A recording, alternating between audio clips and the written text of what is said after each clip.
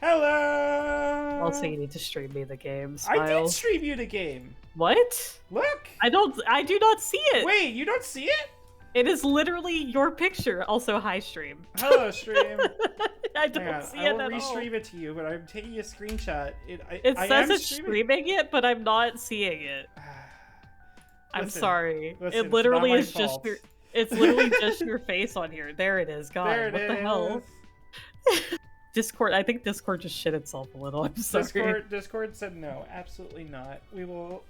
Hey, we're not talking let about any- the critically acclaimed Final Fantasy XIV with a free trial through Heaven's Word, up to level 60. Once again, I am being tugged at to go play.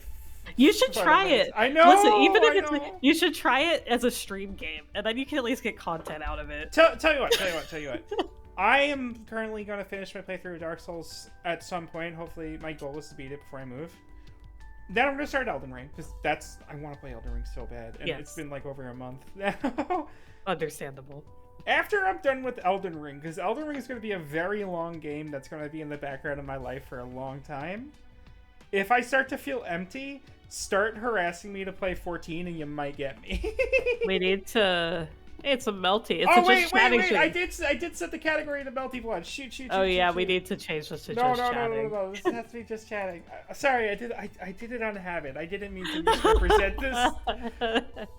Anyway, we're gonna be also starting a Nuzlocke at some point. I don't know yeah! when. I just need to figure that out. Yeah, I mean, you gotta do your speedrun of... I always feel bad when we say that this is a melty stream because, like, there's 13 people watching, like, melty blood type Lumina, and you know that it's like you just feel bad because you're like, oh, they're actually looking for melty content. You know what? I think they would enjoy this because they are getting melty content, just very different melty content. Very different melty content than what they want. Oh, who are we starting with today, by the way? So I shut up about Final Fantasy XIV with a free trial up to level 60, including Heaven's Word. Hold up. Alright, so we already did, like, this whole Saber line. So we did the Maids, Red Arc. We could technically do Powered Shell, actually, as a follow-up. Can we just go straight to Powered Shell? Yeah. Alright.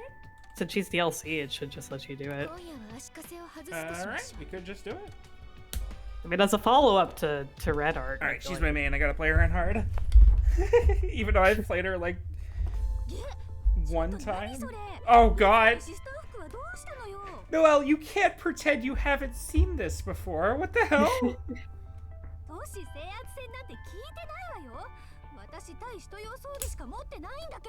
Wait, what other gear does she have? She also has a powered form, I guess. The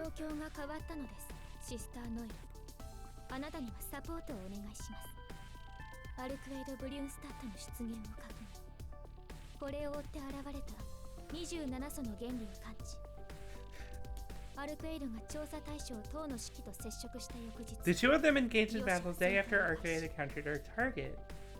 So this is Arcade? So this is in the hotel. Well, this is probably the hotel. Yeah. Oh, the ancestor was defeated. Then this might be just Arcade route.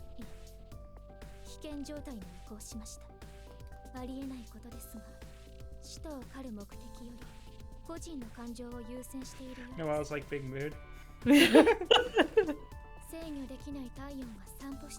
An armed nuclear warhead?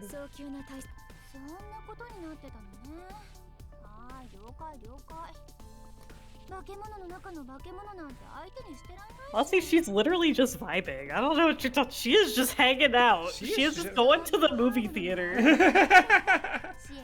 Yeah, when they release Neko Arc into Type Lumina, it'll be a true melty stream. We'll start labeling it as melty after that. It's not actually melty until Neko Arc is here.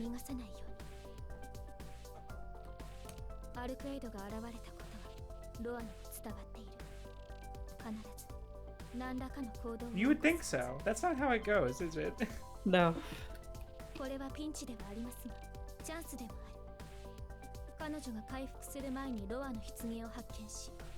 Oh, interesting. So she's not actually going after Arcade right now. No.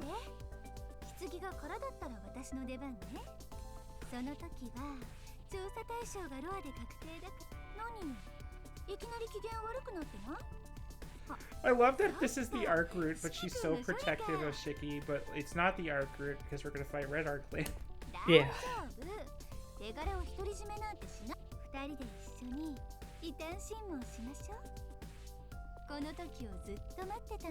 Well, kind of has a point here, I'm not gonna lie. Right? She's literally actually doing her job here. like, no, well, that's the thing. She is doing her job.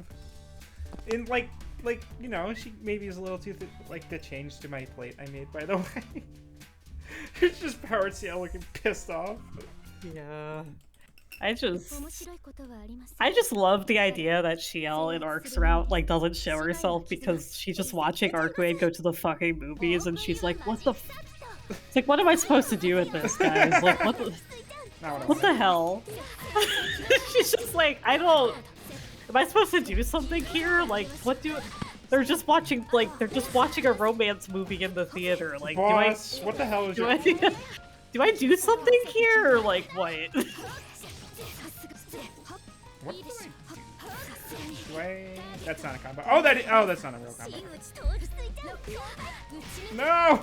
I will say, it's like a little annoying that they replaced Shiel's scenes with Noelle and Mario in Arc's route, but also I think it's incredibly funny that it says a lot that Shiel is just kind of twiddling her thumbs and be like, well, I guess she's just fucking around. I don't know. Well, like, there's really not that much she can do. Yeah. Also, I did put that button. That was just a lag. Me trying to do a dash. I think I've picked up a couple of maids, yeah. God, that's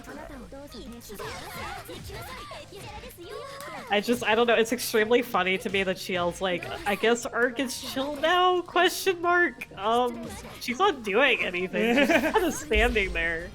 It's like, do I do something here, or like, what, like... Whoa! That was a DP. That should not have been hit out.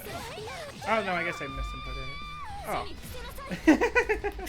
Oh. No, like, for real, though, what the hell is Shiel doing in Arc's route? Because she is I mean, we see her, we quote-unquote see her when Arc goes to the school because Shiki mentions that he feels a weird presence backing off, which I assume is Shiel based on the original who's watching Arcuade. But she doesn't do anything to stop Arcuade when she, like, breaks into the classroom and starts using Mystic Eyes on people, so who knows? I think she's just like, okay, I can't start a fight with Arcuade here. I can't start a fight with Arcuade here. I can't... It's like that scene in the Spy X Family where Lloyd is just like, oh, I can't punch him. Restrain and solve, and he punches the table. It's just like, I feel like she was probably waiting to see what, like, she was probably waiting outside so she could fight her there, and then when Arc actually backs off when Shiki tells her to, she's like, okay, I'll just back off, I guess. I feel like they don't really want to kill each other if they're not doing anything. Well, I mean, Arc wants to fight Shiel real bad, but well, like, I feel like Shiel is kind of like whatever about Arcuade. Well, like, outside of the fact that Arcuade gets in the way of properly killing Roa. No, she's being... Yeah! No, the thing with CL is just like, she doesn't hate Arcuade, but she recognizes that Arcuade is extraordinarily dangerous. And then the boy she likes does not recognize that. I mean, it's kind of interesting because this isn't really a remake spoiler because it's also in the original. But like when Shiel like takes him back to the mansion, and like Shiki's like, yeah, I really love her, and then Arcuade fucks off because like she doesn't want Shiki involved in the Roa fight. Like, Shiel knows she's there, and is just like, yeah, okay, I guess your feelings are legit, and she isn't, like, doing anything here. She didn't go and kidnap you and take her back to her castle, so, like, I guess I'll help you too. It's like, I don't know what's up with Arcuade right now. You're the strongest person I know, Akia! What is this? Well, I guess she knows that, like, she's part demon, so... Your self-respect... In that, okay, you have the most self-respect of anyone I know? That's not true. Yeah, but Shiel doesn't know that. I wonder what I do wonder what the original was supposed to be. Yeah, I'm not sure what the original is. I feel like Shiel's just saying like I should kill you, but because you are so confident in your ability to stay human. Yeah, maybe. Mario? 紛争地帯にでも行くつもりかいいぜ止めはしねえからさっさと行けよ埋葬機関はそういう組織だ Mario isn't burial agency, right? He's just regular cardinal. Yeah, he's just kind of vibing. こんな極東の近代都市初めから場違いだったのさそうでもありませんが何のつもりです周囲のビルに複数の代行者が待機しているようですがああ、言っても聞かない猟犬は始末する What? He wants Roa alive, remember? 最後にもう Oh, right, okay. ロアには手を出すなほら返答しな法王庁に確認しましたマリオ・ジャ・ロベスティーノは現在アイスランドのデータバンクを視察中だと Huh. ここにいるはずのない者の命令は聞けません彼の名を語る使徒とみなし Wait, what?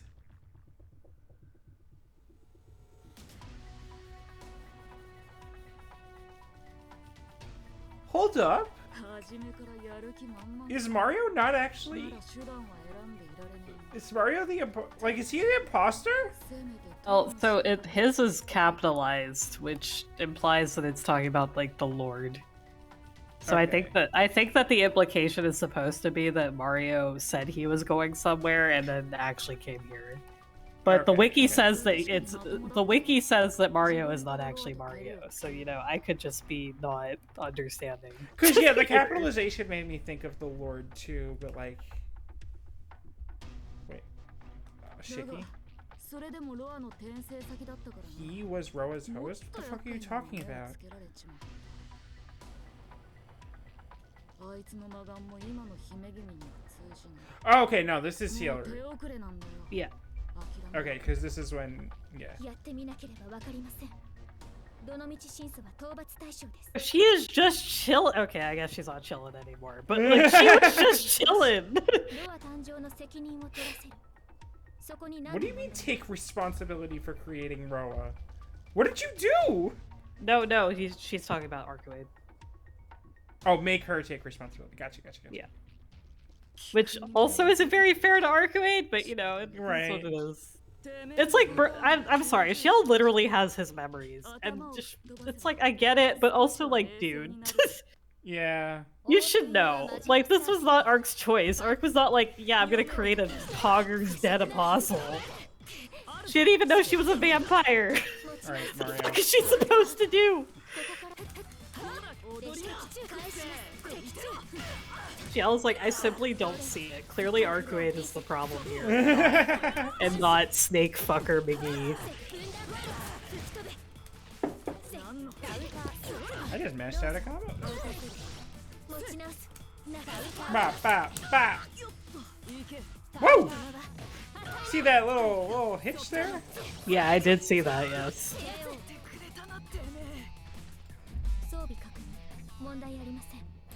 God, she's hot. I think Shiel and Arcuade should just have a coffee and talk out their issues instead Yeah. of punching each other real hard. But I mean, you they know. could do that if they want to. I think they're both into that, you know? I Not know they're getting both punched, just punching into the it, other but one. like, you know, I feel like that's not the healthiest coping mechanism there is out there. I mean, no, but, you know, martial arts are fun. I wonder what happens after Shiel loses her immortality. Like, does Ark just, like, be like, damn, I can't punch her through a fucking building anymore. That kind of sucks. Ark is like, okay, wait, no, Ciel. I'm gonna teach you some really good healing magic so I don't have to do it. Also, Melty is extremely funny to me because, like, it's like, okay, the church is like, okay, Shiel, you're our strongest soldier. You have to kill Arcuade. And the entire time they're both like, ew, we'll just kind of like fight each other until we're tired and then just kind of like go home and pretend that it didn't happen. Neither of us really want to be here, so we can just pretend. Oh my god, what's happening? Like, it is so funny to me that the archetype Earth one is like, hey, can you give Archwade her body back? Because it's not as fun to fight you when you're not, like, actually Archwade. Like, I feel like I'm kind of obligated to actually, like, kill you when you're doing this. And that's not really fun. Kill her. She's my girlfriend. Not She's really, my kinda. girlfriend slash... Like, you know the Homestuck romance system? With the fucking quadrants. Yeah, it's the what is it? The spade? It's the I spade. think That's it's what the they spade. are. Yeah, literally Kid Gill? that. Yeah, kinda. Kid Gill's too nice though. Kid Gill's actually extremely chill. Except when he isn't, but you know, that's just Gilgamesh. The thing about This is literally a maid. It got Oh, I Shiel. forgot to set my color. Oopsie. オープンユアマジックサッ The thing about Kid Gill is or the thing about Mario is he likes to say the silly fuck word so much that even the translation recognized that. Mario's extremely funny because he's like, haha, the gamer generation, but he's like, I don't know how old he is, but he says he's literally met Arcuade before, so like, he's pretty old. Yeah, well, he met Arcuade literally the last time. I think it was CL's incarnation. Yeah, which is older than 14 years old, which is what he says he is. Right. I can't believe Oh my you're getting God. your ass kicked by a maid here. Cannot- You have so Cannon. many weapons. Cannon. Yeah, he's really carrying the mansion here. What does she all have against maids? That is a great question. I feel like she'd be friends with Isue, honestly. Yeah, I mean, I feel like most people would be. She is literally just minding her business. I feel like if anything, Hisue would be the person who doesn't get along with people, versus the opposite. I feel like she'd get very pissed off at Arcuade extremely fast. oh, not what I wanted. But I feel like she'd be fine with Shiel. Alright, ready? Not what I wanted. Not Like, what I feel like her distaste of Shiel would probably be entirely because Akia doesn't like Shiel. Yeah, pretty much. But even then, like, I feel like she has some differing opinions than Akia, you know? Yeah, I feel like she would probably be like, okay, you know, you're not on good terms with my boss, but like, you seem okay. So whatever. I guess you can hang out. If you want to break into Shiki's window like the other one, I guess that's fine too. Just don't make a mess, please. I have to clean Yeah. up after you. It's like, look, you guys can both just break into Shiki's window. Just don't break anything. Like, that's... The window's open. He leaves the window. Like, you can just come in. You don't have to break the window. You don't have to break the screen every time, guys. Like, come... It's like, I feel like Hisue would be the real MVP when it came to both of them breaking, like, to Arcuade breaking into Shiki's house, like, Shiki's room. I feel like if she knew that they were dating, she would just keep it a secret from Akia. Right. God damn. She's I don't think fucking me Hisue up. would break into his window, though. Hisue wouldn't break into the window? No, Shiel wouldn't come through the window unless she had to. Yeah. That's 100% I mean, an Arcuade move. does she not come in the window when... No, she comes No, in the she front comes in door. through the front door. I feel like she would just show up like she owned the place, honestly. I feel like she'd just show up at the front door and be like, hey, Akia. I'm here to see my boyfriend.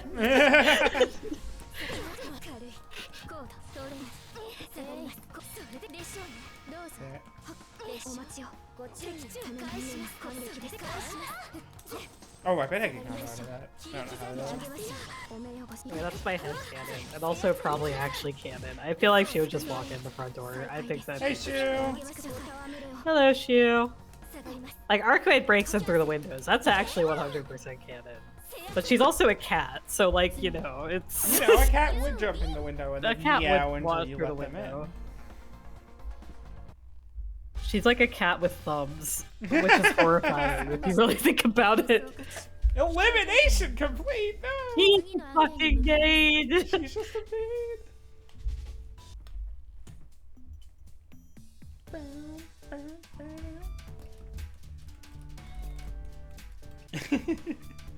CL's I'm busy. off. What's up? Oh, hi, Blob. That's Oh. all I said. Go ahead. 断罪の時です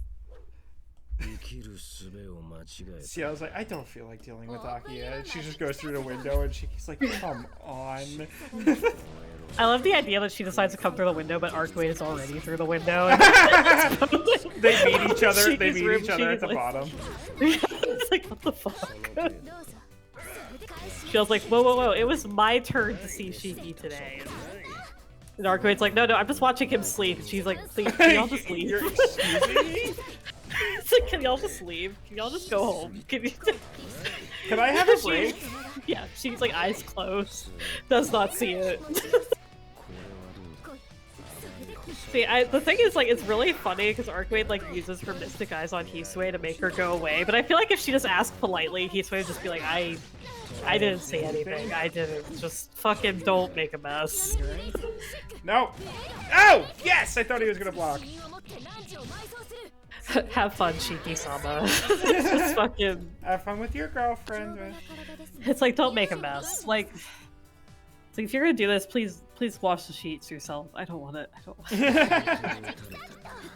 It's like, can y'all do this at like another place, not here, where I can walk in? Because like, It's like you'd think, oh, it's such a big mansion. Nobody's gonna walk in on us. And yet, here we are.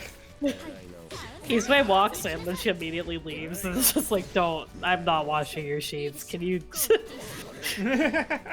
It's like you're gonna have to do that yourself. I'm sorry, I'm not. It's like I'm not gonna tell anyone, but like, I'm not cleaning up after y'all. つまらない決着でした You win Shiki has to like do the sheets himself. And he's like, what is Yeah. happening? What is this? What am I doing?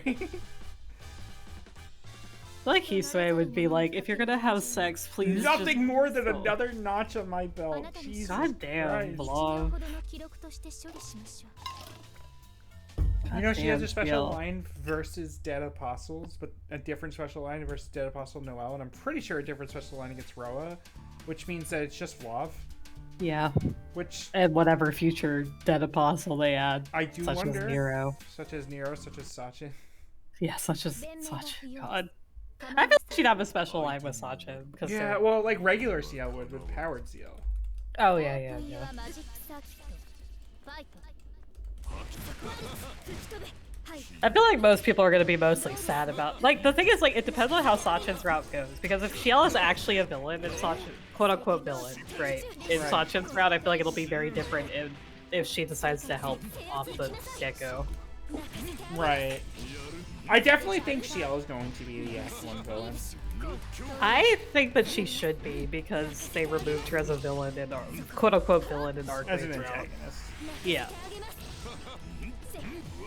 Which I still don't really know if I agree with them doing that. No, yeah, for sure. But it's like, it just makes Archwade feel really shitty that she's like the big bad in Shiel's route, but Shiel's just kind of vibing her route. Right. ありますか You win It's like, I get why they did that, because like, I know Shiel's like not popular, but like, I still think, like, if you just made her, like, way more aggressive, there would be a certain subset of people that would be, oh yeah.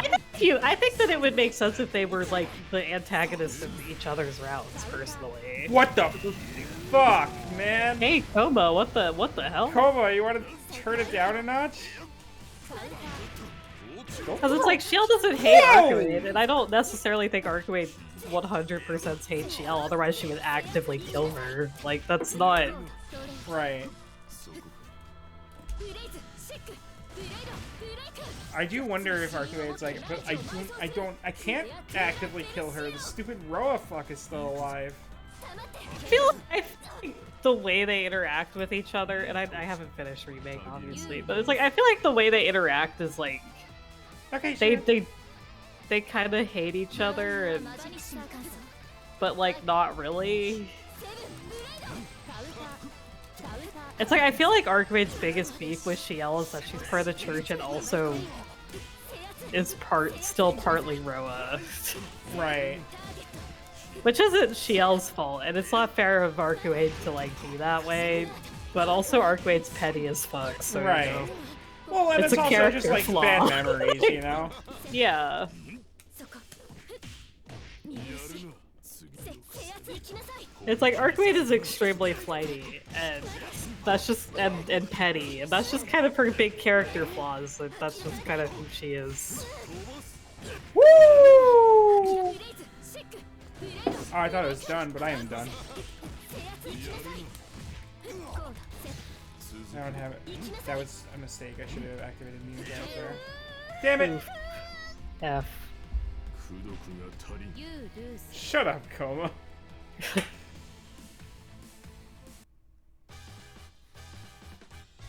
I do think it's funny that, like, Shiki spends Shiel's route going like, no, Arcade's really cool. She's really chill. And then she winds up being the then villain. she's not. Yeah. It's like, does Shiel ever realize that Arcade's like actually pretty chill usually? I guess in her route. Like, she's like, okay, I guess she's okay. But she doesn't even have a good ending to hang out with her. Well, like, yeah, no, during Arcade's route, it's like, she doesn't do anything that Ciel would object to, so, you know. She's just kind of chilling. Oh, you fucking serious? Thing is, I want to see her and Arcade when Arcade's just chilling. I don't want to see. I want to see them just vibing. Well, I mean, quote unquote vibing as much as Arcade and Shiel can vibe. I hope that we actually do get like another Arcade ending in Remake Part 2, because I feel like her only having one ending is kind of shitty, but also her good ending wasn't that good in original anyway. So right. I mean, it was good for her, but yeah. But like, the manga really. I think that good ending works better if it's you get one last time to hang out, you know? Yeah. I feel like the manga ending is like a good ending for both of them, because Shiel also is like, okay, I'm helping both of them, and I'm kind of like, she acknowledges like, okay, Arcade's not that bad of a person, but she's also still in contact with Shiki, which is kind of, holy shit, it's Coma. This guy's just going for it. All right, well, that's fine. We're just building meter.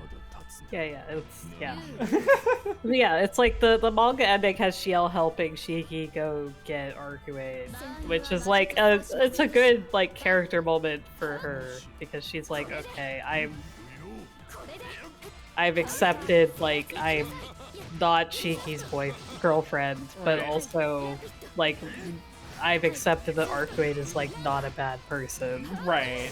And like, because if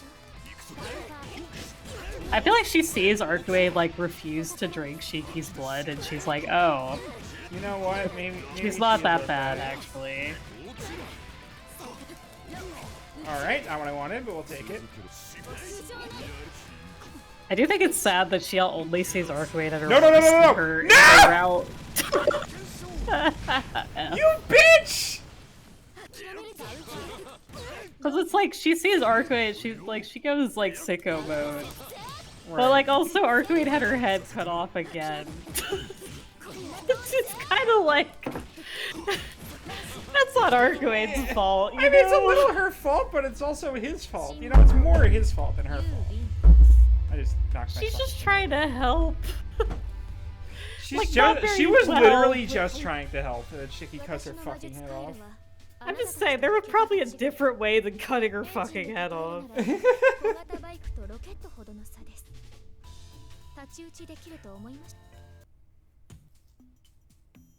Like, they're like, hey, Arcuade, I really like you a lot and everything, but I am gonna cut your head off, so you know. Teehee, teehee, teehee. Oops. Here we go. Wait, we're not even fighting in the new stage? I think you are.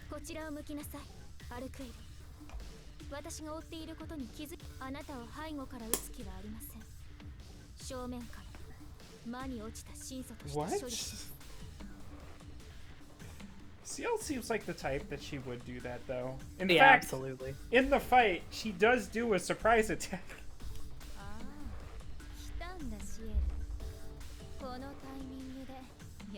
I just realized that in the opening to that fight, it's literally just the Hollow Ataraxia bridge fight again. Just the opening part. with the Yeah. bow. Yeah. I've seen that. Yeah.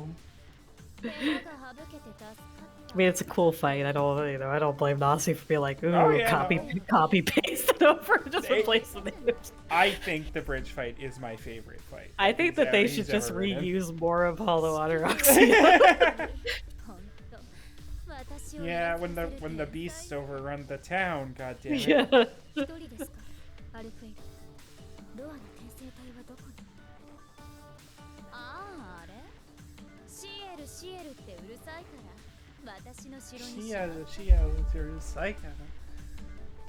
適当に放り投げたから城の天守から転がり落ちて地面に I mean, 落 he ち is a る頃に vampire by this 殺 point.す Yeah, he's probably fine. Like, damn. Just keeping him as like a little pet in his cougar でも castle. 半分 It's 吸 fine. 血鬼になってるんだし生きてはいるんじゃない Oh, she's pissed. もっとも私の体じゃ私の城からは逃げ出せない This dude has the mystic eyes, you know. Like, he can't kill you, but he can kill the castle. 出口についてもご愁傷様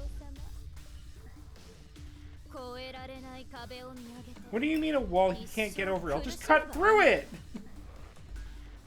驚き I think Arcade just wants him in in her cool castle. I think that's what she wants. よっぽど手ひどい一撃を受けたのでしょう案外怖くなって投げ捨てたのだなわけないじゃない怖がる理由も捨て果実をもぐように首を締め上げ You notice the text is fucking up? What the hell's going on with that? なるほどところで首に There's still a scar on your neck. Fucked up, Shiel. Come on now, Fucked dude. up. 言ってみただけです説明ありがとうございました Yo, that's kind of Shiel, that's. I mean.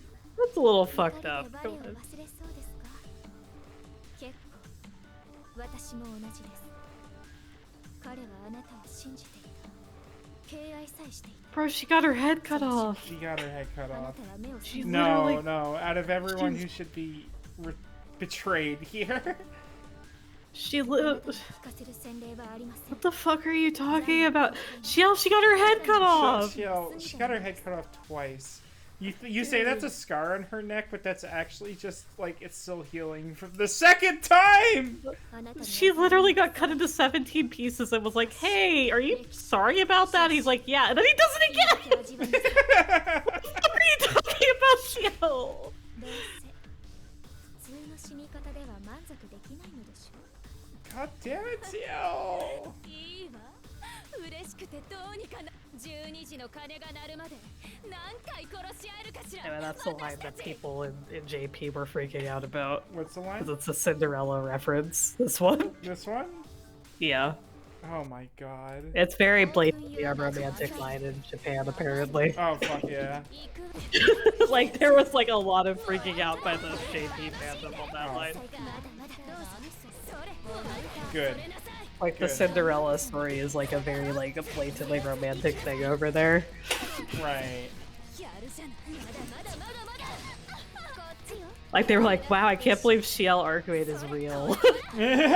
Pretty much. それをしていいのまだ軽い Also, I'm just like, Shiel, that's kind of fucked up of you. Right? Just like, she forgave him for killing her once. Like, come on. Oh god damn it, I hit the wrong one. I would be mad too. I can't believe we're fighting in this stage. Yeah. They gave Ciel a new stage! Anyway, basically the moral of the story is that Shiel and her arcade route's really an asshole, honestly. God damn it, Arcade. Is Arcade really wrong here? No! That's the real question. I would also throw Shiki in a castle to never get his way out. Honestly, if I was Arcade. Yeah, like, listen, you fucking chopped my head off once and apologized. You know, fair enough. A second time, go fuck yourself. Yeah. たまにやる行くまだまだまだまだ It's like, yeah, I fucking threw him in my castle because he fucking cut my head off. What do you want me to do? Like, yeah, Shiel, have you had your head cut off today? No, I didn't think so. It's not very fun. Feel good, CL. Fun fact, if you cut your fucking head off, you would be very happy with it either. You're even more playful than usual.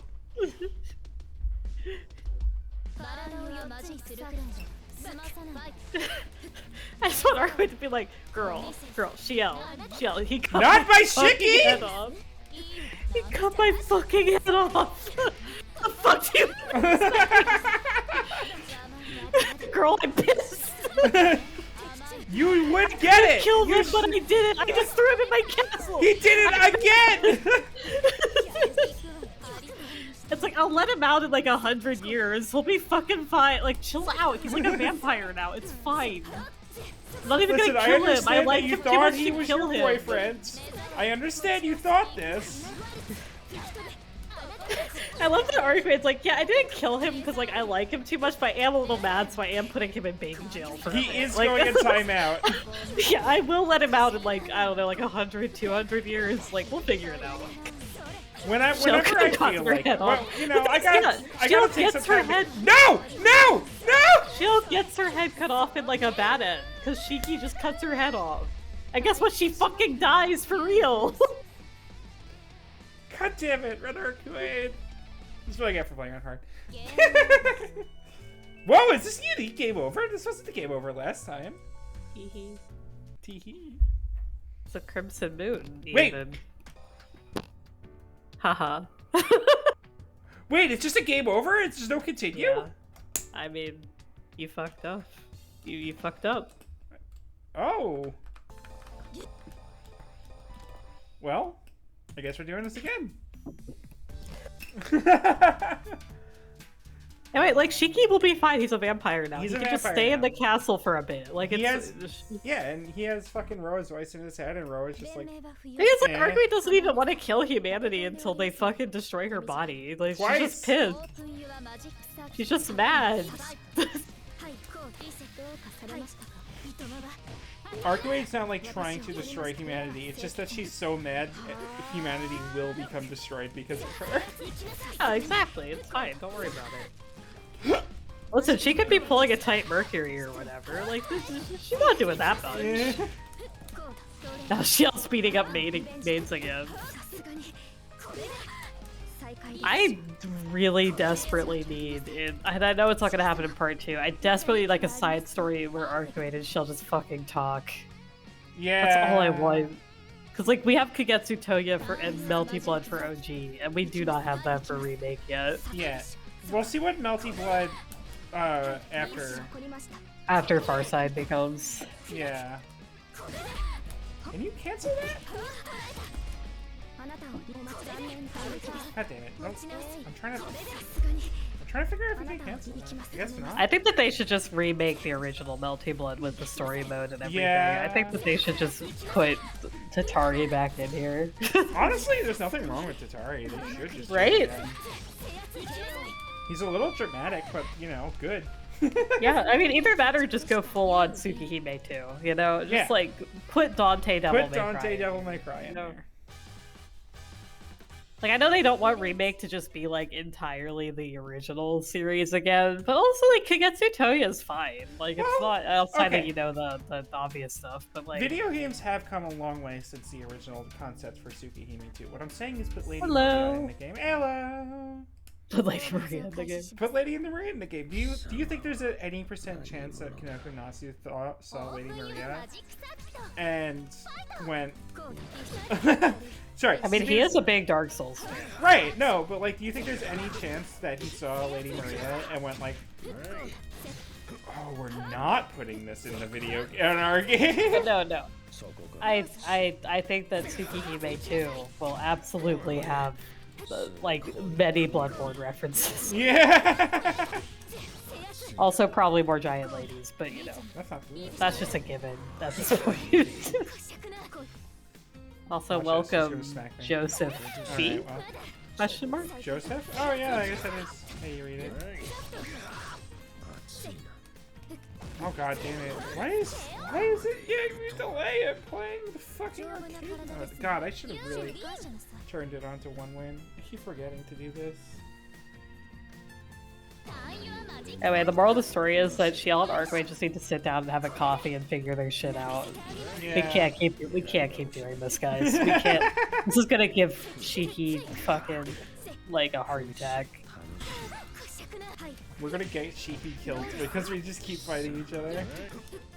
It's like, listen, I know you both like it, but this isn't normal. This isn't good coping mechanisms, okay? This is, we need to talk about this. You could keep doing it, but like maybe once a month, you know? Yeah, you know, especially when Shield loses her immortality, like...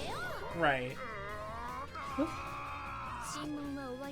I feel like their fights, she's gonna end up with at least a few broken bones. Like, I mean, she like, can heal that herself, but... Yeah, but like, you know what I mean. Like, she's just, it's not gonna be the same.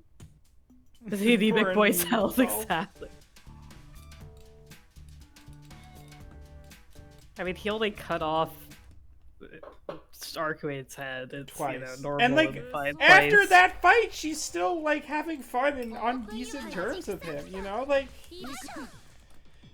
she literally is like, okay, you know what? I understand. Nah, go hang out with your girlfriend. Like, Jesus. I would be so much more mad than she was!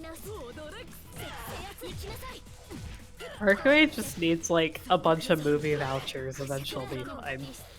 Right? She just needs, like, to hang out with people, I think, and it would be okay. She just needs to show up, like, a week after Shiel's true end, and it's like, why are you here, Arcuade? It's like, I don't know, just felt like hanging out. I walked it off. Hey, it's like, am I at full strength yet? No. But I wanted to hang out because I thought it would be fun.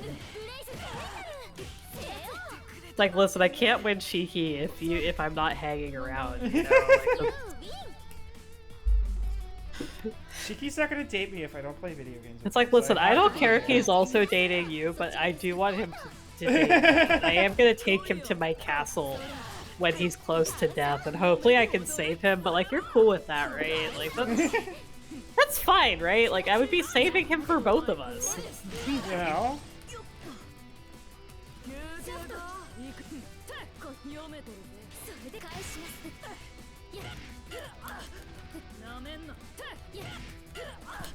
God, the fact it just does that throw automatically is so weird. Do you think Akia would want Arcuade to turn him into a dead apostle to give him some extra years? Honestly, I can't say that she wouldn't. Like, I can't say definitively if she wouldn't.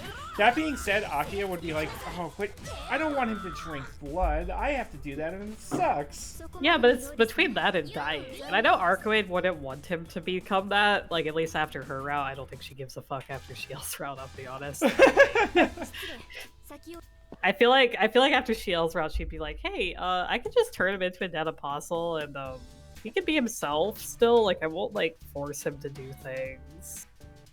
I mean, after her route, I feel like she'd be like, no, I don't want to drink your blood. That's not what you want.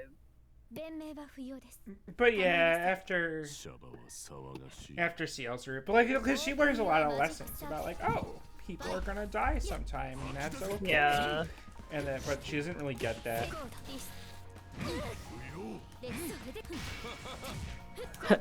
We need to learn about consent, Arcuade. That is the entirety of her route. Arcuade learns that consent is queen. Yeah. That is her route. That's literally just her entire route there.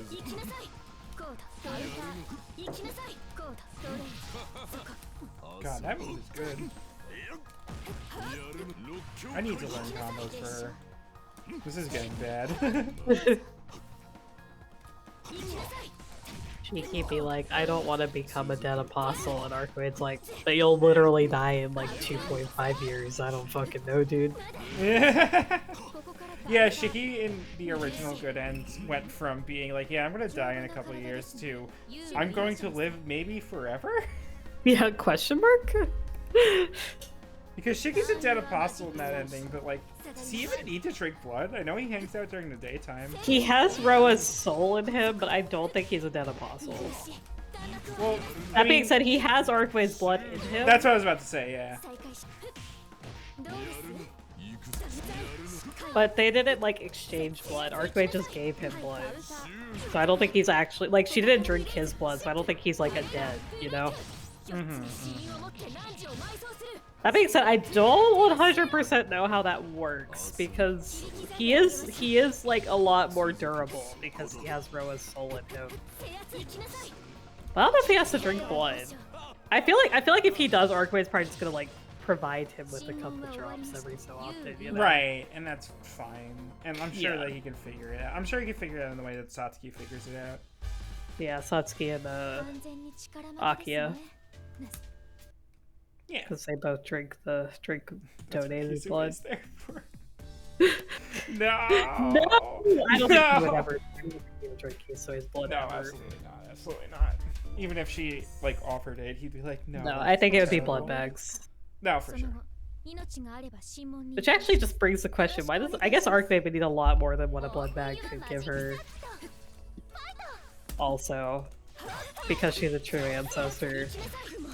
It's like technically she could just drink like blood bags and probably be okay, but I guess I feel like she would need a lot more than that. Probably is the issue. Right? Like, yeah, especially since she's the whole true ancestor thing. What do you think Zelrich does? I assume he drinks blood bags. You think it's like that little juice bag that Akia has? Probably. I mean, he's on good terms with Alko, who I definitely feel like would not be chill with blood drinking.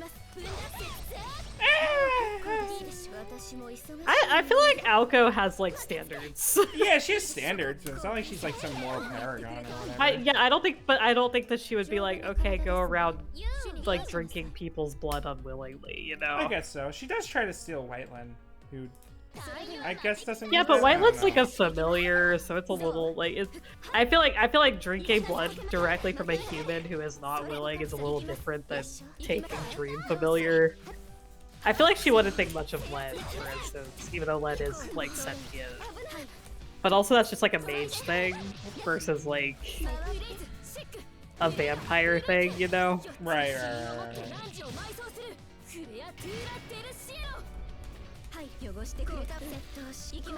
Either that or Zeltrich just doesn't have to drink blood and he's just chilling. Because he Yeah, can multiverse. or he just goes to the blood dimension and just Yeah, you know? the blood dimension. I feel like Zeltrich is a little I feel like he's unique, you know? He doesn't have to Right. do the same stuff. I also love that he's still like on the council of like 27 or whatever. Even though he like hates every other fucking vampire.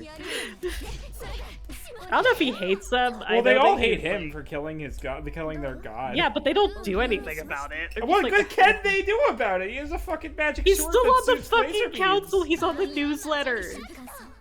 Like, And he's gonna be like, you better keep me on there. You better not keep me off. And they'll be like, yes, sir. Oh, god damn it. We hate this motherfucker. I feel like Crimson Moon probably doesn't hate Zeltrich, honestly. Oh, Crimson If Moon he's like does it. Arcuin, where he's like, haha, yes, poggers, cool fight. Okay, I died. Sick. He beats up Zelrich, and Zelrich beats up Crimson Moon. Crimson Moon's just like, hey, are you sorry? It's like, no, it's like, okay, understandable, have a nice day, and then dies. I feel like Crimson Moon like was like, hey Gaia, can I come hang out on your planet? And I guess I can kill like people for you, but like, you know, whatever. I And it's don't like, really okay, wanna sick of kill way to people. fight people. You know, if I kill them, then they're not gonna get any stronger. This sucks. Yeah, it's like I just want to fight some strong people. But he just collects like a bunch of simps on the way. He's like, this isn't what I wanted. Guys, I just wanted to Alright. Please You guys stop can sue me. I just want you guys to get stronger. I believe in Yeah. you. You can get stronger. like, I God, believe in you. I don't- And everyone's like, he believes in me. I wonder how Arcwain actually feels about fucking Solomon.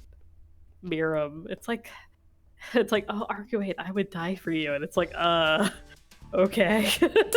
I mean, if you say so, Can you bud. just give me some gifted subs first? Yeah, it's like, Are you a tier 3 at least? yeah, it's like, I feel like she'd be like, okay, cool, I guess. You just, Alright, cool, I guess. I'm gonna go hang out with my boyfriend now.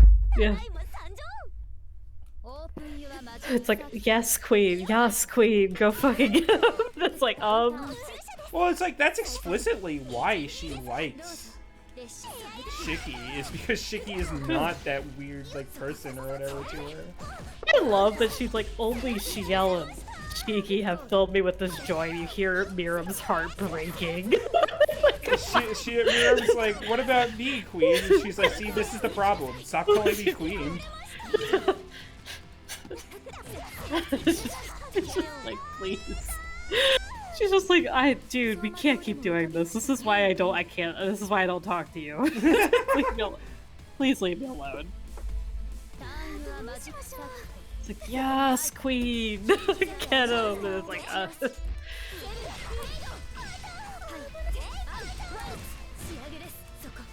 I wonder, can I do this?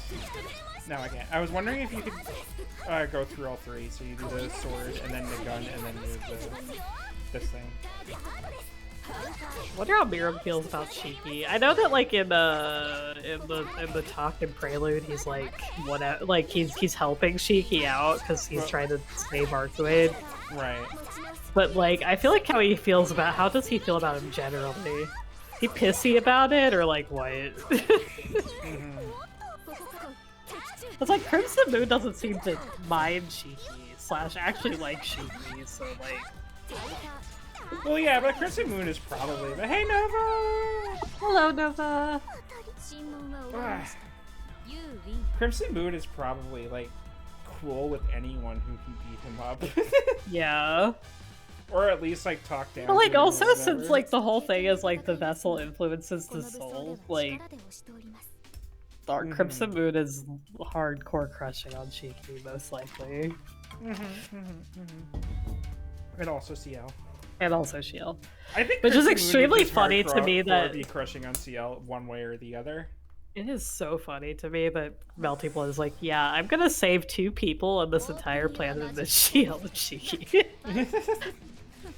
Archetype Earth's like, yeah, I'm gonna literally destroy all of humanity, but y'all are chill, so I'll just keep. What is her plan to do with them once she has blown up the Earth? I think that her thing is she just wants to like erase it back to what it was before humans were there. Yeah, but what is she gonna do with the humans? I think they're just gonna chill out at her cool castle, obviously. I mean, she can summon the castle, so like they have a place to live. It's a cool castle, you know. I suppose.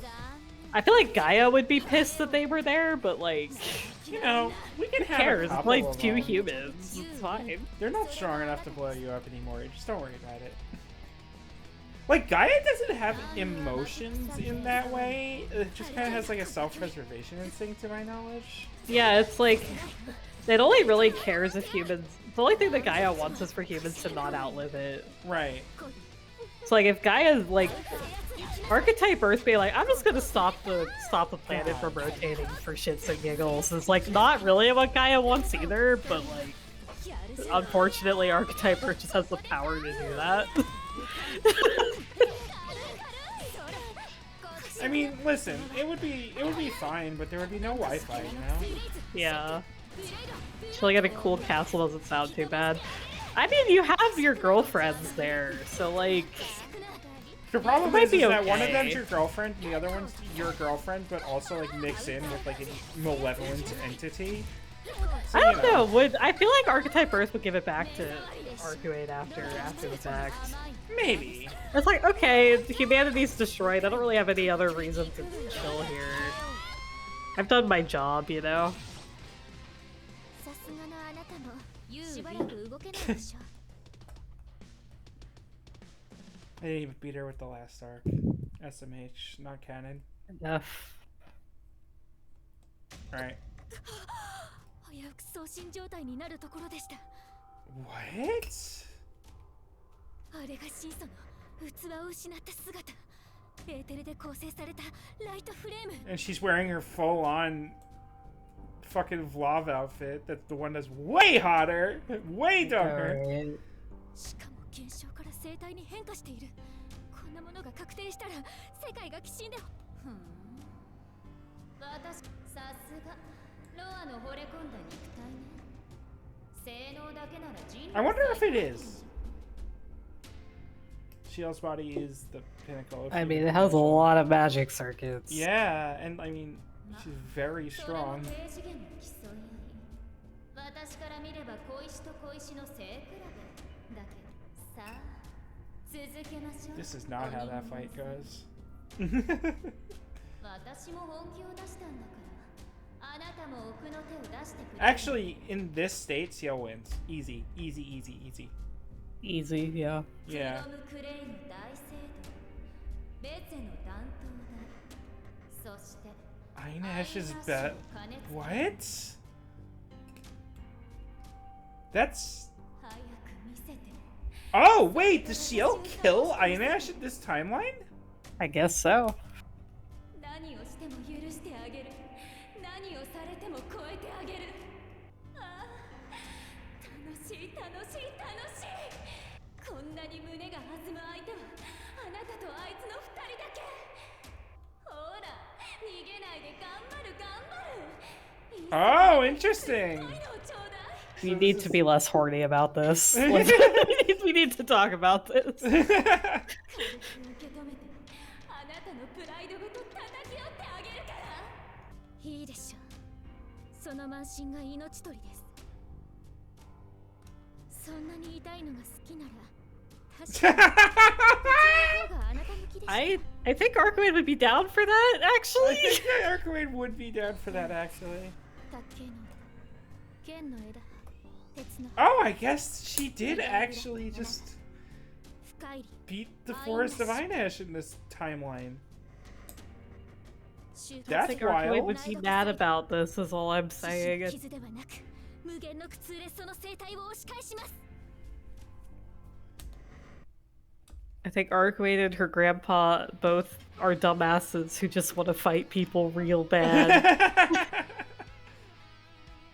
Oh, I guess Nasu did the scenario here. I guess so. Nasu did the scenario. So the whole thing about the Cinderella line, that's canon. I mean, it's pretty hot, not gonna lie. Neither of them can die, so like, They'll just what be the fuck going are you at gonna it. do?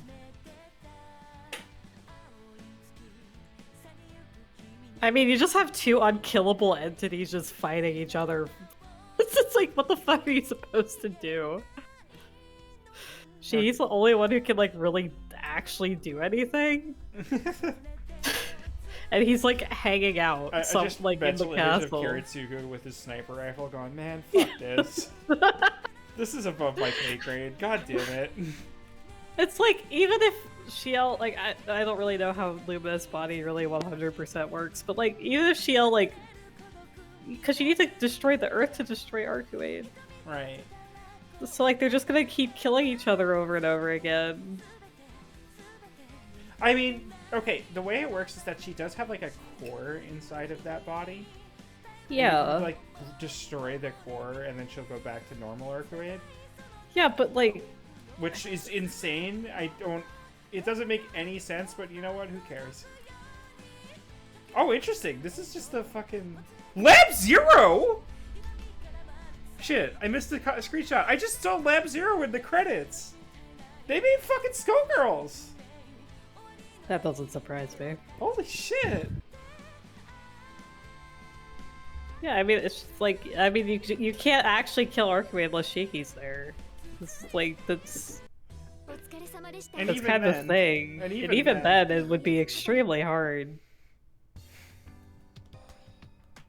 Okay, I'll give that like a B. Oh, yeah. Or, yeah, I that's have a fine. feeling that many of these are going to be Bs. B tier, yeah. Put Hisui and Red Arc in A. I don't remember why, but I did put them in A. Yeah, I don't remember why Red Arc's in B. I'll put Powered CL in B. There. We're just gonna have a really big B tier, aren't we? Probably, yeah. Alright, who's next? Do I do Shiki? Do I do basic bitch Shiki? We could do basic bitch Shiki. A regular Arcuade? Do you want to do Shiki, Arcuade, and CL? Yeah, that's good. I fucking love playing as Shiki. Like just fighting people as Shiki is so much fun because he's so There so he is, aggressive. the man, the There's myth, the the man. legend. The funny man with the install. Let me sit up straight. Everyone stop shrimping. Oh god, don't make me do that. Ouch. Can't afford to do that tonight. I am the man of the house! What the fuck are you talking about, Shiki?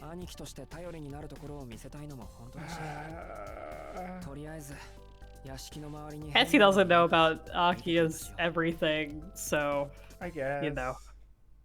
Akia's just vibing. She's like, yeah, go ahead, Cheeky. You ever think I'll about have the to do my fact that they job. just completely gaslighted him about the dogs? Yeah. Why? I think it's extremely fun. Like, Actually, why? I don't know if did they notice that the dogs were there? They were really loud was supposed to be the thing. Maybe they actually just didn't notice the fucking Maybe Cheeky only noticed because he can read rancid vibes. I mean, the whole thing was that it was supposed to be really loud. You want to see the true Shiki player move? Yeah, I'm ready. You moon drive, and then you immediately pop super. That's it. That's what you do as a Shiki player. Yeah, that sounds right. And then now you can do your funny man and slow moves. Like this.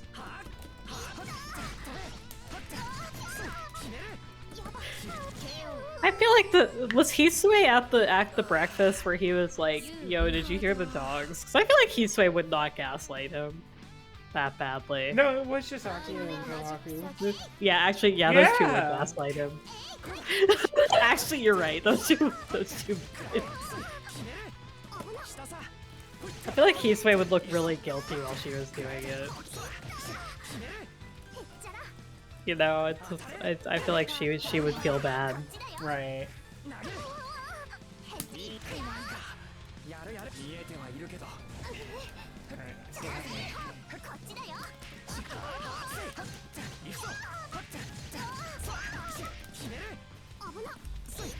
I mean, everyone's basically just gaslighting Shiki except for Arcuane.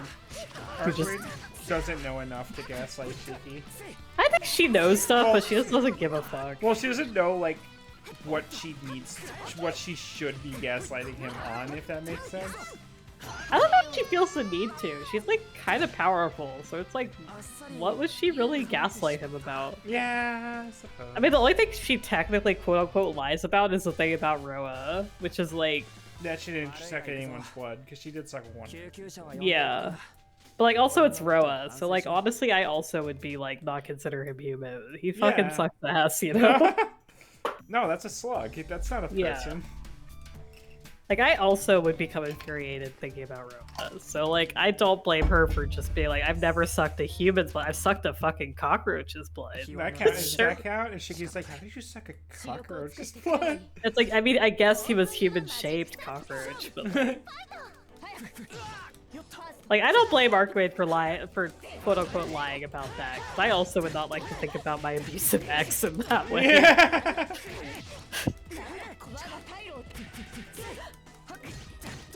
Like, as far as Shiki's concerned, he does not need to know that Roa was ever human, because I don't think Arcuane considers him that. I don't think I consider him human, so you know Yeah. how it was.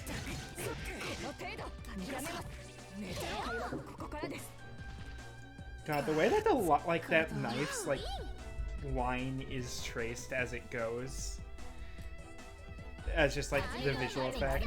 So if, like, if I swing... hang on. Maybe that's the reason that Arcuane's, like, the canon heroine, is because she's the only one that doesn't fucking gaslight him. Shiel does it too. It's like, guys, we can't keep gaslighting. The fact that, like, Shiel does it so much, it's like, oh my god. I mean, I don't blame her for doing that, but also, like, goddamn. God damn it, I thought I'd get the kill with that throw. There we go. Still thinking about that fucking scene in Remake. I finally got to, like, the scene where Noelle gets her fucking blood sucked and Shiel just does nothing. And then, like, Shiki has to run out of all Right, I'm like, what the hell? Because, like, the student with the brown hair is Shiel, right? Like, obviously. Yeah, well, yeah, wait, did you stop in the middle of that scene? Yeah, I got the bad end, and I was like, okay. There's a couple of bad ends in that scene. Yeah. That's like. どうなってるのよこの屋敷。ホームセキュリティ万全じゃない。土地の力と近代化の I love the idea of Noelle just tripping a fucking security alarm. もっと魔術的なものに頼りなさいよ。ムカつく。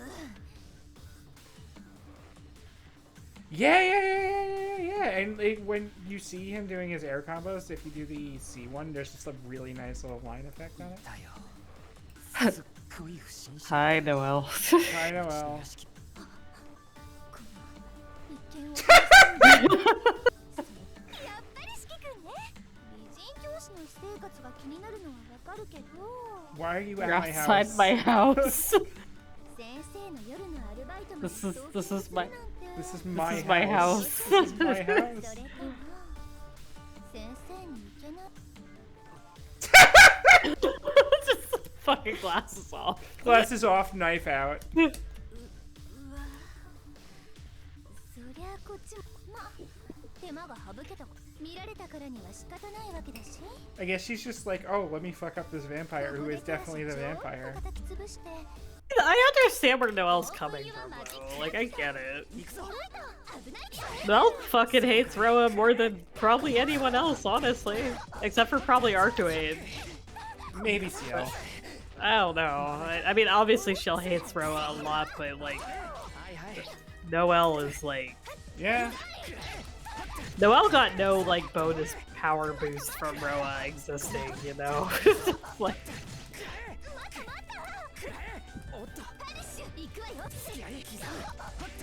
And you could see like those cracks appearing when he does the swing in the air.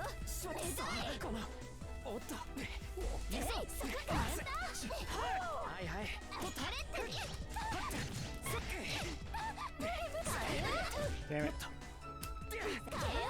There we go. I love that they try to make Shiki cool. I don't even think that Shiki God. thinks he's cool. No, absolutely not. 0% chance that he thinks he is cool. I think no one thinks... I think that nobody thinks Shiki is cool. Actually, Arcuade thinks Shiki is cool, but like, apart from that... Not even CL thinks Shiki is cool. Oh, there's a 0% chance she thinks that Shiki is cool. Shiel is like has way too much common sense. Which I talk a lot of shit about Shiel. I love Shiel a lot. I think that she's a great character. Like, very genuinely.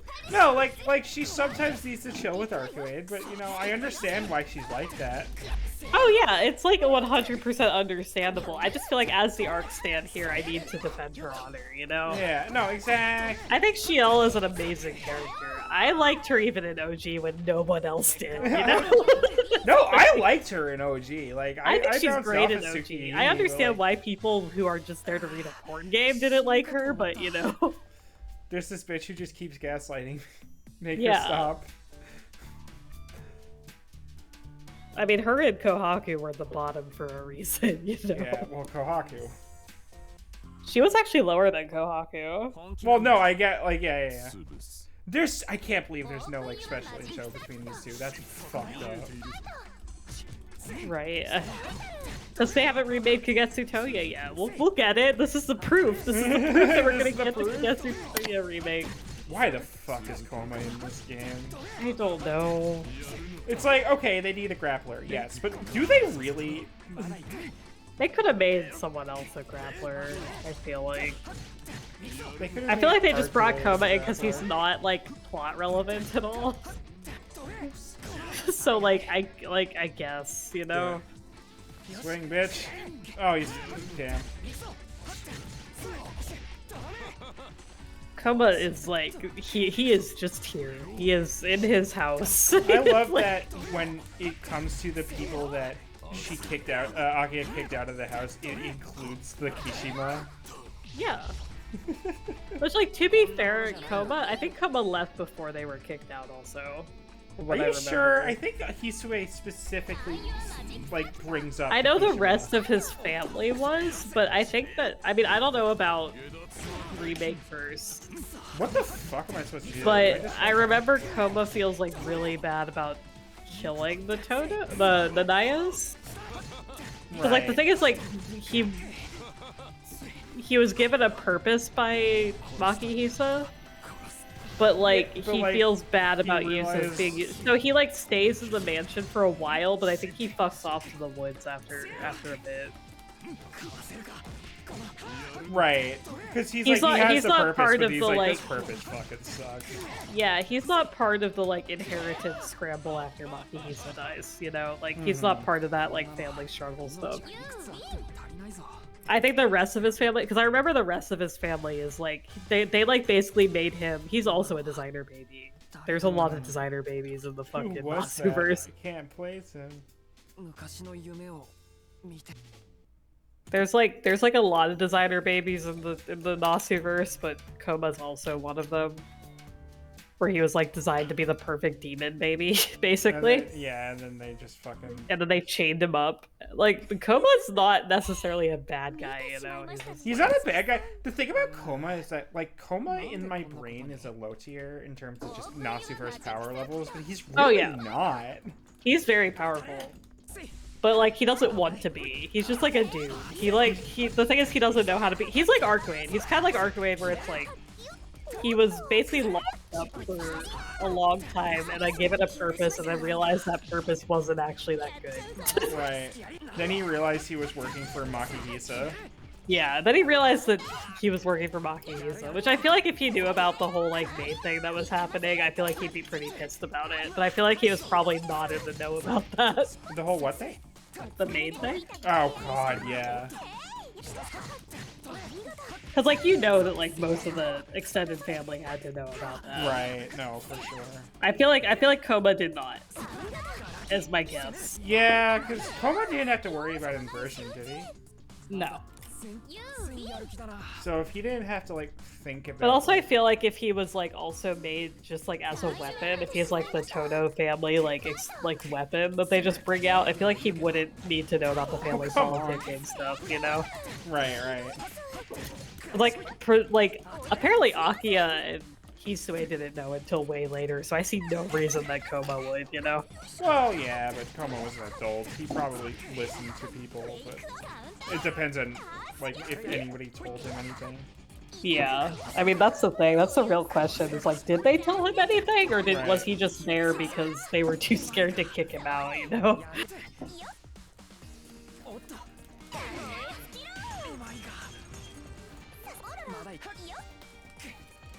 You know, I know that, like, we all know what the deal is with Kohaku, right? I won't say too much. But, like, I do like the idea that after the events of this game, and, like, after she goes to therapy, she goes, you know, I do just enjoy being goofy. Yeah. What? I do. What? Kaku's like, what the fuck? It's like, yeah, sure, it's yeah, I'm a fake. I'm a fake Kohaku. I do very much enjoy that Akia just kicks people out as soon as she shows up. Like, as soon as she's the head. She's like, no, fuck all y'all. Hi, Aoko. Hi, Aoko. I love that he's like, oh, my mentor's also a dumbass. There's such a thing as a non-dumbass mage. That's the real question. Is there such a thing as a non-dumbass Natsuverse character? I'm trying to think. I don't know, Zeltrich is pretty smart. What I understand. Wasn't he, like, specifically characterized as, like, weird and goofy? Oh yeah, but, like, he knows he is. He's not a dumbass. Yeah, but, like, so does Elko. Yeah, that's true. I'm trying to think. Shiki? Ryogi? She's a dumb... Oh, Ryogi? She's kinda stupid. Kokuto's just vibing. Kokuto's not a dumbass. No. Yeah, he is literally like, I don't know what's going on, and that's okay. I don't need to know. Well, he is I'm like just- a really good detective, is his thing. Yeah, I love the idea that after Toko fucking like dips, that like Kokuto's able to find her anyway, and they just send family Christmas cards to her. Coco just hides into a new year. It's like to a new location every year, and she just gets the Christmas card. And Yeah, she's like, what the and fuck, like, bro? and like Kokuto doesn't know that she's hiding, and Shiki absolutely does. No. They just send like a family Christmas card, and she's like, "What the fuck?" That's my personal headcanon. Like, I'm just about, you know, like the family Christmas cards that people send. No, right? Kokuto definitely knows, but he's like, I don't know. I don't want to send her a Christmas card if she's hiding. She would be rude. And Ryogi's just like, no. It would be You so know what? funny. She'll It would be so appreciate funny. it. She wants to know how you're doing, and it's like, oh, okay, that makes sense. You could go under that beam, huh? Good to know. I feel like Ryogi tries to troll as much as possible, troll Toko as much as possible. I feel like that's her like meaning in life after she finds Zen and like happiness with her husband, With her family. and child. She's just like, I have to fuck with Toko. Well, because Togo's not even that mean to them. I just feel like Ryogi can sense it. It's like, ah, yes, this person deserves to be trolled.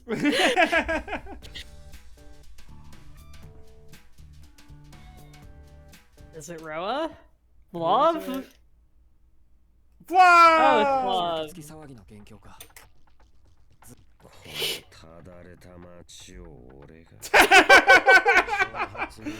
Honestly, Bob has a point though. Like, Shiki's not very smart.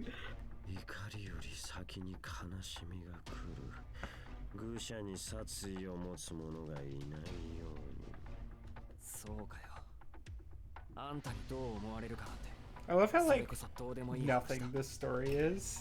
It really is like absolutely nothing. I don't even remember who was the second person he fought. Why, Shiki? Oh, wait, no. That's just because of the genes. Did he even fight Arcuate in this one? No, I guess not. Who was the second one? I think The I wasn't second one paying was attention. Noel. It was Noel, that's right. Arcuate, like...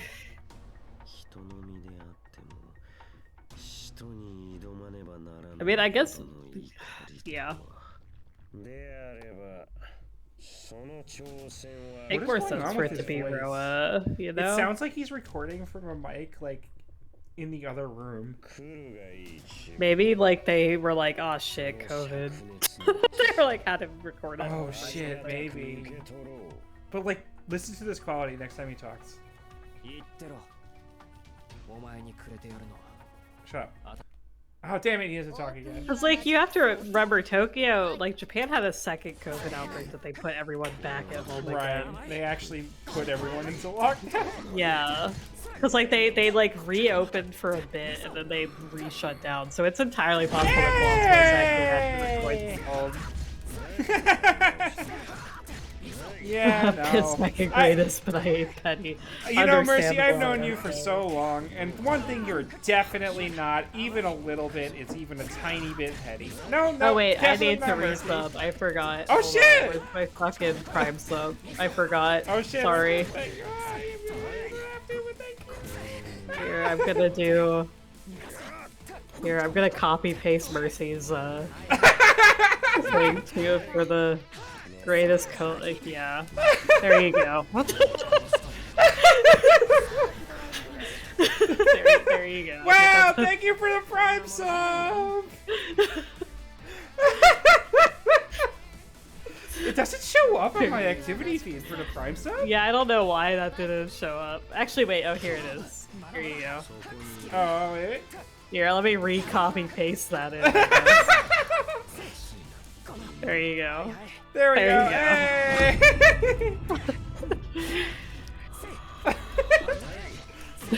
I'm helping.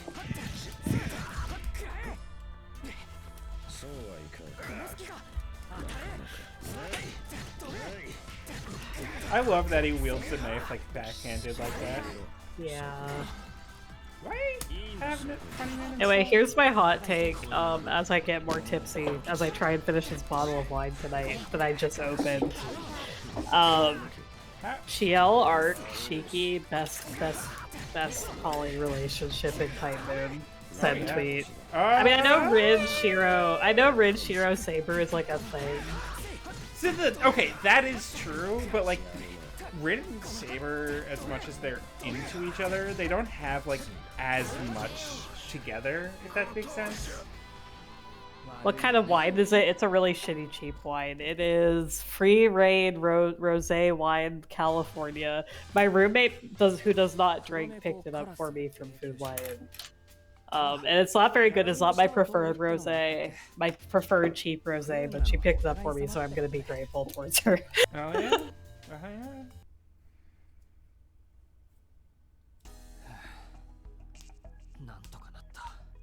He's in the park. Where's Arcuade? Where's Arcuade?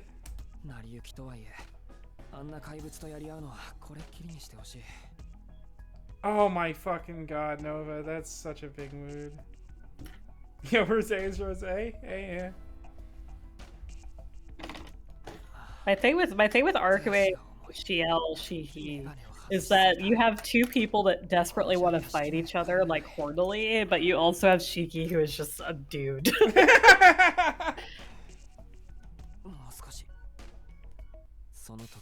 Oh! 塔の式という入れ物が跡形もなく壊れる音を聞いた。脈拍が跳ね上がる。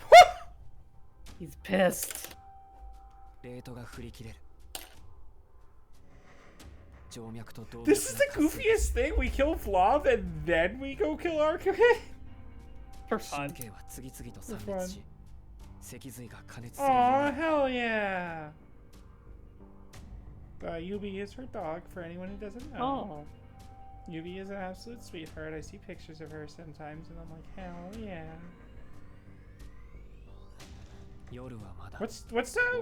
What breed is Yubi again? It's like a bigger dog. Where am I putting this? I guess I'll put it in B. Actually, I'm gonna put it in C. It was a lot of nothing. I was gonna say that C sounds about right. I need to get up really quick. Okay. If you don't mind. BRBing. BRBing? Alright. Yeah, I'll throw it on C. She's a rescue, so we have no clue. Alrighty. Whew. So how are you guys doing? I'm tired. Some sort of terrier. Right, I remember thinking it was like a Boston Terrier or something. But I don't remember. Oh yeah, Mercy. Let me show you something I noticed in these credits once it comes up. Man, I want a dog. Okay, so the fucking circuit breaker in our apartment tripped the other day. So I had to, I turned it back on or whatever, and it lost all the power to my room. Including in that thing, and in the thing that lost power, was the fucking air purifier, which I didn't notice. So you know how I've been having a splitting headache the last couple of days? It's just been getting worse. So I turned on the air purifier, and I'm feeling a lot better now. And I think it was literally just because I didn't have the air purifier on to get rid of a lot of the weird pollen bullshit. Okay, GGPO. Yeah, we do have GGPO. That wasn't the thing I wanted to show you. Scrap, partially modified, copyright granted. Legacy controller compatibility. Lad Zero Games. John Cowboy Bellamy. Holy shit! I can't believe Lab Zero just got straight up name dropped in this.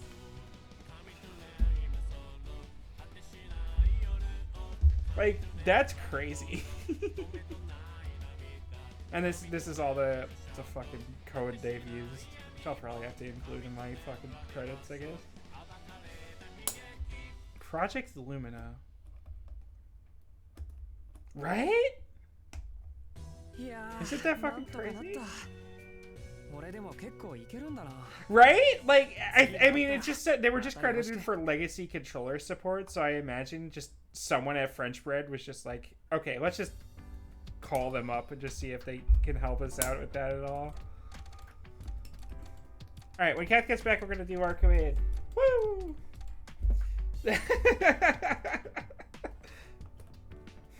対向車シエル競技を始め Oh, and I forgot to change his fucking colors again. I have really good Shiki colors, actually. Look at that. Hang on, this one. Look at this one. Those are great. She doesn't even look like a boy anymore. And I forgot to change my color for Powered CL as well. 足かせを外すとしましょう These are my Powered CL colors. I might change it because I might just make the gloves black. Actually, you know what? Kat did show me a really fun custom color for Powered CL that I want to see if I can just do it from memory.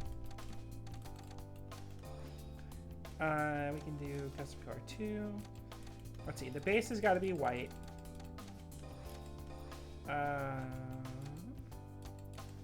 This has got to be probably white.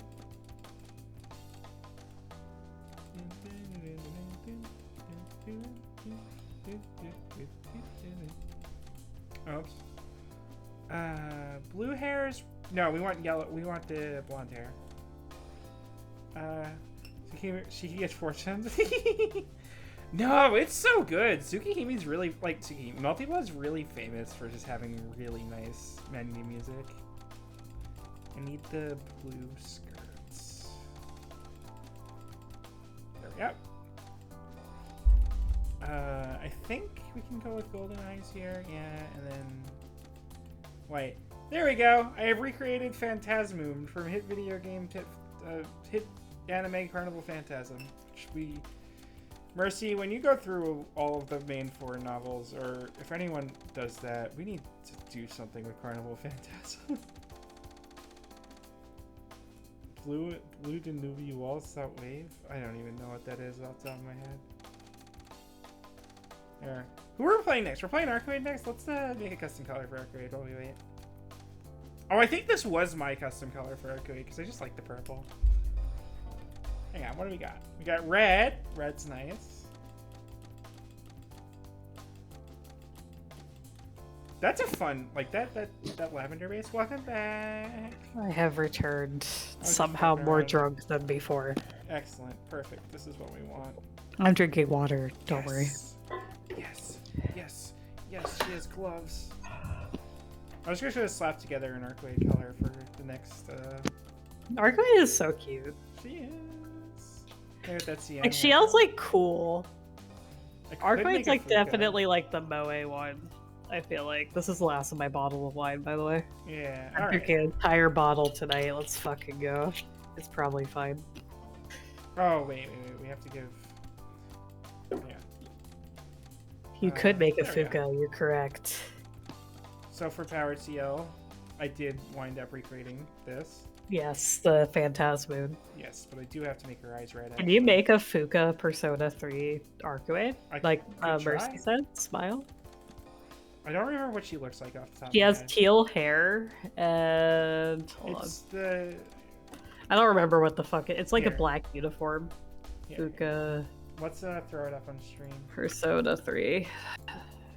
I think she has a arena version too. No, she doesn't. She's the only Persona 3 character. I think she has that like I a remember. sprite though, right? Yeah, she No, has I a know she sprite has in it. a. She has. It's like a white shirt.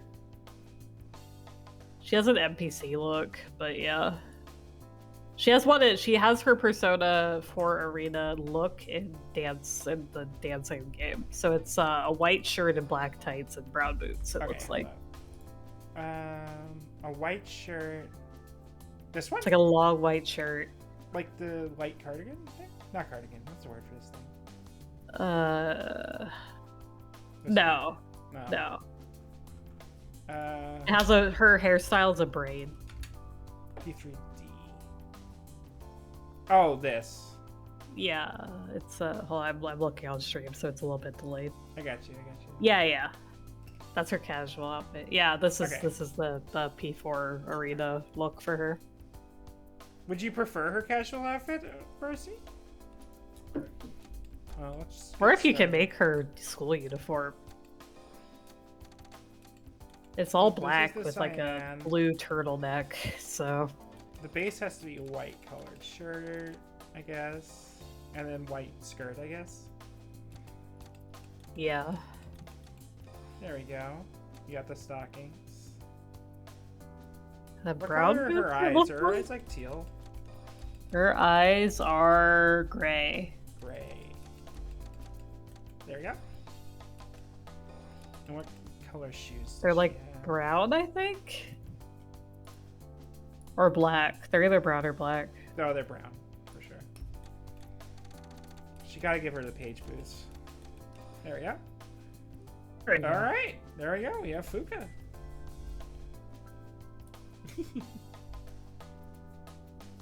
Fuka's cute. She's probably one of my favorites from P3. Oh, for sure. I mean, I've always been an Aegis fan, but you know how it is. I like Aegis too. There we go.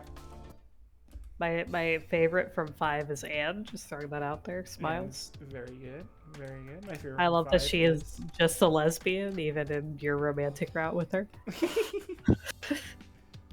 She's like, man, I really hope my girlfriend's doing okay. It's like we are on the most romantic Ferris wheel ride of our lives. But okay. みんなやっつけちゃうから There we go. Fuka root. My favorite. Oh Can- god, I can- don't actually I bet know who my everyone can favorite pre- P3 ones are. Everyone can predict my favorite P5 one. It's very easy to guess. Is it? What's her face? Haru? No, it's not Haru. Haru's Makoto? Makoto. There we go. Yeah. It's either Haru or Makoto. I'm like, listen, the biker one on the who punches things on a bike, on a motorcycle. like, Makoto, the free. big No, act like one. I had the gif of her entering the motorcycle before the game came out, just saved in my bookmarks. Cause I'm like, Yeah, I was like, it's either the motorcycle one or the one with the big axe. So Yeah. I Okay. that's the Okay. big That's axe one. That's fair. That's fair. No, Haru's extremely good too with the grenade launcher.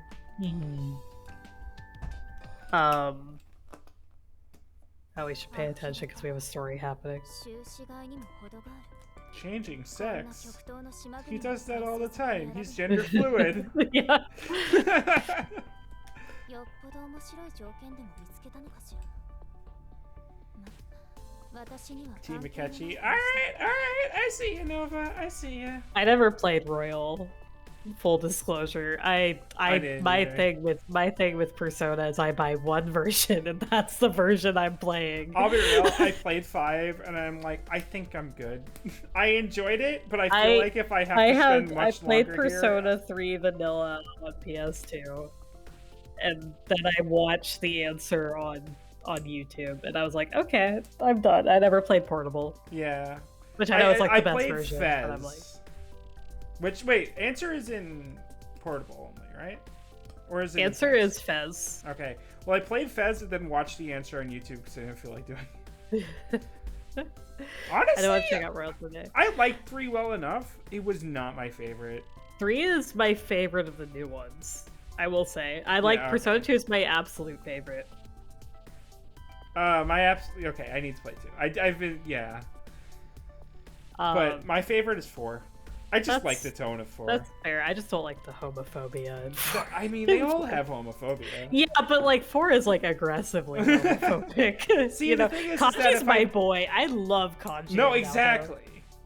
The thing about 4's homophobia is that you could just pretend it's not homophobia sometimes. Oh, I don't know about that. No, you can. Yeah, I like Risei's my favorite in 4. They made a fighting game. I have a bunch of. The thing is, I say as much as I bitch about 4, I do have the most 4 figures out of all the Persona games. Yeah. I love Risei. I think she's Risei's great. good. My favorite is Yukiko. 'cause I she's really good. like Kanji as well. And Kanji's Naoto. amazing. I don't like what's his face, the homophobic one. And I Yosuke? know that like the whole thing with he was supposed to be a gay love interest or whatever. I don't care. It doesn't save him. Like, they didn't put it. If they had put it in the game, I'd be like, yeah, okay, it's internalized. But like, You're they right. didn't, so you know, No, that's fair. That's fair. That's fair. I like Honestly, Persona 2 a lot. I'm thinking about it now. I never really put this 2 and 2 together, but I had a really, really bad event happen to me. And then I just sat on the couch and played Persona 4 for like a week straight because my parents were out of town, so I played it on the big TV after the bad event happened to me. And I think the comforting, like, goofy vibe of that game really Yeah, kind I of like helped me. Persona 4. I've never realized that was a thing. I like Persona 4 a lot. It's not my No, not my that's fair, that's favorite. It's Persona 2 is like the gameplay is ass in Persona 2, Yeah. but the story is so good that like it's forgivable, you know. It's one of those things where it's like the story of Persona 2 is like easily the best Persona game or the best Persona story. And I like 1 too. 1 is fine. I think that 1 is not at all my favorite period. Right. But Persona Should 2 I is like play that one, or great should I mix just of skip it like too? Persona 2 is like that great mix of like really good story and really good characters that doesn't rely on you to have social links, because the characters just have really good story arcs within the game. And that's my Right. biggest issue with modern Persona is like it feels like half the characters you just have to do their social links to get any characterization out of them, which is like it feels like 3 was like the last. Are bad. Yeah, which is like the 3 is like the Nope. one that is like it doesn't like the characters all have their own story arcs within the main story, so you don't need to play the social links because half of them didn't have social links in the original game. Right. I played Persona Q. It's fine. I enjoyed didn't it. play it. I didn't get around. It was to fun. I didn't. I mean, the gameplay's fun, but also I'm I a didn't huge. like. I played the first 3DS Etrian Odyssey game, and I liked it well enough, but I just didn't like. I kind of just fell off of it. I didn't like it that much. So when they're like, "Oh, we're making a Persona Etrian Odyssey game," I'm like, "I'm good." Here's the thing. I'm a slut for SMT gameplay. That's fair. Like, period. I played all the SMT spin-offs, and I really like SMT, like the main series. See, the thing is that like my first SMT was Devil Survivor, and that is my favorite still by a lot. That's a take. Have you played Digital Devil Saga? Not yet. Oh, you need to play Digital Devil Saga. It's so good. But like, okay, like story-wise, Devil Survivor might not be my favorite, but just in terms of gameplay, I just Yeah, I get that. I love it. I love it. I know that people don't because it's so glacially slow, but there was once a time where I was like, I kind of want to min-max my team, and I spent literally 2 hours min-maxing my team, and I was like, oh, there's serotonin. I will be real. I recommend Digital Devil Saga. Okay. And also Nocturne, if you haven't played Nocturne. I have Strange Journey. I've been meaning to play it. Strange Journey is great. I love Strange Journey. I haven't played the 3DS version. I played the DS version because I'm again a slut for punishing SMT gameplay. And I very much enjoyed Strange Journey, but it still has not. There has not been an SMT game that has beaten Nocturne for me. Fair enough. Gameplay wise, okay. Yeah. Because the thing that always annoys me about going back to old SMT games is just the demon fusion. I think that the Nocturne parts of it. So Nocturne does the remake. I think fixed the remaster. Let me not call it a remake. It's not a fucking remake. It added so you could actually pick the moves that fuse over. Yeah. Which makes me interested in actually playing the remaster. Yeah, I think that the remaster and every other aspect is not good. Like the music sucks. There's a music worse. Yeah, because it's fucking compressed. They don't have the original files. I think somebody made a mod on Steam that uncompressed it, but like the music is compressed. The graphics actually look. There's some points where it looks worse because like the thing is like it's supposed to be seamless between the cutscene and the non-cutscene, and because they didn't remaster the cutscenes, they're just square ratio. And the thing is, like, the lighting and the texture work of, like, the thing is, I think Nocturne's a really good-looking PS2 game because they realized their limitations and they worked around it. Like and the remaster does not respect that in a way that, like, the thing is, like, the PS2 version just has, like, a lot, like, there's, like, a lot of cheats that they do to it to make it look, like, really good. And the remaster runs into glitches with those cheats that they used. And like they also just brighten up everything, which doesn't work for Nocturne very well. Oh yeah, no, that doesn't make sense. Like, and it's like that's not going to be a deal breaker for a lot of people because the textures of Nocturne are not that good. But the atmosphere of Nocturne is very much like broken by just brightening everything. No, that's like taking the fog away in the fucking Silent Hill remake. Like that's just unacceptable. I don't think it's a bad remaster. Let me clarify. I think it's great that we got Rhino because we never got that over here. Okay. But we didn't get. We did get Dante. Dante is DLC, paid DLC. Fucking paid DLC. Yeah, that being said, Rhino is the better unit. Alright, like, just dead ass. Like, he's a better unit overall. Yeah, but does he go wahoo? I don't fucking know. I never played. But I played the PS2 version. I own 5 copies of the fucking PS2. Oh my god. And because I keep losing copies of it, and it's like $20, so I'm like, fuck it, I'll just buy another copy. But I really enjoy the PS2 Nocturne a lot, and so I haven't bought the remaster. I've just seen footage of it, and like the music is really bad. And the graphics, like, I feel like there's like a charm to like the PS2, like pay to wacky woohoo.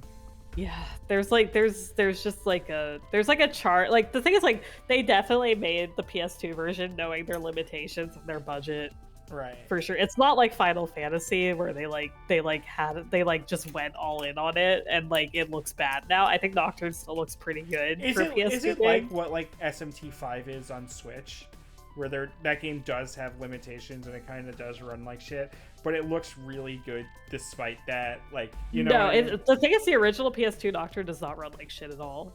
Okay, fair enough. Like I could run. So the thing is, like, the PS2 emulator is really bad, but Nocturne was the one game I could consistently run on every system I ever ran it on. I could run on my potato laptop when I was in college.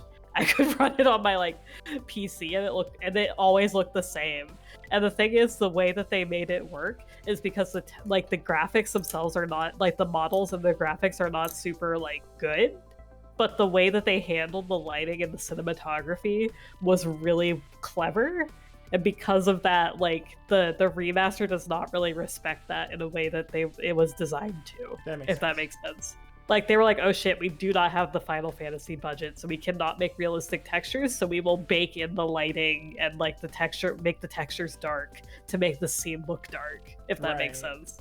And the remaster kind of just brightens everything and like up-reses everything. This is so fucking annoying to me, because like, for me, the most fun part of SMT, it's like the punishing gameplay, that's fine, that's fun, I do enjoy it, but for me, the most fun part is like, okay, but if I mess with my team composition very slightly, oh, I get the edge in this situation, like the whole min-maxing part, and that's why I like going back to older ones does kind of bother me, because it makes it so much harder to build the team I want, which is the part of the game that is so much more fun to me.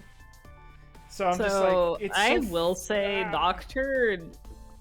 Also, yes, I agree. You should just buy PS. If you already have a PS2. Just buy PS2 Nocturne. It's cheaper than remaster. Like, just dead ass. Like, it's worth buying. I think that it's a great game. That to respond to you, Shiny. Sorry, I was responding to Mercy there. Nocturne is very much, it's like Pokemon, right? Where so here's the thing. You might not 100% get the move you want, but the thing is, the abilities of the demons you get don't change. So even if your fusion kind of fails a little bit as far as the moves go, the thing that you're supposed to think of in Nocturne is less, what move do I need here specifically, and more, what demon with the same resistances will help me here. I get that, and you're not wrong, but it's at the same time, it's just like, I like having as much control over that. Yeah, that makes sense. If you played like SMT 4 or 5 first, then I played the older system. I played fucking Devil Survivor on 3DS first, and then I played SMT 4. Yeah, I mean, then that level of control is not something you will get with the older ones. Which, like, I experienced that. I think I experienced that with Persona 3. SMT 4 is incredibly easy. Comparatively. No, I can fucking tell. Like, after you get out of that first couple boss fights. Yeah, after you get off there, after Minotaur, it's like super easy. I think Medusa gave me a little bit of trouble, but like, other than that, like after Medusa, I was just like, all right. Like, I think I really like SMT 1 personally. Like, that is a take. I know that's a very hot take. I really like SMT 1, and Nocturne are my two favorites. Yeah, it's because when I played Devil Survivor 2, like I said, I spent literally 2 hours. I was in like one minor fight because I needed to get like a tiny amount of XP. But other than that, I spent like 2 fucking hours just in menus. Like I spent like I had 2 hours between like when I started playing and I had to like leave for class or whatever, and like I genuinely did not progress. I did not do anything. I just like Yeah, if you like micromanaging, then That's like, it's so much then fun. I don't know if Nocturne will be the game for you, but it is an SMT4? extremely. Yeah. Sorry, go ahead. SMT4 is very easy, yes. Yeah, Comparatively, after yes, the it is early extremely game. easy. After you get past Minotaur, it is extremely easy compared to other SMT games. compared to other SMTs. Sorry, I cut you off. Go ahead. No, go ahead. It's mostly like it's like if you like micromanaging, then Nocturne is like not that. But it is also like, okay, this is what I got. So how do I make that work? And that's the strategy part that's why I like when we do the randomized Nuzlocke. Like that's kind of like what I make. Like that's the kind of gameplay I like. Which is I know ironic because I love Fire Emblem. But it's like it's very much like it's same with Fire Emblem, right? If you don't manipulate the RNG, it's like, okay, well, Hector got a fucking strength level up. Okay, dude. All right, cool. That's great. I Right. needed you to get defense. How do I make this work? Right. Okay. And that's kind of what Nocturne is to me, where it's like, okay, I didn't necessarily get exactly what I wanted here, but I'm not going to reload. I'm going to see how I can make this work. All right. That's fair, I guess. You can reload if you want, like to make it to get the moves you want. I guess I It's would very- have to like make a rule because okay, I do have OCD sometimes. Like it's Yeah. not that bad. I can work on it some if it's whatever. So I guess I will have to just make a rule going in because It is. Nocturne is Nocturne. So the thing with Nocturne is you need to think of it less as like how can I min max and how versus how can I make this work. it's kind of like And that's a the roguelike in that mindset way. you need. Yeah, it's Yeah, like okay. it's basically like how can I make what I get work. Yeah. Okay. Like I Unless do you like play it, the remaster, in which case you can fucking pick moves and shit. But, I But mean, like if you're playing like on emulator or whatever, which the emulator version works perfectly fine. yes. It's very much like how do I make this work? Like this is what I got. How do I make? Because like you can get crit and shit in Nocturne, and you just have to like the big thing is like how do I make this work with what I have? And since we're doing a Nuzlocke soon, we need to it's most important to think of that because I also when we do the Nuzlocke I don't want to out level the gym leaders to win. I we'll want have to figure out because one thing we both agreed on was we're going to use rare candies to level up to save on time. We are going to have to figure out a rule with that. My first thought is rare candies. You can use rare candies on a Pokemon once, and then you can only bring it up to 3 levels less than the highest level Pokemon or something. I think that bringing it up to the highest level Pokemon that the next gym leader has, that's how Flygon HQ does it, or HG does it. Oh, how did they do it? So they basically have a rule. They do hardcore Nuzlocks, which that's not what I'm suggesting, but the way they do it is their level cap is the highest level of the next gym leader's ace, so their highest level Pokemon. Mm-hmm. They also don't like use items in battle, which I'm not gonna say that we should do. But they do hardcore. But the way they do it is like, okay, we level up to the max that the next gym leader has, and that's like the level cap. And if you level above that, the max Pokemon cannot be used against the next gym leader, type of thing. Okay, we'll have to figure out something like that. Yeah, but we'll figure that out. We have time. I don't know. We have plenty of time. Yeah. Maybe with save states might help. Yes, I played Nocturne first with an emulator, and then I played it. I tried the speedrun. I've speedrun Nocturne before, not in one segment. Let me stress, and it was not a good run. But that was the game that actually got me interested in speedrunning. Really, Nocturne. Yeah, was watching Pink Pajamas do it. That's why I fucking speedrun Drakengard 1, even though it's a shitty speed game. That was the one I was like, I would watch Pink Pajamas run it on Twitch while I was at work in the library. He ran Nocturne. Did he run Drakengard 1 as well? No. Okay. But like that was what got me into speedrun. Honestly, It wasn't GDQ. Okay, then saying you wanted to get into SMT1 makes even more sense too. Then yeah. Yeah. God, it's like a 14-hour run. When I was watching him run it, it was still like a 15-hour run. Jesus Christ. And now it's like down to 12 or something, which is like holy shit. Holy shit, that is like a fucking 20% yeah shave or whatever. But I used to watch that because I used to work in like the world's slowest library at my college, and I would just watch that while I was doing homework in the library. So Nocturne is a very special game to me. I very much enjoy it. Oh yeah, hell yeah. And that's why I'm like, everybody should play Nocturne, even though it's not for everyone. I like to No, stress this, but I think I recommend- would enjoy Nocturne. It's just like there are some like foibles I have that I'm Yeah. like. I mean, it's not a perfect game, but it is my favorite game of all time. Like, just dead ass. Like, Nocturne is like my favorite game of all time, period. It has basically everything I like in a video game. Like, that is the game that, like, basically taught me what I like about video games. Yeah, that's a fucking mood. That's a big mood. Which everybody's like really surprised by that because I like don't speedrun it or anything, and it's like, oh, you don't like Tsukihime is not your favorite visual novel or your favorite video game of all time. It's like, no, Nocturne is, or like Drakengard is. It's like, no, Nocturne. No, Nocturne being your favorite. Like, I think this is the first time you've told me that, but like with everything else you like, it just 100% tracks. I'm like, yeah, all right. It's like I really It's like a really dark, moody setting with like interesting combat system and a good a good story. I think with good characters. I don't actually know. Stream it together. I don't know if I would be willing to do a Nocturne collab. I would be the most frustrating Nocturne collab person of all time. So if Shiny wants to stream it, I think that she should. But I will not collab because I will be the most annoying backseater of all time. And that is not like a joke. That is We'll do a test run when we do Battle Moon Wars for sure. Oh my god, yeah, that's gonna be interesting. I'll be deadass. We're gonna debate. We're gonna like debate our moves. Oh my at god, some point. I can't. The thing is, like Fire Emblem. I played every Fire Emblem game. This is why this is a just chatting stream, by the way. Yeah, exactly. I played every Fire Emblem game, and because of that, I've sworn off doing any Fire Emblem collabs. Because I cannot stand when I watch anybody who's not a speedrunner do Fire Emblem. Well, like, I'm kind of that way to some extent with Pokemon, where I'm like, I'll watch someone who doesn't know Pokemon as much as me, and it's like, what are you fucking talking about? Of course Gyarados learns Hydro Pump at level 45. What are you I'm sorry in like, advance, but when we do the Soul Link, I'm sorry in advance, I'm gonna kill so many Pokemon. Yeah, I know. We're fine. Listen, I told my I had roommate, to unlearn that over time. Yeah, so Shiny was, I was actually originally gonna do it with my roommate, who's a huge Pokemon fan, and she just doesn't have time for it, which is understandable. And also she was like, I don't know if I can stand playing Pokemon with you. Oh no! She's a huge Pokemon person. No, I am huge into Pokemon. I used to do a lot of Pokemon Showdown. Like, I know that shit.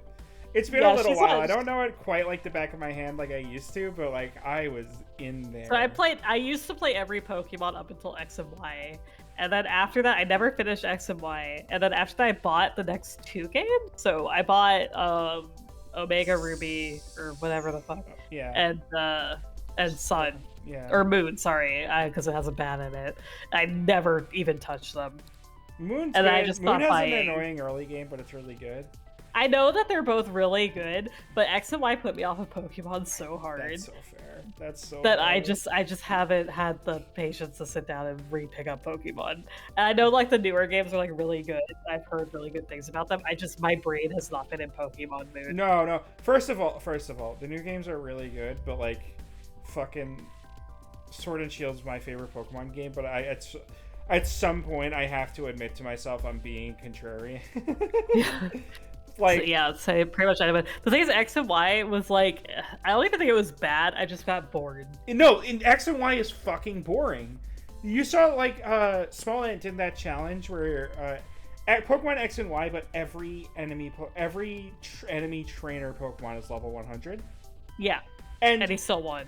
First of all, he still won, but second of all, like there are he's like, okay, now there's this enemy team battle, and you can just turn around and walk away from and just continue without having to do it. And it's like, it's so boring. It's just nothing. Like, I think the thing that killed it for me was I just played Black and White, I really liked the story of Black and White, and that was like, and at that point I was already getting older, so I'd like my and I think that I had started like playing more like story-based RPGs. X and Y did bring me my first Pokemon that for a showdown that I built myself that brought me like huge return. It's not the first I built myself, but like fucking Gale Wings Talonflame, I had my own fantastic boot. Noivern is great. I love Noivern. The thing is, I do not have anything against X and Y. The two Batgirls love Noivern. Yeah, I know, right? The thing is, I really like X and Y's Pokemon design. I really like for the sure. fucking poodle one. I love the poodle. Oh, Furfuru. Yeah. Yeah, the thing that killed me about it was that the story was bad compared to Black and White. And I had started like actually enjoying story. Like the thing is, like I did not play a lot of video games when I was younger because we just didn't have the money for them, Same. or we did buy a lot of them. So like my good examples of story-based video games were like the Neopets Darkest Fairy game, and then like and I was playing Pokemon because I was allowed to play that. See, And by the time X and Y came out, by the time X and Y came out, like I had started playing different games. Like I played World of Warcraft a lot when I was a kid. Mm-hmm. And like honestly, the story of World of Warcraft isn't great, but like I started really getting into like the lore of X and Y. Yeah. And that was the thing. It's like I played Black and White. I was like, wow, this is really interesting for what I had been playing at the time. And like, this is really good. And then going to X and Y, which I believe was the next one after Black and White. It was Black and White like, 2, and then so disappointing. And I got to Legendary, and the story frustrated me so much that I stopped. Yeah, that's fair. It does have a really, really strong payoff at the end where the old homeless dude just starts like openly weeping. But that was good. That was good. But it's like I just was like, this is disappointing compared to Black and White. Yeah. See, I actually went in a completely opposite direction from you because when I got to X and Y, I was kind of bored by it. But the competitive scene finally got us out of fucking weather hell. And then I built my own Talonflame, which had a really, really cool build with it was Roost, Acrobatics, Bulk Up, Taunt, and a Citrus Berry. When did XY come out? When did XY come out? Because the thing is, like... So the hang on real quick. So the Talonflame would take damage. Because the Talonflame I built was pretty bulky. It was 252 health and attack. And then the Citrus Berry would pop, and then I would heal up. I would have the Bulk Up boost, and now I could just use this fucked up Acrobatics. And that carried me. Like, that was the strongest Talonflame around. It was so good. And then they nerfed Going. Okay, so Pokemon. Okay, so I'm gonna give you my age here. So Pokemon XY came out in 2013. Mm-hmm. That was the year I started college. So I graduated in 2013, like summer 2013. Okay. I started college that like August. That was my last. So I graduated in 2014. So holy shit, you're baby. I'm baby. I'm just so much 2 months younger than you, I think. I was born January 1st. And I'm November 17th. Yeah, so I started college, and my college was super hardcore. So I think that my thing was like I played Pokemon, and like I was also starting college at the same time.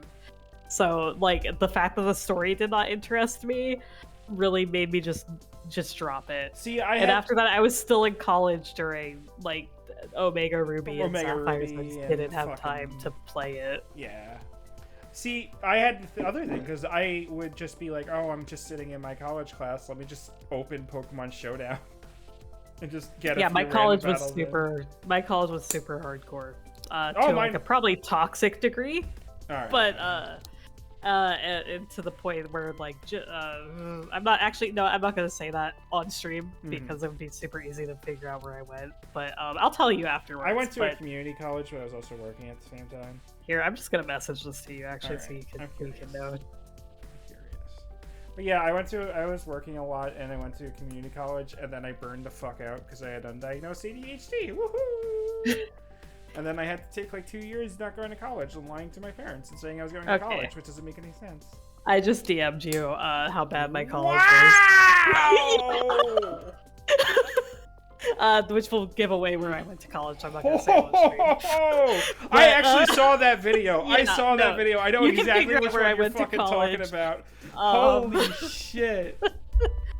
So, I was not in a great mind space to play Pokemon, and then I just fell out of it. I just couldn't get back into it after that. No, absolutely. I totally And I started playing, I played like the first time I ever played Final Fantasy was in college. So like stuff like that like really made me fall off of Pokemon.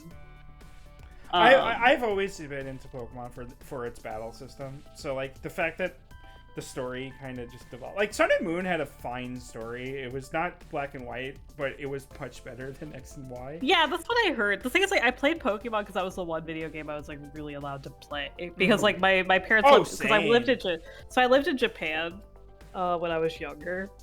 And so, like, Pokemon and Fox Kids were, like, the one thing in English that we could watch, and I was super into Pokemon. So, like, my parents bought me, like, Pokemon Yellow for the Game Boy, because it was, like, you know, based on the anime. So, like, it wasn't so much allowed to play, quote-unquote, but, like, that was the one game, like, I knew existed that I wanted to play.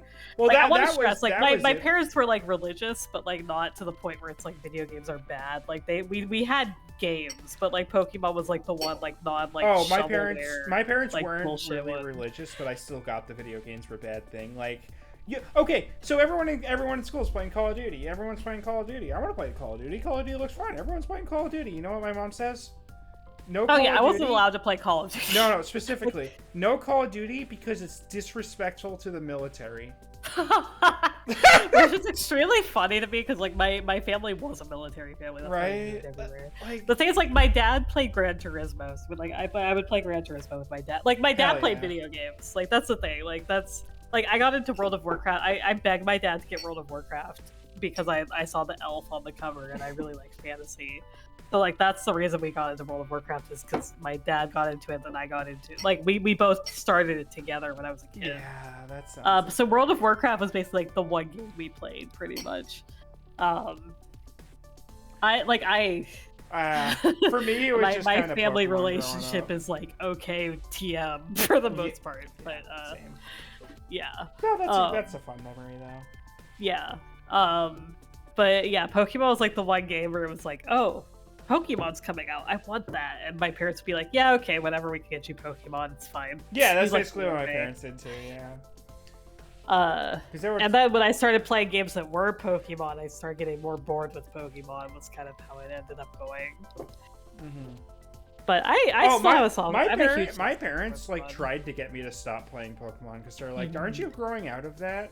Like constantly, every time it got brought up, it's like, "When are you gonna get too old for that?" And I'm like, "What the fuck do you want from me?" It I'm was having never fun." that with my family. Thankfully, it was never that with my family. It was more like I personally like I didn't get it out of Pokemon until college. Like See, that's my the parents thing. Like, started saying that to me when I was in middle school. Yeah, And it's like, I come never on. ran into that, thankfully.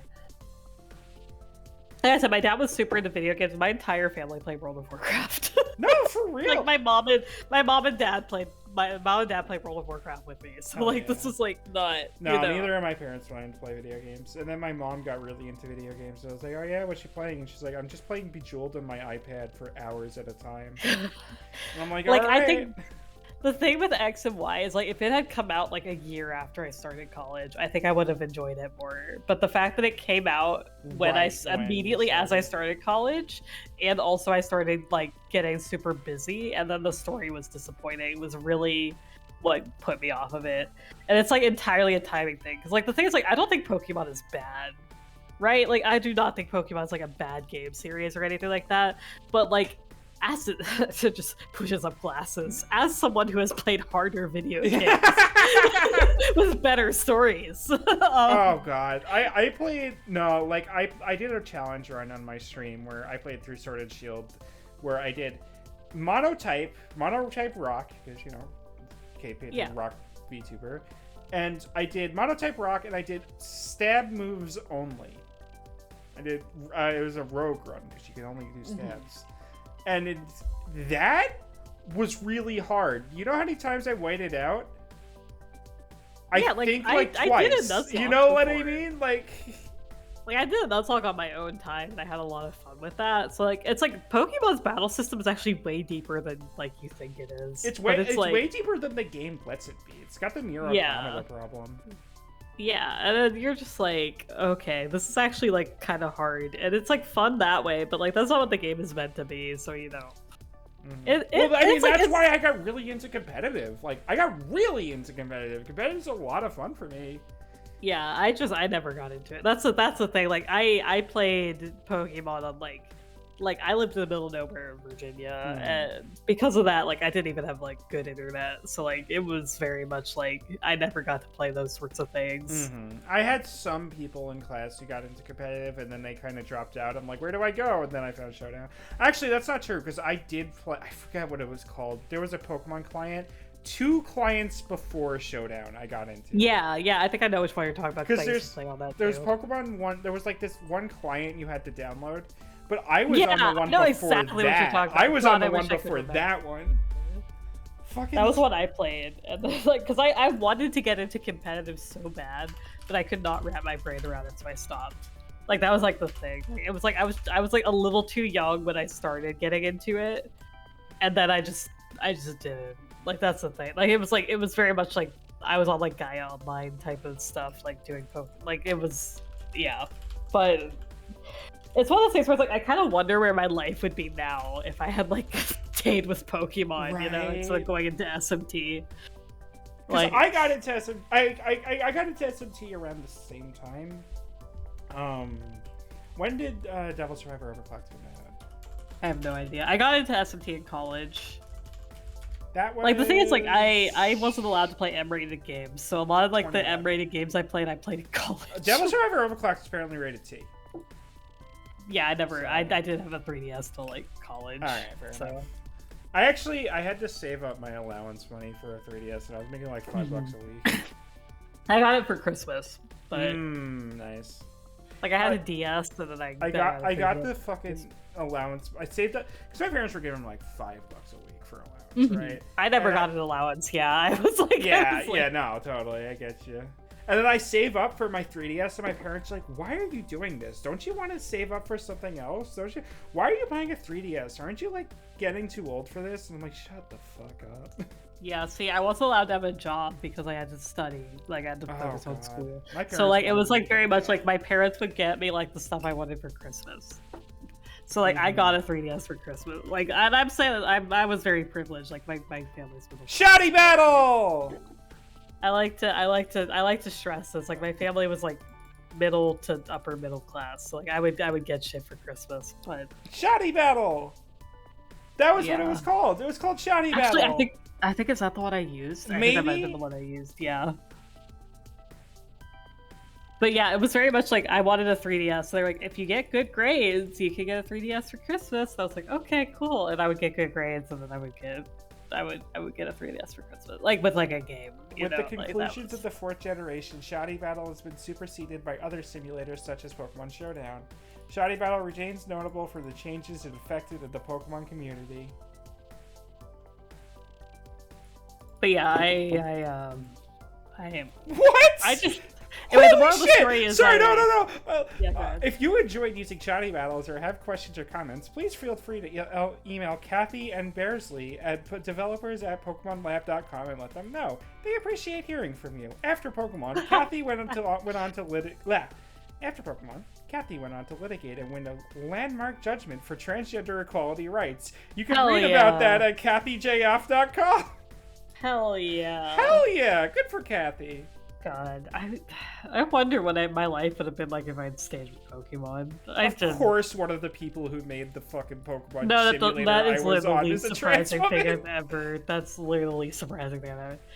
I feel like if you were into Pokemon until up into college, like I feel like you became LGBT. Yeah, exactly. It's like a 0% chance. Like my roommate's bi, I'm a lesbian. Like I cannot stress. I'm trans. I'm just, Me, if you were into Pokemon, did you ever question your gender identity? Me, yes. Yes. God, yeah, much to think about. God, I'm so glad my parents don't watch these streams.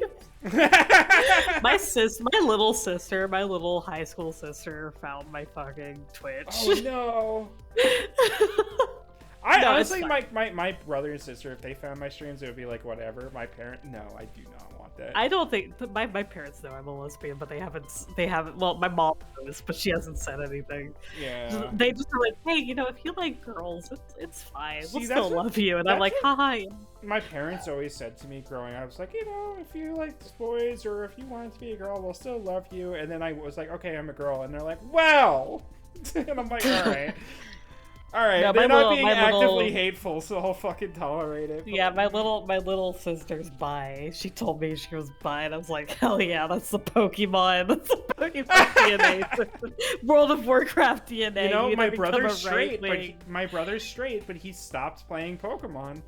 The correlation. There you go. The World of Warcraft people be like either become super right wing or like trans or LGBT. Yeah, it's the fucking My Little Pony pipeline. You either become gay or a Nazi. I feel like, is there a straight Tsukihime player? I don't believe so. Oh, no way. There are even like the big people I it. follow who are like. There's that one Kohaku person who's like super into Kohaku, and they're like, I'm bi, and I'm like, yeah, that makes sense. Yeah. If you're a Nasuverse person, like... Yeah, there's some like Fate fans who are probably straight, unfortunately, but... I feel like if you play Nasu games, like, if you've actually read the visual novels, you are not straight. There you go. Yeah. Like, there is, like... I don't know if Nasu's cis-het, I just... there's too much, like... This feels too targeted, where you're like, Anyway, that's a conspiracy theory. Sorry, I was literally just reading this person's page about how she's just a lawyer, she's just a human rights lawyer, and then she just decided, okay, I'm going to go work in security now. I'm done with this. I'm like, holy shit. God, I know, Mercy, I know. Everyone who played Pokemon in college is gay now. Yeah, that's pretty much how it feels. Also, as an update to that Final Fantasy Prague thing, they did Prague a little further, and she thanked me for sending in my white mage friend. So thank God. Oh, thank God. Yeah, there was a brief scare because Cath might have been busy today with Final Fantasy stuff, and then doing drunk Prague, which would have been a horrible for a group that I'm not in, subbing in for a group, but that would have been extremely bad. Yeah. But yeah, I feel like most people who read Nasu stuff there are not. I mean, I know that most of them are actually straight, just based on but like the people who are in the fandom, Cath, for just a brief moment, my brain went, "Why are we talking about Nasu stuff? Aren't we aren't we getting off topic?" Hey, wait.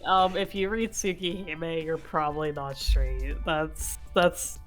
If you are a woman reading Nasu, reading Tsukihime, you will probably end up a little gay for either Arcade or Shiel or both. If you're a woman reading Eroge in general. Yeah, that's the thing. I had to explain to somebody because I had a friend who's non-binary and they're not straight, right? They're like, hey, I know that you're a lesbian. Why do you read Eroge? And I'm like, girl's cute. Uh-huh. But also for the story. Yeah. I'm like, I cannot stress. I ship a lot of very straight Nasuverse couples. Nasu has a unique talent of writing straight couples that I'm like, hell yeah. Yeah, and it's there's a a couple of them that are good. We were watching Spy X Family. That's a good straight couple. Mm-hmm. But there's a lot of straight couples that are very bad, but there's also a lot of straight couples in fiction that are very good. But only in fiction. Yeah. It's like Dress Up Darling. I know it's a very fan service laden show, but the main couple is very cute. I think that they're very cute. That is not my grievance with the show. Mm-hmm. And Nasu, the way that Nasu writes his couples are very you feel for them. At least some of them. A lot of the ones, especially in Tsukihime, but actually in both of them. Fate, yeah. I actually really like all the couples in Fate. No, same, totally. Dress Up Charlie and that new sewing show. Yeah, it's been out for a little while now. Okay, so here's the thing. I really enjoyed Dress Up Darling, and I read the manga all the way through. It is very fan service heavy, but if you can stomach fan service, it's a very good show. Yeah, but like I was gonna say about Nasu, the reason his couples really work is it's usually two people who have trauma. Excuse me. Well, like I was gonna say trauma, but like they have trauma, but it's two people who have like there's something they're not doing by themselves, and he always writes it so that both characters are like kind of being helped by the other character in a lot of ways, and you're like, yeah, that is a good relationship. Yeah, it's like I think that Nazi writes really good straight couples. And also really good like non-straight couples, even if he doesn't mean to be writing non-straight couples. I think it's like I can't tell if he's not writing non-straight couples on purpose, but like Shiel Arguade and Rin Saber are both very good ships. Oh, like there's no way in hell that like he didn't know what the fuck he was doing with Rin Saber. Oh yeah, Rin Saber. I mean, they have a threesome scene, like yeah, like 100% on purpose. Like the thing is, like Nasu writes really good LGBT ships. Mm-hmm. But I don't know if they're on purpose. Like even Roman and Da Vinci. Da Vinci, yeah. Like that's really good. Yeah, it's like Roman has that one really infuriating line at the start of Fate Grand Order where he calls like Da Vinci, like he misgenders Da Vinci. But you learn more about their fucking relationship and you're like, oh, that might have been a joke actually. Because they're just like that. Like that's just their relationship. Yeah. And like, yeah, no, there are some trans people in real life who do that to each other, and it's like, yeah. And it's like there's a lot of visual novels where like, man, I wish Nasu had written because this would be a really good like non-straight ship if they had Nasu writing it, you know. But yeah, I really like the way Nasu writes relationships. I think it's very interesting, but. And also the Umineko people. This is my plea for people to read Umineko again, so I can discuss it on this fucking stream. One day. There's so much I want to talk about, but it's so much I can't. I picked up Fate Extra for the first time in like a month. I am playing the video games that I want to play. I promise. Yeah, the thing is like Fate and Tsukihime you can discuss and it's still interesting even if you know the twists. Umineko is entirely based on the mystery. And you're like, ooh, I want to discuss no, it's so a Zero Escape problem where it's like I dare not discuss Zero Escape on the stream because I know Mercy's not played it, and it's like, oh, if I spoil anything. Yeah, if you spoil Zero Escape or Umineko, it's like you might as well just not play it. Like that's if the issue. I could say the word morphogenic fields as a joke. But that's like even that, like I felt so nervous just saying that. No, I got you. The joke is that in Zero Escape, what's his name? Uchikoshi? I don't fucking remember. It's been a while since I've read Zero Escape. Fuck, I think it's Uchikoshi. I don't remember. Yeah. Fucking, he reads Wikipedia articles and goes, Yo, this thing's really cool. I'm gonna tell everyone about this thing I read about. Fuck, I know exactly what you're talking about. I hate that I do.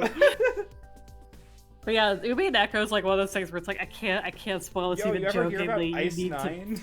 You need to play Umineko. Like the thing is like that's the like Tsukihime you can still enjoy even if you're spoiled. Because Umineko is like entirely the mystery. Right. It's like Ace Attorney. You're like, fuck. I need to play Ace Attorney too. God damn it. You need to play Ace Attorney too, and Ghost. You play Ghost Trick, right? I have played Ghost Trick. Okay. I thought Ghost Trick was pretty good. I love Ghost Trick. It's pretty good. Anyway, if you haven't played Ghost Trick, you should solid play 8 out of 10. That's fine. But it is one of my favorite games. No, it's really good. I like it. Shiny is wrong. It is the greatest. It is one of the greatest games. No. Even as somebody who it didn't. No. I get you. But I just want to say, as a endorsement of Ghost Trick, even as someone like it didn't land with me, I still played it. And I'm like, I'm having a blast. It's a lot of fun. Yeah. let me stress when I say all this, I'm joking. Like I know. Of course. My thing is like if you aren't jiving with a game, you shouldn't be forced to play through it. Like that's the thing. Like I'm like there was somebody who was on the Tsukihime Reddit recently who was like, "Hey, the game is really boring to be in the near side routes," and people were like, "No, you just need to keep playing it." I'm like, "No, if you're not vibing with it in the near side routes, you're probably not gonna like the game, and that's fine. Yeah. Like you can like that's fine. You know, it's every game is not for everyone." Right. I really like Tsukihime, but like if you don't like Tsukihime, like that's fine. And like when I told you that I bounced off it when I read it a long time ago, you just went, "Yeah, okay, that makes sense." Yeah, like the thing is like it's not for everyone.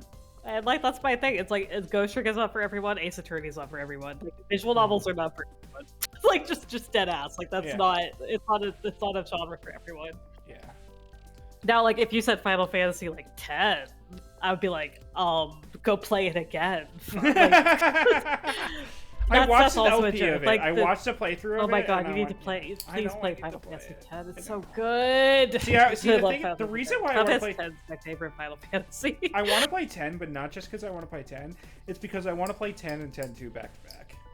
Oh, they are so good. I want to play 10-2. I want to play 10-2 a lot. 10 is... Okay, so here's the thing. I don't ship a lot... So, as much as I say I don't ship a lot of straight couples, Yuna and Titus are, like, one of the straight couples I love.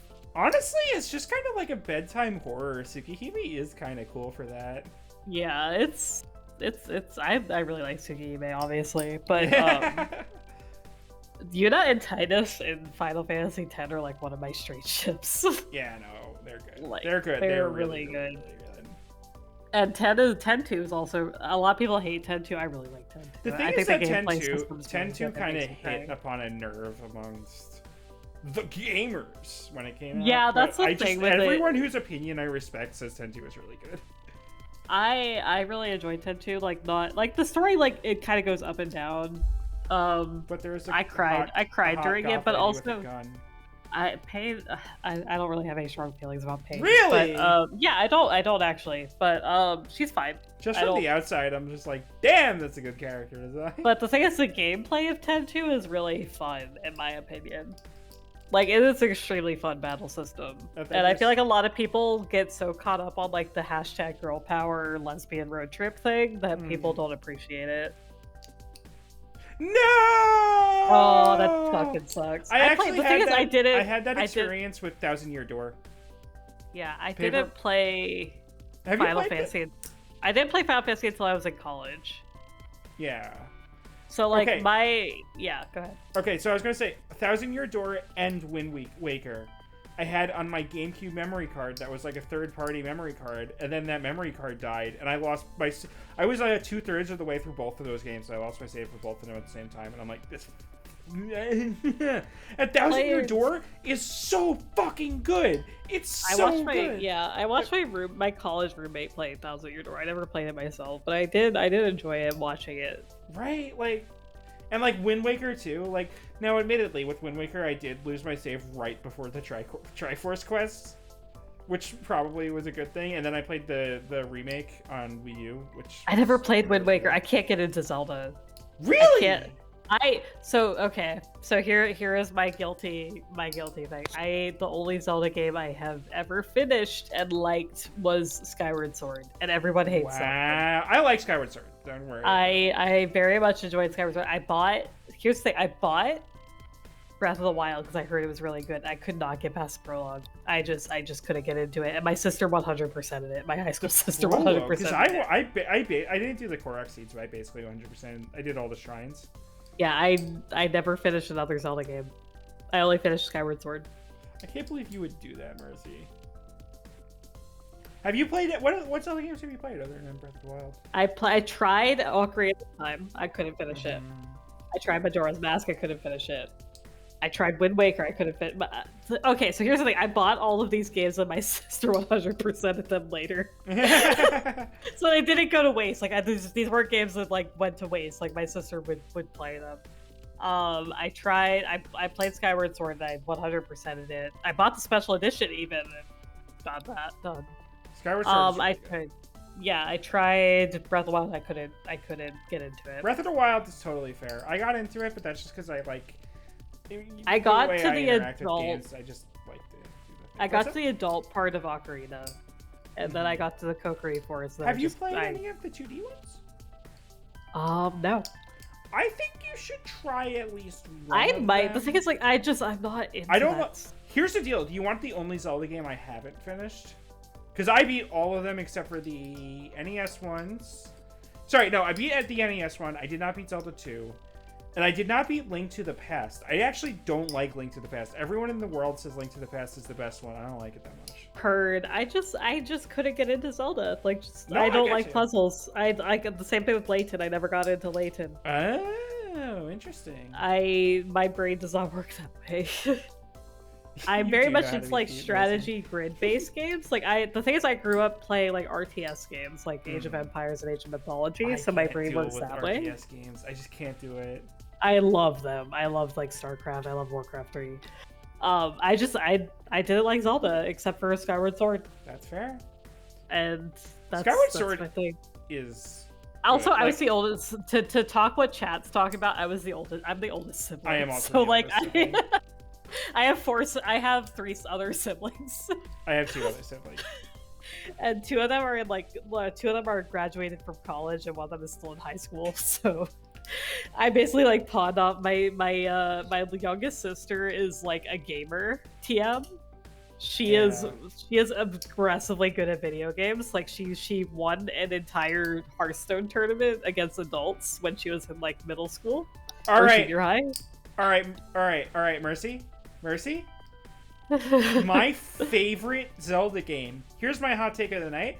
Minish Cap. Minish Cap on the GBA. I never played that one. Fucking rules. Minish Cap is so much fun. That's my favorite Zelda game. I never had a GBA. I had a GB and then I had a DS, and so I Damn, played alright. Ruby. I played Ruby, and that was like the only GBA game I really ever finished. Minish Cap is my favorite Zelda. This GBA one is very good. Babysat all the time. I am the oldest. I think So you I were- have. Oh, go ahead. I am not the oldest cousin, but I am the oldest to the youngest cousins. So like I have I had a bunch of adult cousins when I was in I have that too. middle school. Yeah. and so I was like the oldest in quotation marks cousin that would like play with the youngest cousins. Like that was my That was my thing too. Like I had a bunch of cousins who were just adults, and then yeah. I had my age group or whatever, and I was the oldest one, other than like one other person. Yeah, and I was like the I need to read the Zelda manga. That looks so good. I was like the bad cousin who was clearly a lesbian when I didn't realize I was a lesbian, but also Oh yeah. also played video games, which was very bad in my dad's Catholic family. I was the cousin- bad influence cousin. I was the cousin who would just stand there in a party in a corner and just try to be on my DS until somebody yelled at me for it. Same. I mean, my cousins all liked me at least. Yeah, my I don't cousins know. like me. I don't know if they like me now, but like they liked me when they were younger. 'Cause I was like the cool cousin. I was like the cool older cousin who played Smash Brothers Brawl, which is a T-rated game. But yeah, they don't know I play Eroge, so you know. You don't have to know that. They never need to know that. My sister probably will figure it out. But my sister is very nosy, but also she found my TikTok. She found Fig Talk. Oh no! No, I think it's funny. She was like, "You're so cringe on TikTok," and I was like, "Yeah." I have a very good relationship with all of my siblings. Just like let me stress that I have a very good relationship with all of my siblings. So like, please do not hate on my siblings. I love them all dearly. But my youngest sibling is like, she will text me and be like, "Alex," which is my name, and that's not a secret because that's my fucking Twitter handle is Alex. Right. So she'll be like, "Alex, I love you." Shit like that. Like I've been very good relationship with all of my siblings. I have a mediocre relationship with my siblings, but I feel like Oh, once they all move out and my mom is not there anymore, I have a feeling it will improve. Yeah, it's always very awkward for me because like most of my friends have very poor sibling relationships, and like my siblings are like I was like the oldest, so like I protected them from like all the bad shit that my parents did. Yeah, Which I have an can't okay say relationship that. with my parents now. But But Like my parents have improved greatly since I moved, since everything. But like my siblings like will basically rely on me as like an emotional thing. Um, No, so I have a very good was relationship with all my much siblings. Angry. I was very angry as a child. I was not. Yeah, I was the silent protector TM. So my siblings all very much love me and will confide in me with all their issues. It is kind of funny how you have a family of three children and they all express their anxiety in different ways. For me, I would just get angry and start being like, no, I do not want to be in this situation. My brother would get quiet and just leave, and then my sister would start crying, and then my parents would be like, why aren't you more like your brother? And I'm like, because you treat him like shit. Yeah, I was the one who took the brunt of the anger. So like my siblings were very much like, I'm on very good terms with all my siblings, and they would like, I would die for them and they would die for me. Basically, is the thing. But so anyway, as much shit as I talk about my youngest sister, I love her very dearly. You but she's also the nosiest you fucker to, in like, all a close friend. Yeah. She is also like a pro gamer. Nice. Who is literally like a top. My brother was really good at Counter-Strike.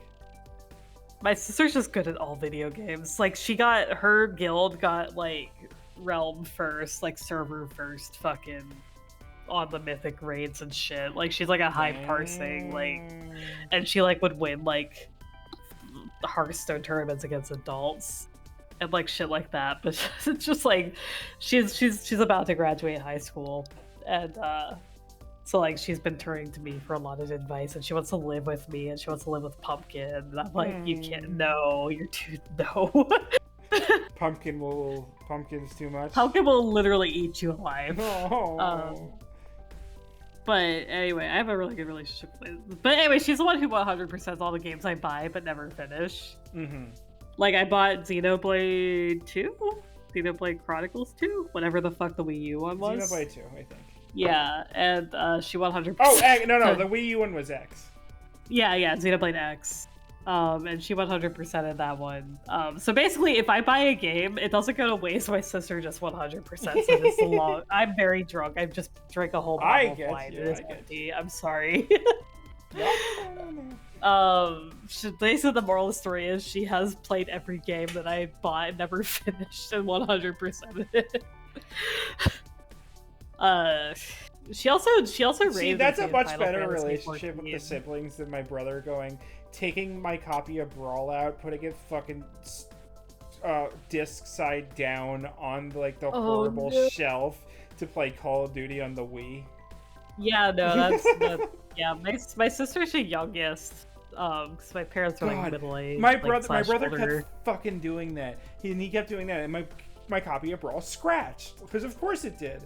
And then I was like, I've been complaining to my parents about like him doing that. So when it finally scratched and he couldn't play it anymore, I was like, what the fuck? And my parents made him buy a new one. And then he kept doing it. And then it scratched again. The new one scratched again. And then please do keep hydrated. Don't worry, I have a glass of water. I need to refill it at some point soon, but okay. I've been hydrating. Don't worry.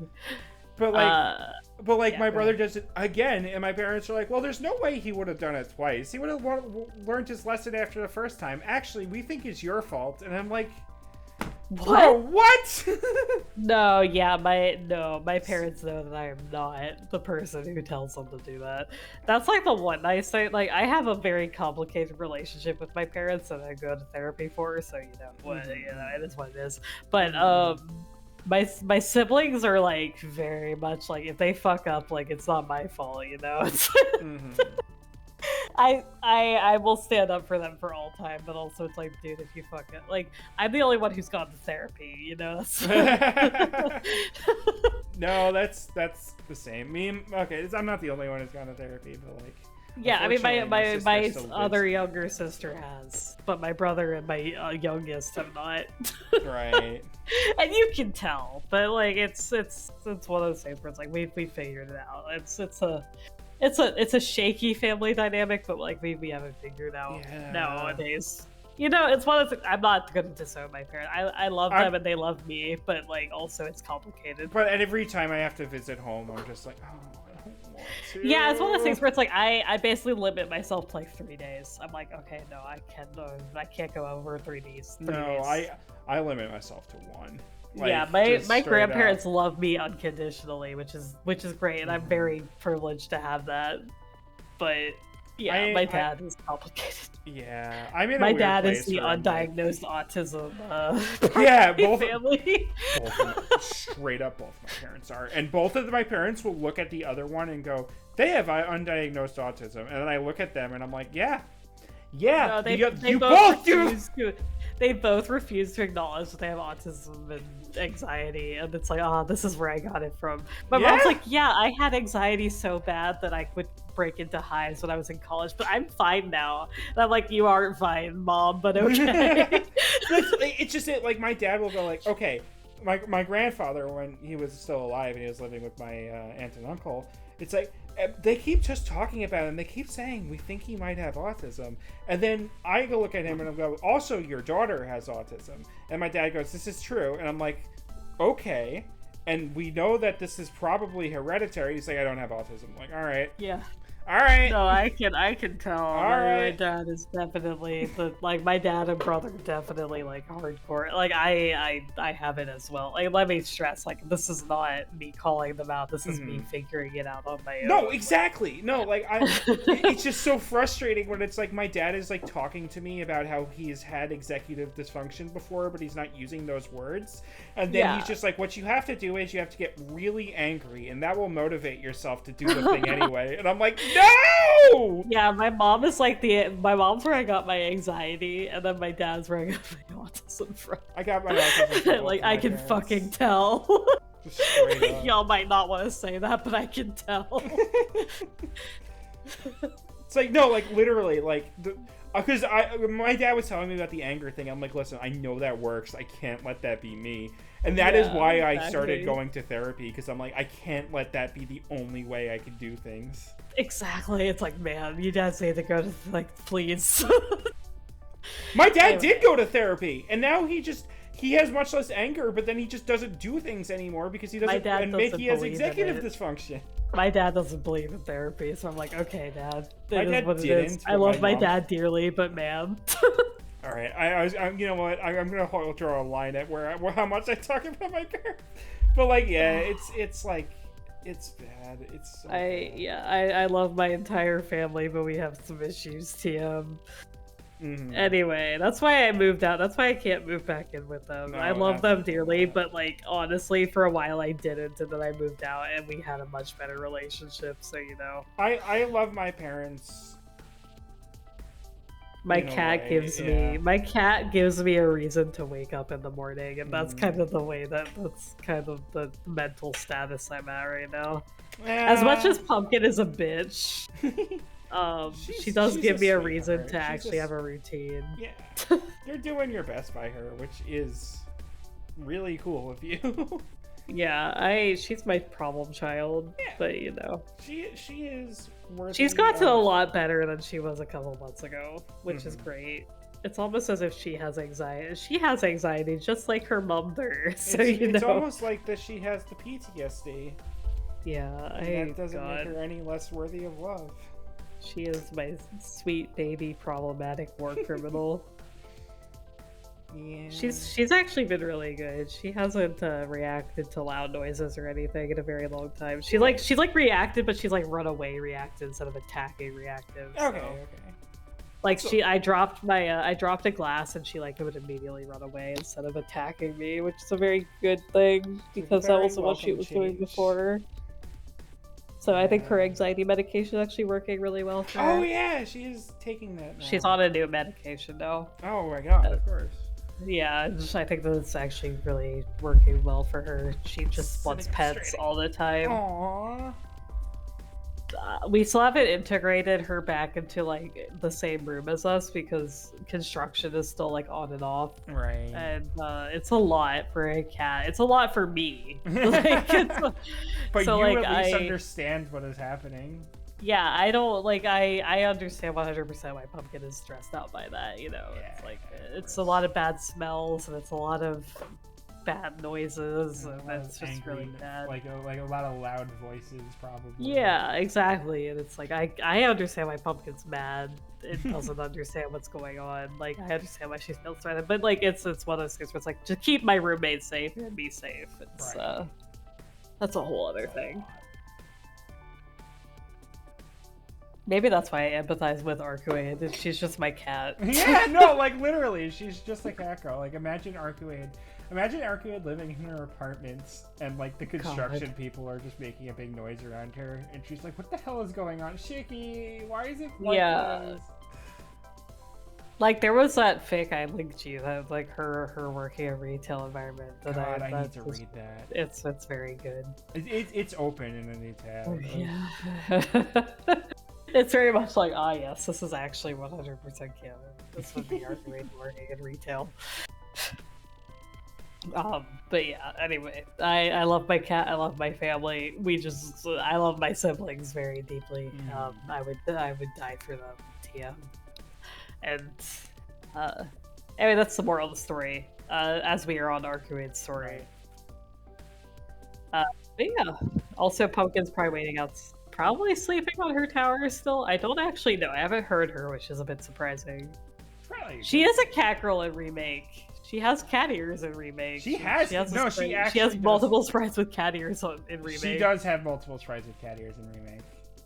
She is 100% a cat. Like that's the thing. They like say that in OG, but like in Remake they like 100% make her a cat girl. Let's see if I can find a good sprite with her ears. Is this a They like I cannot stress she is a cat. Like that is they like compare her a lot in OG and Remake and Kagetsu Toya to a cat. Like that's just what she is. Which is like my favorite type of non-human character is like, oh yes, she is insert animal here. It's not showing up on stream. Awesome.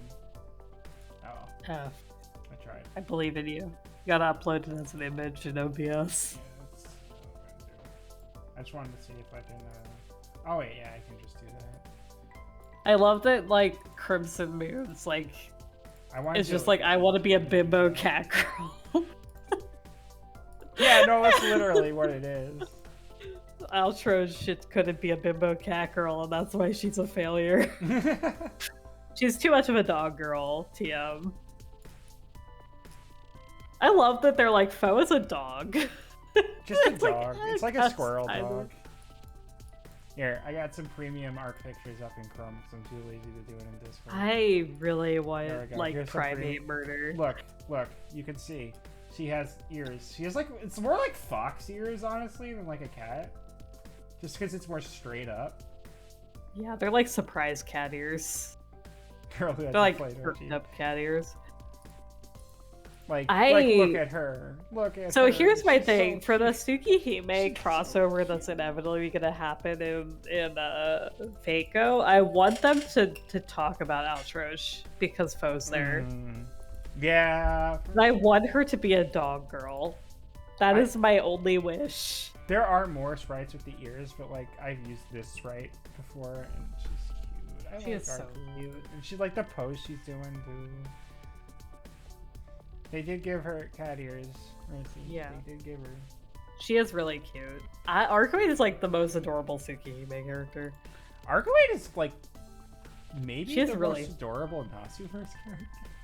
Mash is really cute though. Ash is really cute though, but Arcuade. Here's my thing. Fako is bad, but Mash is really good. Society if Mash was the main character of Fate-Go.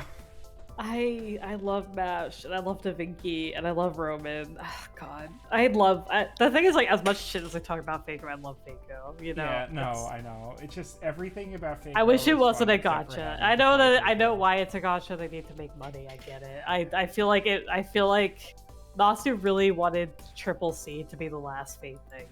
Like that was his goal, and I understand She they're looks like, like "Hey, some you can kind make of money to make other projects with Fako." and that's why it exists. But I'm like, man, it's like, and I know that like things wouldn't exist without Faco. Like I get it, but it's like, man, no, I'm not that sympathetic to it because gacha is just evil. Like it is just gacha is evil. Yeah, for sure. It's like, but like I understand like how they, I understand how they sold it to people, you know. I understand how they sold it to be like, hey Masu, if you make a game that's a gacha, you can make a lot of money for your other projects. Yeah. But that's like, I'm not sympathetic to gacha itself. Let me stress, like as somebody who has a gambling addiction problem, like I am not sympathetic to gacha. But like I understand like how like things like intelligent systems and Nasu and Type Moon got into it, you know, it's like if that's like the way you fund your projects, like I get why you would get sucked into Honestly, it. I wouldn't be shocked if like the publishers like you're making a gacha game and Nasu was like, all right. Yeah, and I think it's like I feel like Type Moon could like pull out whenever they wanted to, but like I feel like it's like, hey, is pulling out like after yeah, that's the thing. Like he was supposed to pull out after the original thing, and then I feel like they didn't have a good successor, so he was like, fuck it, I'll write another one because I don't want Fate to be bad. Yeah. And now they have an actual. I'd rather Fate Granddaughter be bad. Well, the thing is, they have a good writer now that's gonna succeed him. Like they announced that. Okay, we were talking about this before, but I don't think we've ever talked about it on stream. Because the fucking 14 writer worked on CCC. Yeah, the 14 writer, the Final Fantasy 14 writer worked on Triple C, and I don't know. Ishikawa. Ishikawa worked on. We don't know. She was under special thanks in regular Fate Extra. Right. Which means she was probably like an intern or something. She was probably an intern or like someone that Nasu just found online. Like, it's like, yo, your fanfiction's really good. You want to work with me? And she's never talked about her time with Type Moon. Right, ever. which because she worked on CCC, which is the horniest Type Moon game. Yeah, including the Arrow games. Yeah, and it's like it's the same thing with like the Overlord writer. Like he doesn't really talk about his time working on Type Moon stuff either. But like the thing that gave him his chance was being in Kagetsu Toya. Right. So it's like it's the same thing as like apparently in Higurashi the Umineko writer thanked Type Moon specifically. It's like there's a lot of influence there that a lot of writers have had. That just don't really talk about it anymore. And it's like, I'm curious, like... I do wonder how much of that is just like, oh, it has just been so long. Yeah, for sure. Absolutely. I think that the acknowledgement of saying, hey, I'm inspired by a porn game is probably not great to also... But also, it like, you know... It's also been a while, yeah. Like, I feel like Ishikawa has grown into her own writer. So, like, acknowledging that she worked on Triple C is not, like, as, like, a secondary writer is not, like, that's not her focus, you know? She's written the fucking main scenarios of Shadowbringers and Endwalker. You know, yeah, like, no, there's... Yeah. Like, that's all she needs. Like, you don't need to acknowledge the stuff you worked on before. But also, I'm curious what she worked on in Triple C also, you know? Yeah, it's like, how much of the weird horny shit was her, or was it just Natsu? I don't think it was her. I think that she probably wrote, like, the secondary stuff. Most likely. I feel like Natsu is too much of a control freak with the stories to not let anybody else write the shit. Maybe.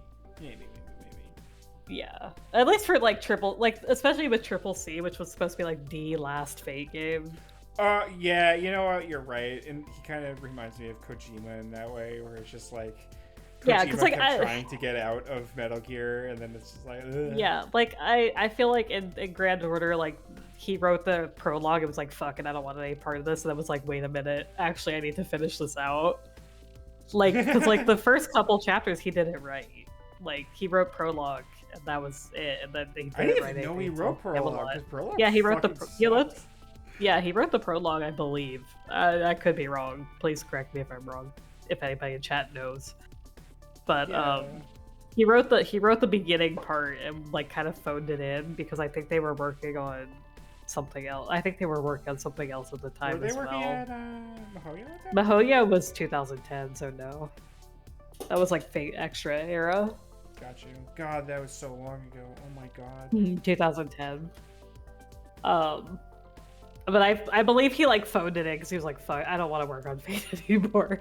Oh, that plus like it's a gotcha game. Who gives a shit? Yeah, he's And like, then, "Fuck it, who cares?" because I do remember people talking about like interviews where they're like, we didn't think people cared about the writing, and then when Fate Grand Order started doing poorly, we did polls. Everyone just screamed at us to get better writing. So it's like, okay, Yeah. well, I guess we'll give a shit. That was the thing. It's like I feel like they like were like, "Ugh, fuck it, like Fate's big, like we'll license it, but we want to work on our own thing." And I feel like they were probably started working on Fate on Tsukihime remake when they started Fate Grand Order, and they were like, "We'll just take the funding and work on it, and they can do whatever the hell they want on the gacha game." And then the people are like, "We want better writing," and they're like, "Fuck, hey Nasu, can you come write some event story?" Because I know he wrote the Orion story. Really? Like the Did early, he? yeah, he wrote the Orion early event story, Oh. the thing. And they were like, "Hey, Nasu, can you come write like some actually good shit?" And they were like, "Fine." And then they started getting popular because of that, because Nasu was writing it. Well, I mean, Okeanos is really good. That wasn't written by Nasu. Was Yeah, it? he did not write that, no. Like the thing is, they have varying. They had good writers on the team. This is not me dissing the other writers. Right. Like right. let me stress. I think all the writers for Fate Grand Order are better than a lot of gacha games, and that's like that's not saying a lot. But Yeah, I can't comment to that because I don't play many other. Like I play a literally, lot of gacha games. It was Puzzle Dragon, and then it was Fate Grand Order, and that was it. Like Fire Emblem Heroes story was super up and down. And I just remember it being dog shit. It was really bad at first, and it had a couple really good stories actually in it. Fair enough. I literally I played the main story when it came out, and then I'm like, I'm done. It gets better than that for I believe sure. you. But it also had really. I only play Fire Emblem Heroes because I've played every fucking Fire Emblem game, so I want to pull my face. But like I played Love Live and things like that, and like Fate Grand Order, even at its worst, is way better than those. So like they have good writers, but like the thing is, you can't really beat Nasu for Fate writing. Oh god. With like, no. there's a couple that are like really close because like they get close to the point. Because the thing is, like, Fate is not really about the war part. Like it's about like the characters and stuff, and that's what makes Nasu's writing good. Is like you have this background stuff that's really interesting, but like the big focus is the characters. And there are a couple writers that like really like will make the war stuff super like I like the Shinjuku stuff a lot for the fucking not Lost Belt, the one before that. The in between ones, the 1.5. Yeah, and I liked Okeanos, and I Okeanos liked I really liked Salem. Salem was my favorite. Salem was really good, and that was not by Nasu. No, that is like actually though, like Salem is. I think my that's favorite is that the Fate new Grand Order director that they hired? Maybe Is I that hope the so. one? If it's the It was one God of the damn it! writers. If Fate Grand Order makes the Salem guy in charge, I'm gonna have to care more, and that makes me annoyed.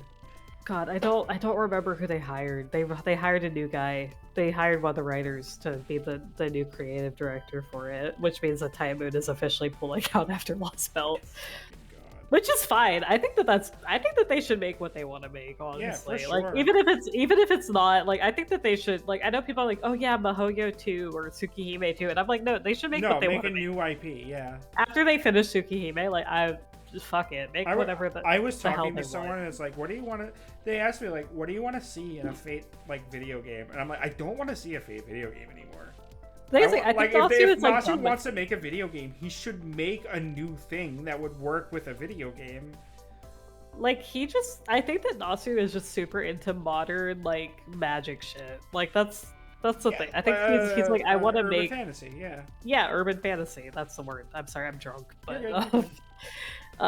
it's like I think that that's just what he wants to make, and I think that he should do it personally. And I think that like once he finishes the Tsukihime remake, I think he should make whatever the hell he wants. Personally, Yes. like I know that people really want Mihoyo too because I guess it's hinted at that, but I'm like, if he wants to make something new, he should just do it. Honestly, though, like I don't really. Okay, you have the magnanimity of like he should make what he wants, which is correct. I agree with this, but like I want to see something new. You know, like he is That. very clearly good at writing like interesting things in this world that he is definitely going to continue writing in this world. But like he is really good at creating like new weird things. And I'm kind of just tired of seeing the same things over and over again for however long. Like, okay, we're gonna have a new Fate thing, and Kukulkan's gonna be there, and Saber's gonna be like, no, make those like new. Goddamn. I don't think he wants Saber in the thing. Like that's what I mean. That's what I exactly. He what I has mean. been so specifically like Saber is not in Fate Grand Order because her story arc is done. Yeah. He has straight up said like Saber is not a role. Like she does not have a role. But like in Fate but like, okay, I said the word Saber, but I mean King Arthur. Yeah, like, yeah. If he makes I know another Fate thing, King Arthur will be there, and it's like, I don't want her to be there. Either that or like prototype. Like I would not mind saying like prototype in its full complete form, but Nasu is not in charge of that anymore. So like that's the thing. Like that's. Yeah, I'm just done. I'm just done with. I'm I feel done like with he's Fate, he's you know, like he's, straight up. Yeah, he's obligated to finish out Tsukihime remake, but I do not need a Tsukihime 2, and I've felt that ever since the original, like ever since I read the original. Like Getsu Toya is like fun. But like I never needed that. Like the Tsukihime is done. Like it is what it is. Honestly, I think Kagetsu Toya was the two. Like it was it. There was more that we could have asked for from Tsukihime. Yeah. Kagetsu Toya just gives it to you. And then there's like some other side stories about Shiki went to the forest of Einange. But like those could be side stories. They don't need to be their own like separate game or whatever. They already exist. You could just go read them. They're like there already. Is the thing like in remake verse? No. But like they already exist. Like you can go read Kagetsu Toya. There's nothing stopping you from reading Kagetsu or like the side stories, you know? Like they're there. Having a bunch of like fun little asides from daily life with the Tsukihime cast, yes, that is good. Yes, I agree. And if you want to make that more again, sure. Like, okay, you know what my favorite fucking recent Fate thing was? Other than Type Redline was fucking the Tonight's Menu with the Emiya family. I love that, like, yes, and that was so not by good. Nasu. That's the thing. It's like I don't think Nasu needs to write all this stuff. I think that you could like if you want to continue Fate as like a cooking anime or whatever, like I think you can do that. But like I think that Nasu does not want to write that, and I think that that's fair. I think Nasu wants to write his urban fantasy mysteries, horror games. I think it's he like should go back to doing that and make something new. I want to see something new. Genuinely, that is my thesis here. It's just I don't really care about new Fate. Here's the thing, stuff I would anymore. like to see a Notes remake as like a visual novel. I think would be like if you have to remake something, right? Like I would like to see Notes like rewritten in a newer way. But I kind of like it as like a weird relic. Yeah, that's fair. Like I don't want a Kara Kyokai remake. Like no, that's no. I think it's fair. I think that's good. But like I would like to like Notes. I think would be like an interesting thing to see with like the modern Nasu writing style, especially with how good remake is. I like Notes. I like Notes where it is because there's like practically nothing to it. Yeah, that's fair. And it sets up a lot of interesting things about the world. But also, I feel like there's like so much new media that could be like that he could like pull from. Also, that would make it I think what he should do is go more into Suki no Sango. Yes. If you want to pull from something that he's worked on already. Yeah, the thing is, like, I would like to see what he does, like, in a new way. Like, I'm just saying, like, if there had to be, like, a remake of something. Oh, I want to be clear about something real quick. If I sound annoyed, I'm not annoyed at anyone. I'm just Yeah. I got like, what new Fate thing do you want? I'm like, I don't want a new Fate thing. I don't want a new Fate thing. It's like, I don't even think Fate, like, Nasu agrees with this. I don't think that Fate Stay Night needs a remake. I think that like the most thing it needs is like Saber, the first half of Saber's route rewritten, and that's it. And even that is like a simple word replacement. Right. Like deadass. Like Nasu is like I don't want to rewrite Fate because I think I'm happy with it except for this one part. And I agree with that. I actually agree with that entirely. Like I agree with what he criticizes about the original Fate. You know, like that's my thing. Like Tsukihime has a lot of issues, like the 2000 version. And that's why he rewrote it. Like this. This is. Oh no! The original, like Marissa, you're reading it. Nova, you two are reading it right now. Like it's good, but it has issues that get addressed. And the remake is like really good about those issues. And even the issues that we're not talking about, like Vlav is cooler than Nero. By a lot. By a lot, yeah. It's like I agree with what Nasu agrees that needed to be rewritten with the only thing I'm like kind of on is removing Shiel from Archwade's route. Right, I agree. It's like the one thing I think that they this is gonna sound bad, but whitewash like Shiel in the remake a bit too much in order to make her more likable. You mean like? Yeah, like you know, like just making her like too nice. I know what you're talking about. I just not like whitewash as in like making her white, but right. I mean she's French, but you know, unfortunate. But like you know what I mean? Like they make her a little too innocent in remake.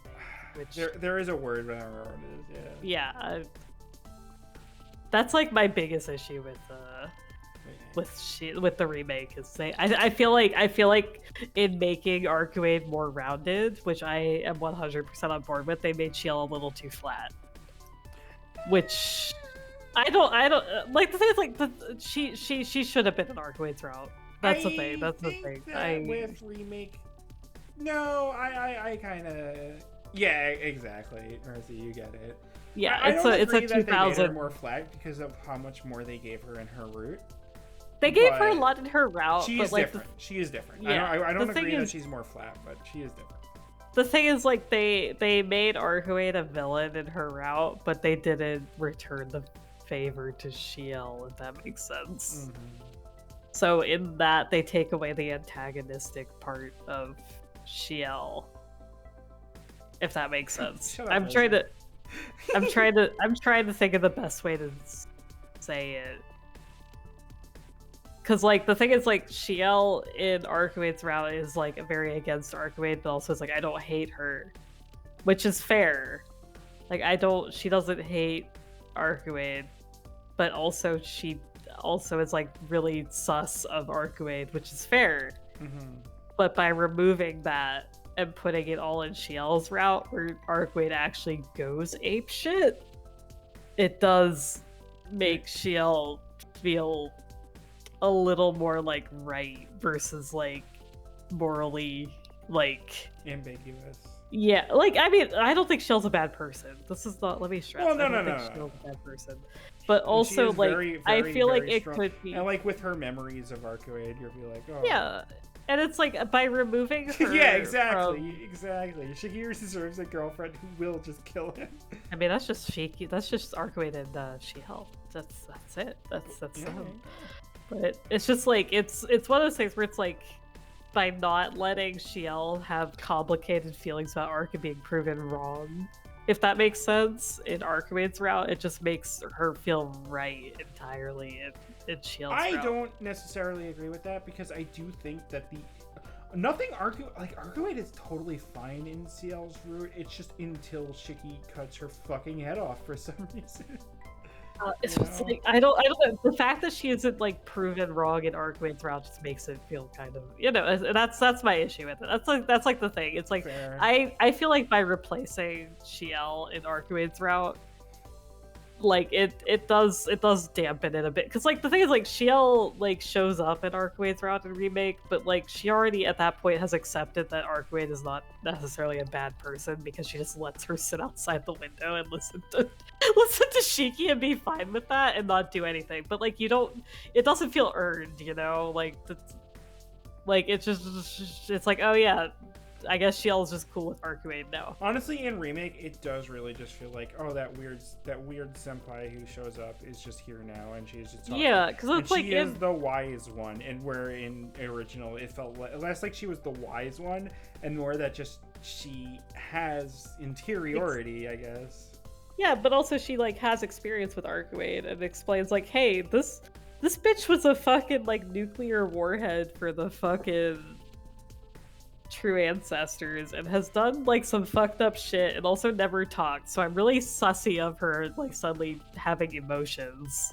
Like that's dangerous, like, and she's dangerous and you should be wary of her. And Shiki's like, no, she don't understand, she's like a good person, or not a, so like, you know, she's fine, she just is confused, and you don't have that in remake because Shiel's not there. So it's kind of like, No, because he does have this conversation, but he has it with Mario, and Mario just doesn't give a shit. Yeah, Mario doesn't give a fuck about like that's like my one grievance with the remake so far is like they shouldn't have replaced Shiel's conversation there because it's like I feel like it's fine for Shiel to be wrong in that situation. No, like, I don't have a problem with Noelle being there in the place where No, I don't either. No, I don't know, specifically the place where she saves Shiki from Roa. Same, I think it's fine. The point where Mario saves Shiki from Arcuade, you'll see what I mean later, people in chat. The part where Mario does that, it's like, okay, no, that should have been Ciel. That conversation should have been with Ciel. Yeah, for sure. It's like Ciel has personal experience with Arcuade and has a reason to be sussy of her. Like that's the thing. Like I never hated Ciel for being like, hey, Arcuade's not a great person. Cause like it makes sense why she feels that way. And it's like Mario doesn't have any personal experience with Arcuade. He does, but he's also like a lot more like aloof.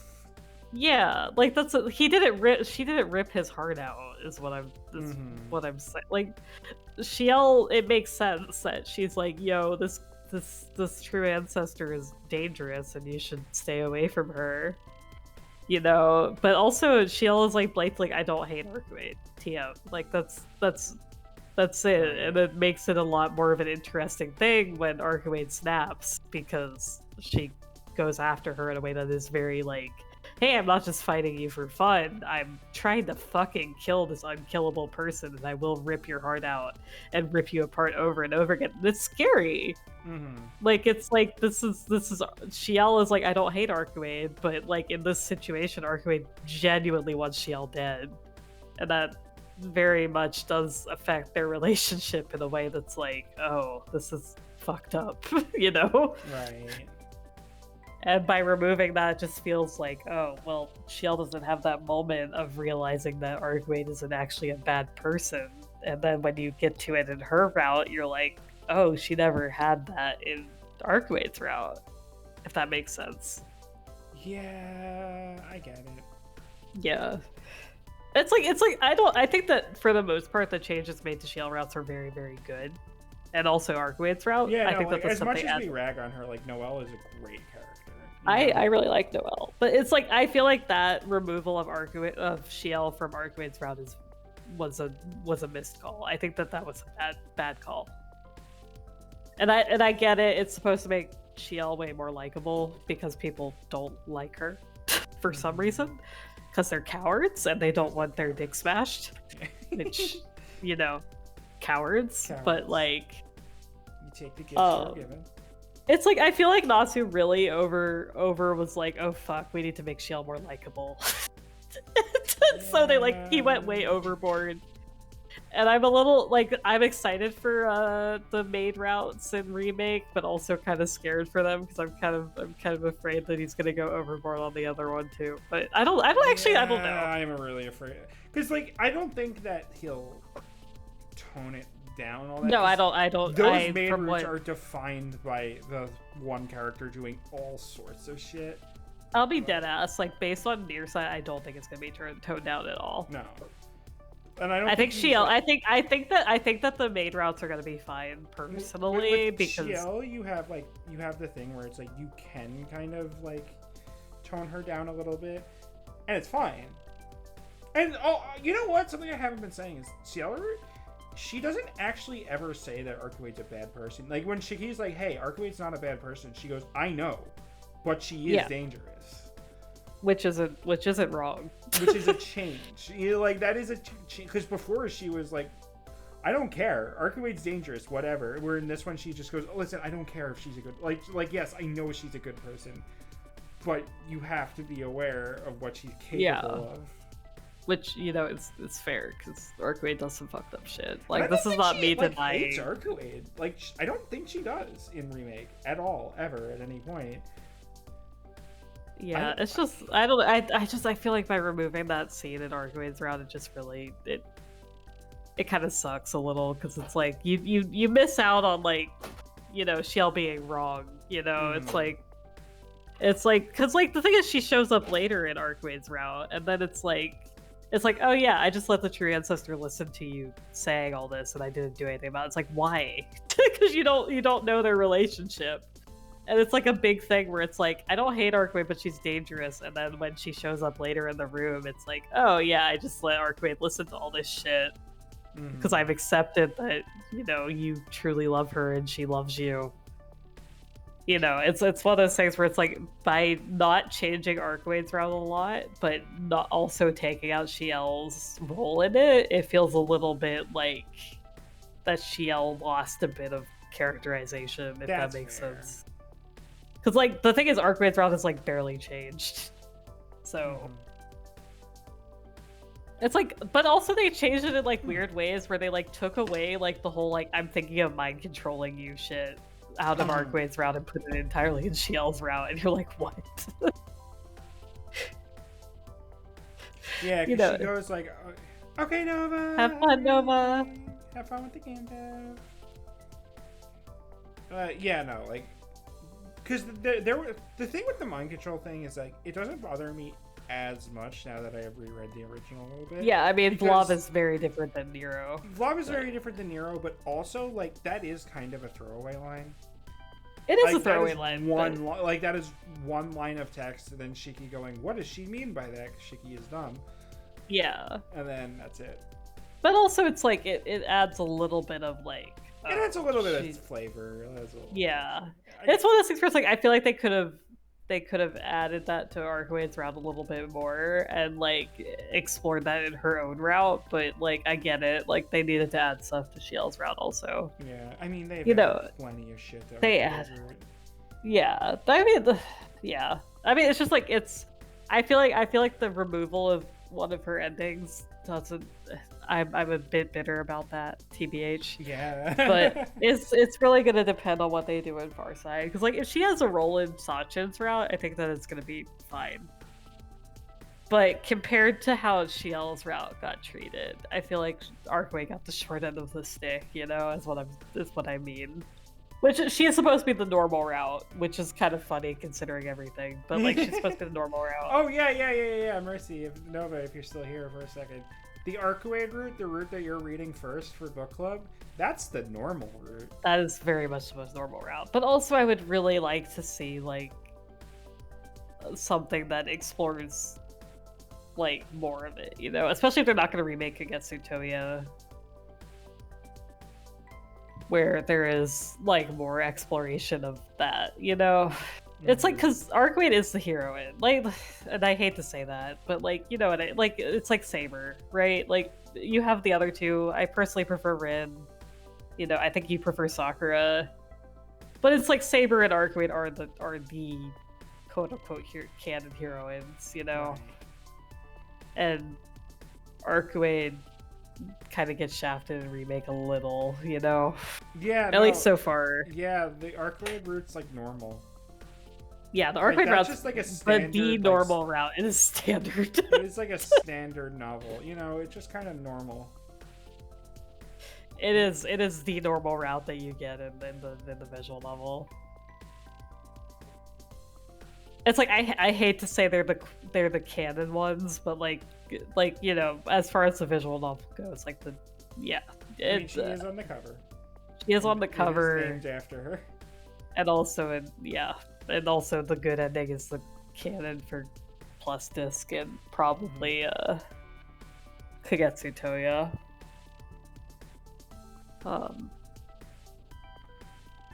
Yeah, it's one of those things where it's like people were talking about this on the Reddit. The Tsukihime.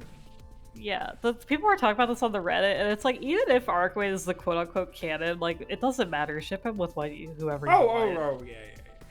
It's like if you like Hisue's route, like just fucking ship him with like it doesn't matter. Just do whoever you want. It's almost like who cares? Almost like there's multiple routes. Yeah. It's like when I say canon, I want to stress this isn't me saying like you need to ship him with Arcwade. It's just like as far as the story goes, like if there was gonna be a Tsukihime 2, it would be based off of Arcwade's route. Right. That's what I mean. It's the Ryu. Yeah, exactly. It's like She is in this game the character for beginners. Yeah, it's like in Fate Stay Night, like when Real to Nua came out, like there's an extra story and it's based on Ark's route, like not Ark's route, Saber's route. Yeah. Like that's what I mean, you know. Yeah. The cash cow of the series. But also Arguade did not get any changes in her route, or not a lot of major changes. So I really hope she gets some extra stuff, because man, it kind of sucks to have her only have one ending. She doesn't even get a happy ending. She does. She just gets a true ending. She needs an ending. I mean, Shiel also didn't get a quote-unquote good ending. She but needs an ending in this action route where she just dates Ciel. Yeah, I think. No, Ciel's ending's good for her. True ending's good for Ciel. Yeah, I mean, true ending is really good for Shiel. I do like that Shiel Sensei is like, what? This is a good ending, and I'm like, yeah, because you're all dating now. Yeah. This is perfect ending for all of you. What the fuck? No, I mean, listen, it's a good ending for her, but she needs a little bit of time to uncap. Yeah, she needs to. Yeah.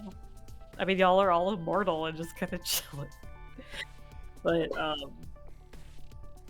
yeah, it is really funny that all three of them are immortal now.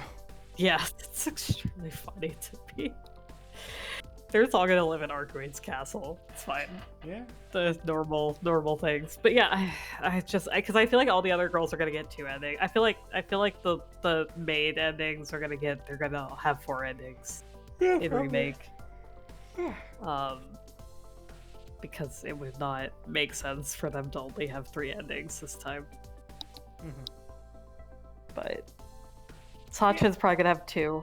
Sachin will definitely have 2. Akia's probably gonna keep the same 2. I don't think Akia's route's gonna change that much. I wonder if any of the Far Side routes are gonna change that much, because I feel like the maids are gonna change. The second maid is gonna change. And by that I mean because she shares with the other maid a lot. Maybe. Like half of her route is the same as no. maid. I get that, but I do wonder if like they're going to be. Sorry, I do wonder if he's just gonna leave it like that, and then just say, "Oh, the flowchart branches off here. Also, go do Sachin route next." And Sachin route's just gonna be like the fucking Heaven's Feel, where it's like. Oh yeah, I think that Sachin's route is gonna be. I think that Sachin's route is gonna be Heaven's Feel, but I think that the other. I'm Ark from Tsukahami. I like jumping into life years, tap water, still bread, and shiki. That's just canon. I don't know what you mean. That's just a line that she says in remake, actually. Okay, but her and Shiki are actually really cute. I'm just like, they're really cute. I'm sorry, I'm gonna say it. They're really cute. I like my ships for Tsukihime are Shiki Arcuade and Shiki.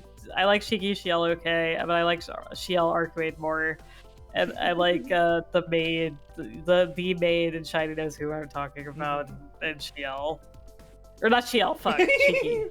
The other say, like, that's a bit of a crack ship, but I support it. No, my favorite ship from this game of 2 people is Shiki and Ark. Yeah, I think Shiki and Shiel are really good too. I like them more as friends. Personally, if I have to ship them both by themselves, I think that I prefer them as platonic. Yeah, you're not wrong. I just think they're fine. I think they're cute. I think they're really okay. supportive of each other, and I do think that matters a lot in a relationship. So I'm like, they're good together. I like that. I just think that I think that Shiki's too stupid for Shiel. No, I think Shiki's perfectly stupid for Shiel. That's what I think. I'm like, the thing is, like, I feel like Shiel could do better.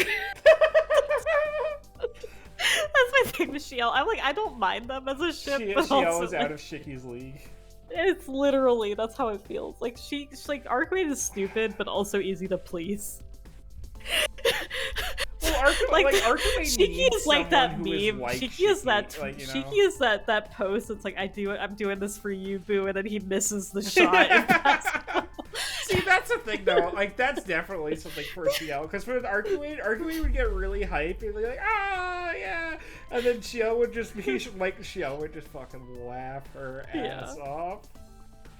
Arihiko. Okay, I like Arihiko and Shiki. Oh god, nobody's read Kagetsu Toya. This is the issue. This is the issue. Is that Kagetsu Toya makes. Oh yeah, Kagetsu Toya fleshes out the relationship a little bit and makes it a little better. Fucking remake makes it way better. Oh my god. Here's the thing. Kagetsu Toya. There's a scene in Kagetsu Toya which is the single most romantic scene in Kagetsu Toya, and it is literally Shiki and Arihiko.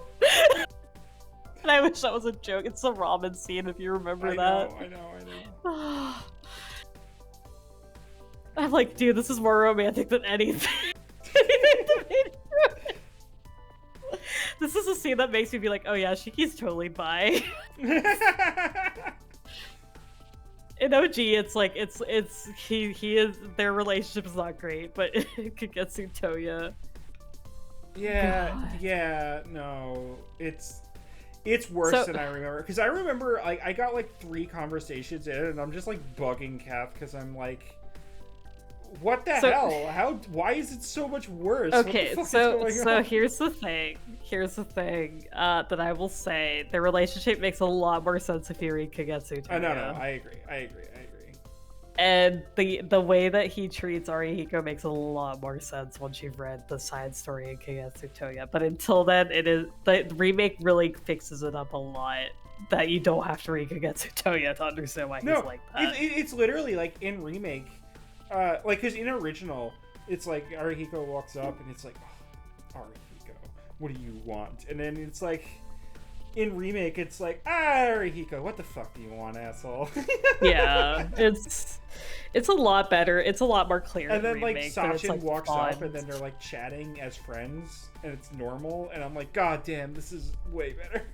Yeah, because like the thing in OG, it's basically setting up like that. Even if Shiki's kind of a dick, he's not like not fond of that person. Because like it kind of sets up like, hey, he's kind of an asshole to Arc, but that doesn't mean he doesn't care about her. Which is the entire point of Arihiko in the original, is like, oh yeah, Shiki, when he's close to people, is not necessarily polite to them.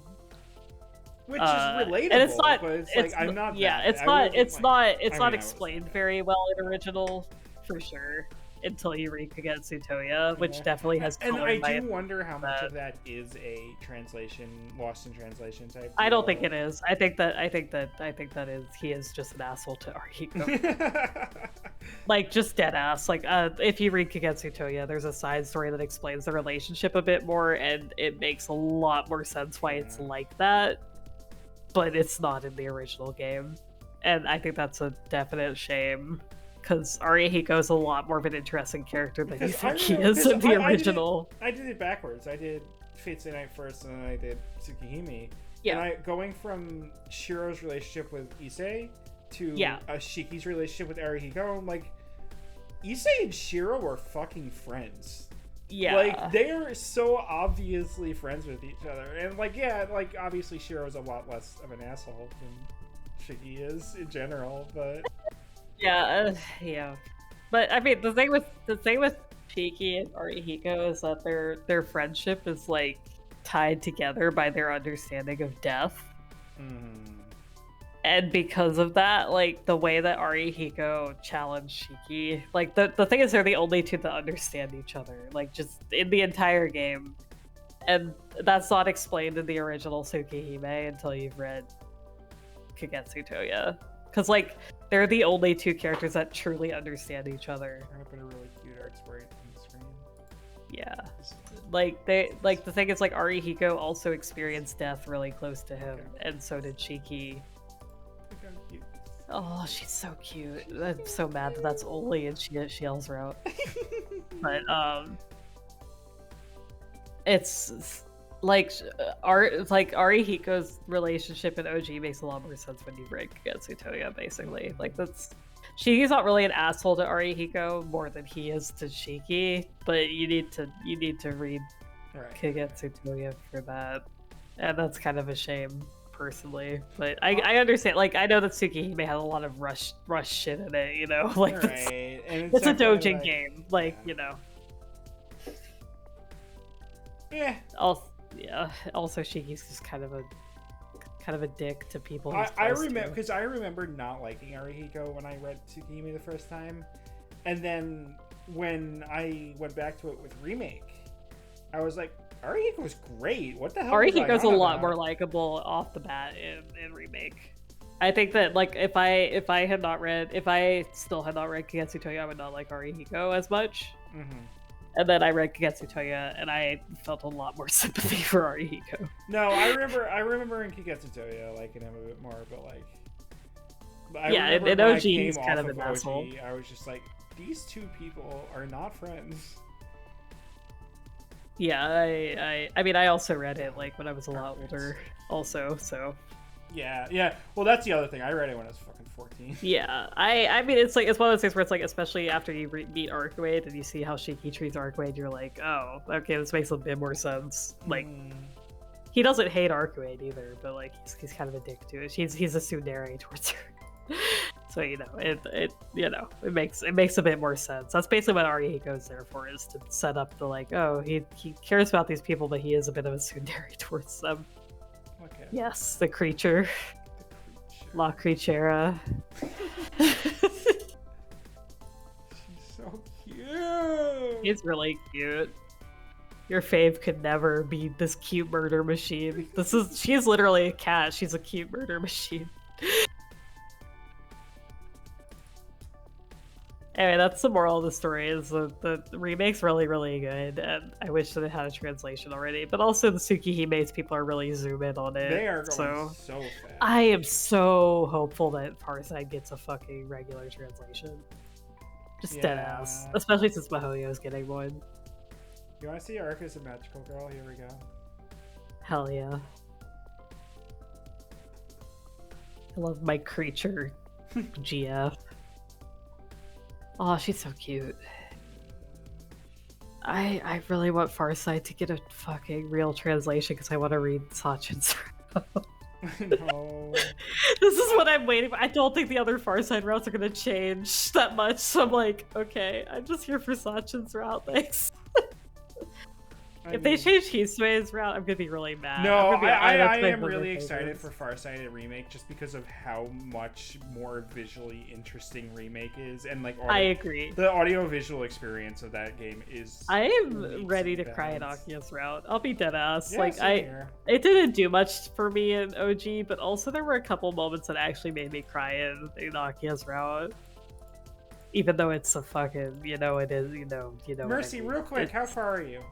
I need to. I don't think it's a spoiler that you fucked Akia. No. I'm just looking at Arco-8 sprites right now. And there was one I want to put on screen, but I don't know how far. Day 6 is not where the sprite that I think that you're thinking of is. No. It's Day 9. Wait, what? I don't know. Day 9 is the sprite I think you're thinking of. No, I'm thinking of a sprite from Day 3 or 4. I don't remember. Okay. After the big spoiler sprite sprite is Day 9. Yeah, then that would be what? Post. That would be Day 3. Yeah, Day 3.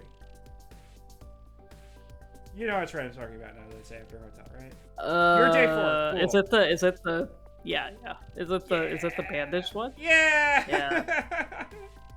She's so stupid. She's not even stupid. She just doesn't know. She doesn't know. She's trying her best. She's trying her best. I miss her granny skirt. Okay, I can say that now. I miss her granny skirt. I like the granny skirt a lot. The mini skirt's cute, but like it's not the same.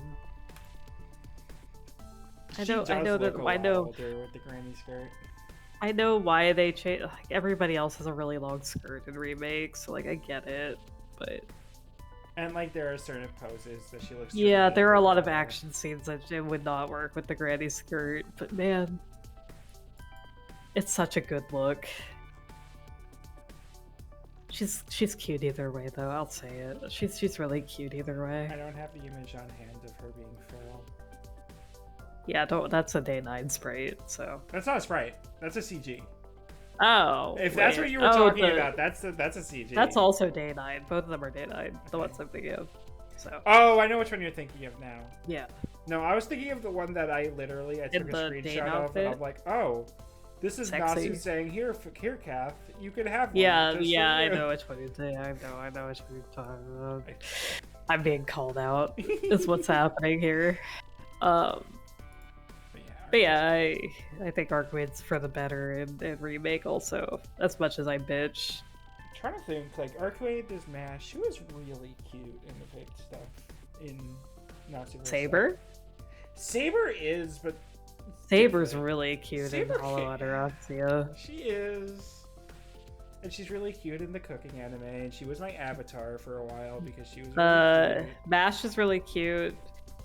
Do you mean main character or just in general? Just in general, I guess. Abby's really cute. Which one? Abigail. Until, you know, Oh! all the other shit. Yeah. Abby's I'm trying to think. The thing is, Fake Red Orc doesn't have a lot of cute moments. It's like kind of go. Like, that's what it is. That's the problem with Fake Grand Order. It needs more cute moments. It needs less go and more cute cooking scenes. Genuinely, though, it really does. Jack, Nursery Rhyme, and Jalter. Here. Fucking here's a Lily saber are cute. That was my Discord avatar for a while. I'm trying to think. Because the thing is, Hollow Ataraxia is just really cute in general. It has a lot of really cute scenes. Yeah. I like the Sakura with the bread. Sakura with the bread is really good. It's a transrate saber. Hell yeah. I I like like Mo. Mo. Cut that image out. That face. Mo has a couple cute scenes. Mo has a couple of cute scenes, but like that's not her character. She's not the Moe one. Like everyone in Fate has. Astolfo is a Moe character. Yeah. Send tweet. Tamamo has cute scenes. Yeah. But she's scary. She's like Arcade. She has Moe. She's Moe, but also like dangerous. This is why they get along. Yes. That's why they would get along, actually. As long as they're both going after different people. Oh yeah, I mean, but they are. That's the thing. I do not think Arcade would give a shit about Hakuno. Hakuno has not killed Arcade, so therefore she is not interested. Oh my god, I'm just looking for my pictures, and I have this one. Nero has a couple. Nero has a couple cute scenes in Extella. Yeah. I'm trying to think who else. Medusa has that thing where she's trying to pronounce Shiro. No, Medusa has really cute moments, but that's not like the core of her character, right? Yeah, I think Tamamo has a cute moment. I think if you're talking about Moe characters, Tamamo has cute moments, Arcade has cute moments, Saber has cute moments. Yeah. Or like the three And main Mash. ones. And Mash. But I mean, Mash is just a cinnamon bun. Like that's. Yeah. She's not even like secretly dangerous. She's just a good being. Like the rest of like Nero or not Nero, Tamamo and Arcade are like both extremely dangerous. Saber has her really cute moments, but she is also Saber. You know. Like... Yeah, she's sad. She is depressed. But like, Mash is just a cinnamon bun. She's done nothing wrong in her whole life. Mm-hmm. Like literally. No, literally. She has never done anything wrong. Da Vinci's done things wrong in her life. I'm trying to think. Hisue has never done anything wrong. Have a lot of Moe. The maids have a lot of Moe. The maids have a lot of Moe. Ilya is a cutie. Oh yeah, Ilya is very cute. She has done things wrong. Taiga. Which you might say she's a child, but she's not. She's not a child. I cannot call Ilya a child. No. Anyway. No. Taiga. Anyway, Arcade is like the cutest character. Mash. I think Mash is cuter than Mash is the only one who has a chance. Yeah, I agree with that. Mercy has no idea who the fuck we're talking about. Mash is adorable. I'm trying to think. I want Redrop to draw Arcade. It's this one. Oh yeah, there was that fucking VR game where she pole dances for you. I know exactly which one you're talking about. I hate that.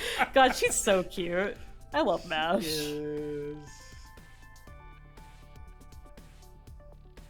She is literally, so her character is the I am a test tube baby who doesn't know the outside world, and I'm very quiet, but I'm somewhat curious. And she's just really cute. Oh, and she has glasses, which is glasses. a total moe point. Here, let's see. Oh, Mash is so cute. I love Look Mash. at her! Look at this gift! Oh, she's so cute. Yeah, James Mash right here, anime Mash. Oh, she is so adorable. I love Mash a lot. I unironically love Mash a lot. No, Mash is so good. I like Roman too. I like Dr. Roman. Dr. Roman. And I like Davinci. She's Big Shield, yeah. She's Big Shield Lassie, yeah. Yes. I like her and Foe. They're really cute. Her and her little baby squirrel pet. God, yeah, I think that Mash is like the most cinnamon bun of all the Type Moon characters. Other than maybe Hisui. Oh, this is when she has a gun. I think that Mash deserves to have a big gun like that, so it's okay. Hey, Doohoo! Hello, welcome. We are theoretically playing Melty Blood, but we haven't played Melty Blood in like 3 hours. Yeah, I mean, okay, so here's my thing. I think that Mash is more of a cinnamon bun than Hisui. Yeah! Because Hisui knows what's going on, but she just doesn't do anything about it. She doesn't have much she can do about it. It's kind of fine. Mash is really cute. She can say something about she doesn't. We are currently discussing who is the cutest Naziverse character, and our finalists are Arcuade, Mash, Hisui, Mash, Saber. The rest have committed war crimes. The rest so have even Saber has committed war crimes. So Saber has committed war crimes, but she's cute about it, so it's fine. Very important comment. Yeah, I think that Mash is the. Here's the thing. I think Mash is like 100% just an innocent being. Yeah. The thing is, Hisui is also, but like. I feel like Hisui's a little too stern. But that's... Mash is like a little stern, but not as stern as Hisui. Mash is stern. Mash learns to be stern as the course of her character arc. I just think that Mash has done literally nothing wrong. She has done literally nothing.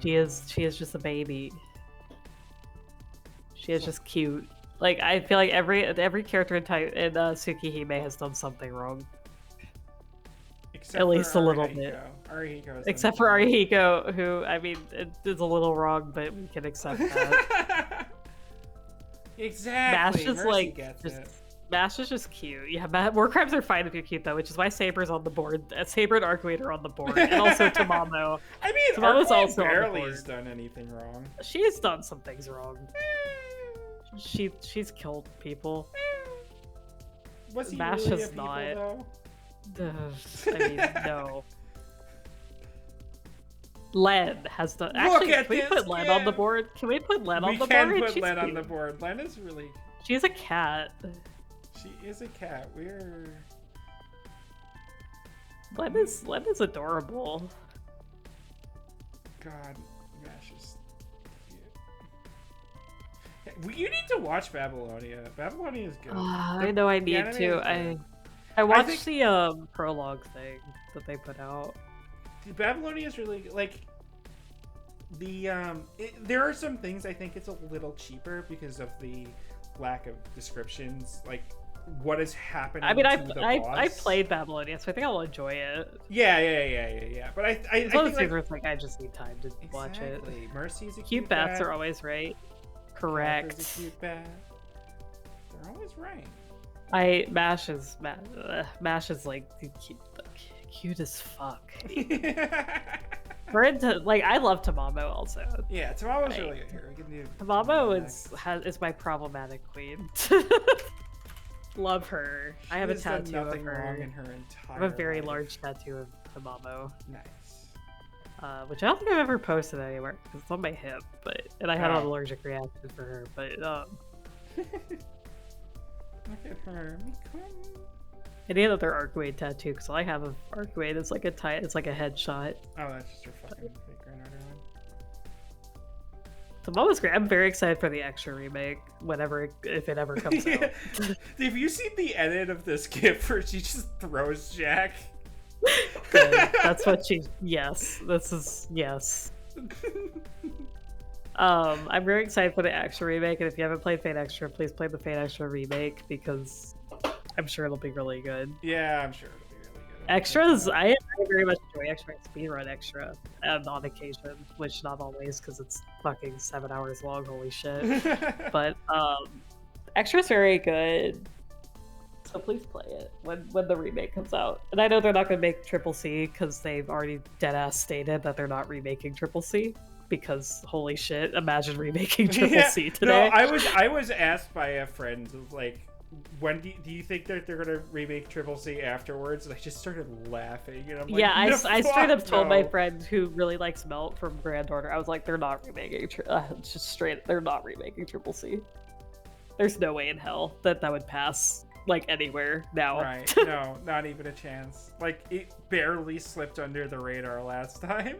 Yeah, like there's a reason never got translated. God, Tamamo's really hot and also cute. Fox girls are really hot. Yeah, but extra remakes coming out eventually, and I hope that they make Arcoid's tits really big. That's my wish. Listen, Wada Arco draws fucking Tamamo and Nero's tits really huge, and they're canonically smaller. Okay, she needs to make Arcoid's tits huge. Like, yeah. So this is what the she law. looks like in Fate Extra. Is the same, but she's normal-sized anime tits. But this is the person who drew. Actually, just Fate Extra. I'm just gonna type in Wada Arco. Like, if you look at fucking BB's supposed to have smaller tits. Oh, yeah. There's no way in hell. Right? Like, God damn it. Give me... This character has smaller tits than Arcuade. Like, damn. Not quite drawn like that, huh? Was this, Nero has smaller boobs than Tamamo also, by the way. Supposedly. Canonically. I forgot how bad Wada Arco's art style is in fucking Fate Triple C. How bad it is? It's like, it's not bad, but it's like young skewing versus like her newer stuff. Yeah. Like her newer stuff is a lot better. This is good Saber art, though. That is good. God That's from damn. Extella, though. I know. Yeah. I played Extella before I finished Extra. Yeah, I think that her Extella art style is like the best that her art has looked personally. Her Extella Link style. So I'm very excited for the Fate Extra remake because the art that she's put out for that, like I really like the Tamamo remake art that she's put out, like the VTuber Tamamo that she made. Are you talking about Crony? No, Tamamo. If you look up a Tamamo Fate Extra record, she did a VTuber, quote unquote VTuber for Tamamo or a live 2D for Really? Tamamo. Yeah. Or Tamamo and Rin. They did them because the voice actors came on stream to show off stuff. That's awesome, actually. Oh, this. Yeah. You must be talking about this. Yeah. That's really cool. 2D. I actually really like how she drew Tamamo in the remake because I actually really like the flat facing. Yeah, that looks ponytails. really neat, and it kind of does translate better to 3D. Yeah, I actually prefer that to the out facing. Wait, ponytails. Who the fuck is this? Which one? This character on the yeah. There's left. new characters in the new one. Huh. Yeah. Is there a topic for the cup size comparison stream on Twitch? Okay, well, Arcuade and Alco have the same size boobs. That's all. Yes. That's what we know. And then bigger than that, the only characters we know that are bigger than that are the Kiara one and side Passionlip. Kiara and that one side character and Akia's classmate. Oh yes.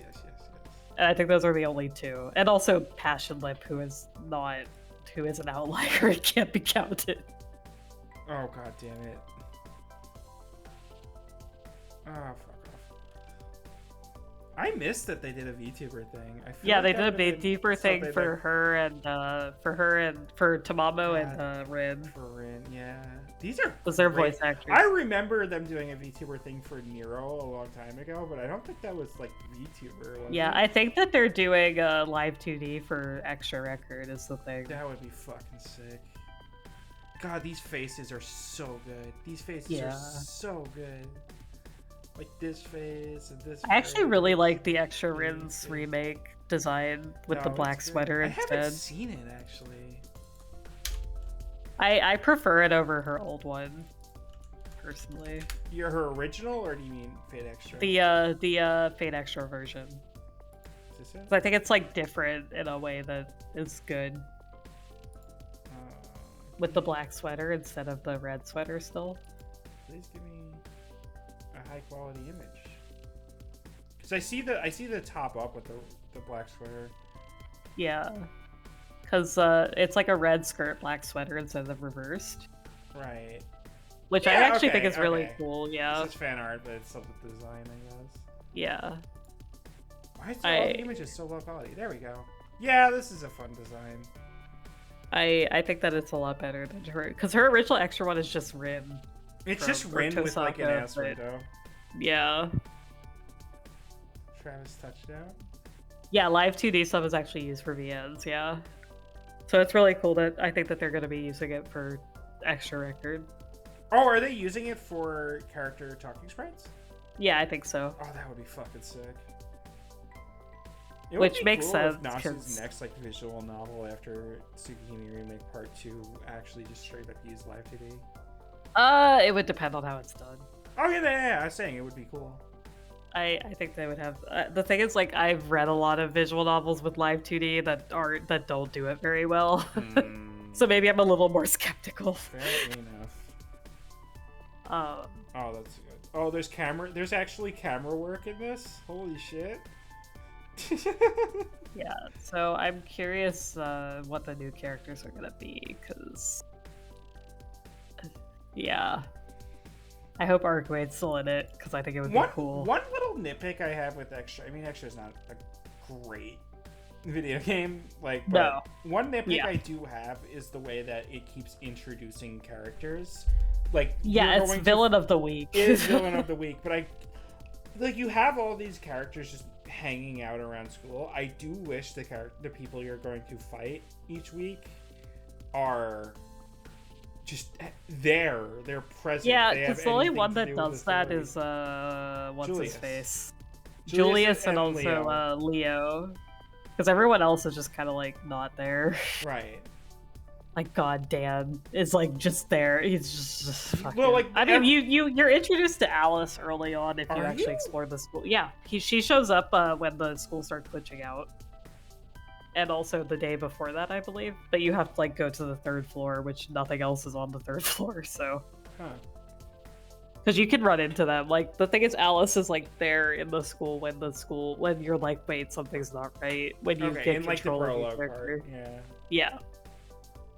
Sure, but like, I just wish that like any of these characters played any of it a role in the fucking story. That's all. Yeah, point.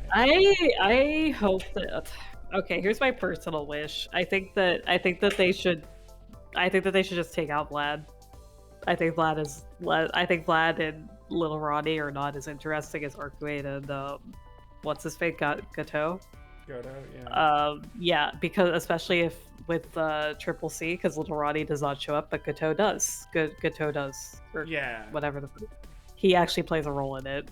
I think that Yeah. if they are going to remove like the route split, which I don't think they will because it's a remake, I think that they should just remove Little Ronnie. Honestly, I just got to the route split because I was playing earlier today. I just got to the route split and I picked Ronnie because I wanted to do the arcade route. But like, you have not spent that much time with either of these characters. You do not know, And but it's like- the thing is, Gato actually plays a role like in Triple C. No, but like my point is just like, sorry, I'm just bitching about how like you're supposed to like, oh, pick the character that you have grown more attached to, and I'm like, I haven't really Yeah, no, not at all. Like the thing is, like that feels like a throw to people who played Stay Night and want to hang out with Tosaka. But like, yeah, but like Ronnie, you know, Ronnie, you do not get to do much with. It, honestly, even like you spend more time with Tosaka in Extra up until that point.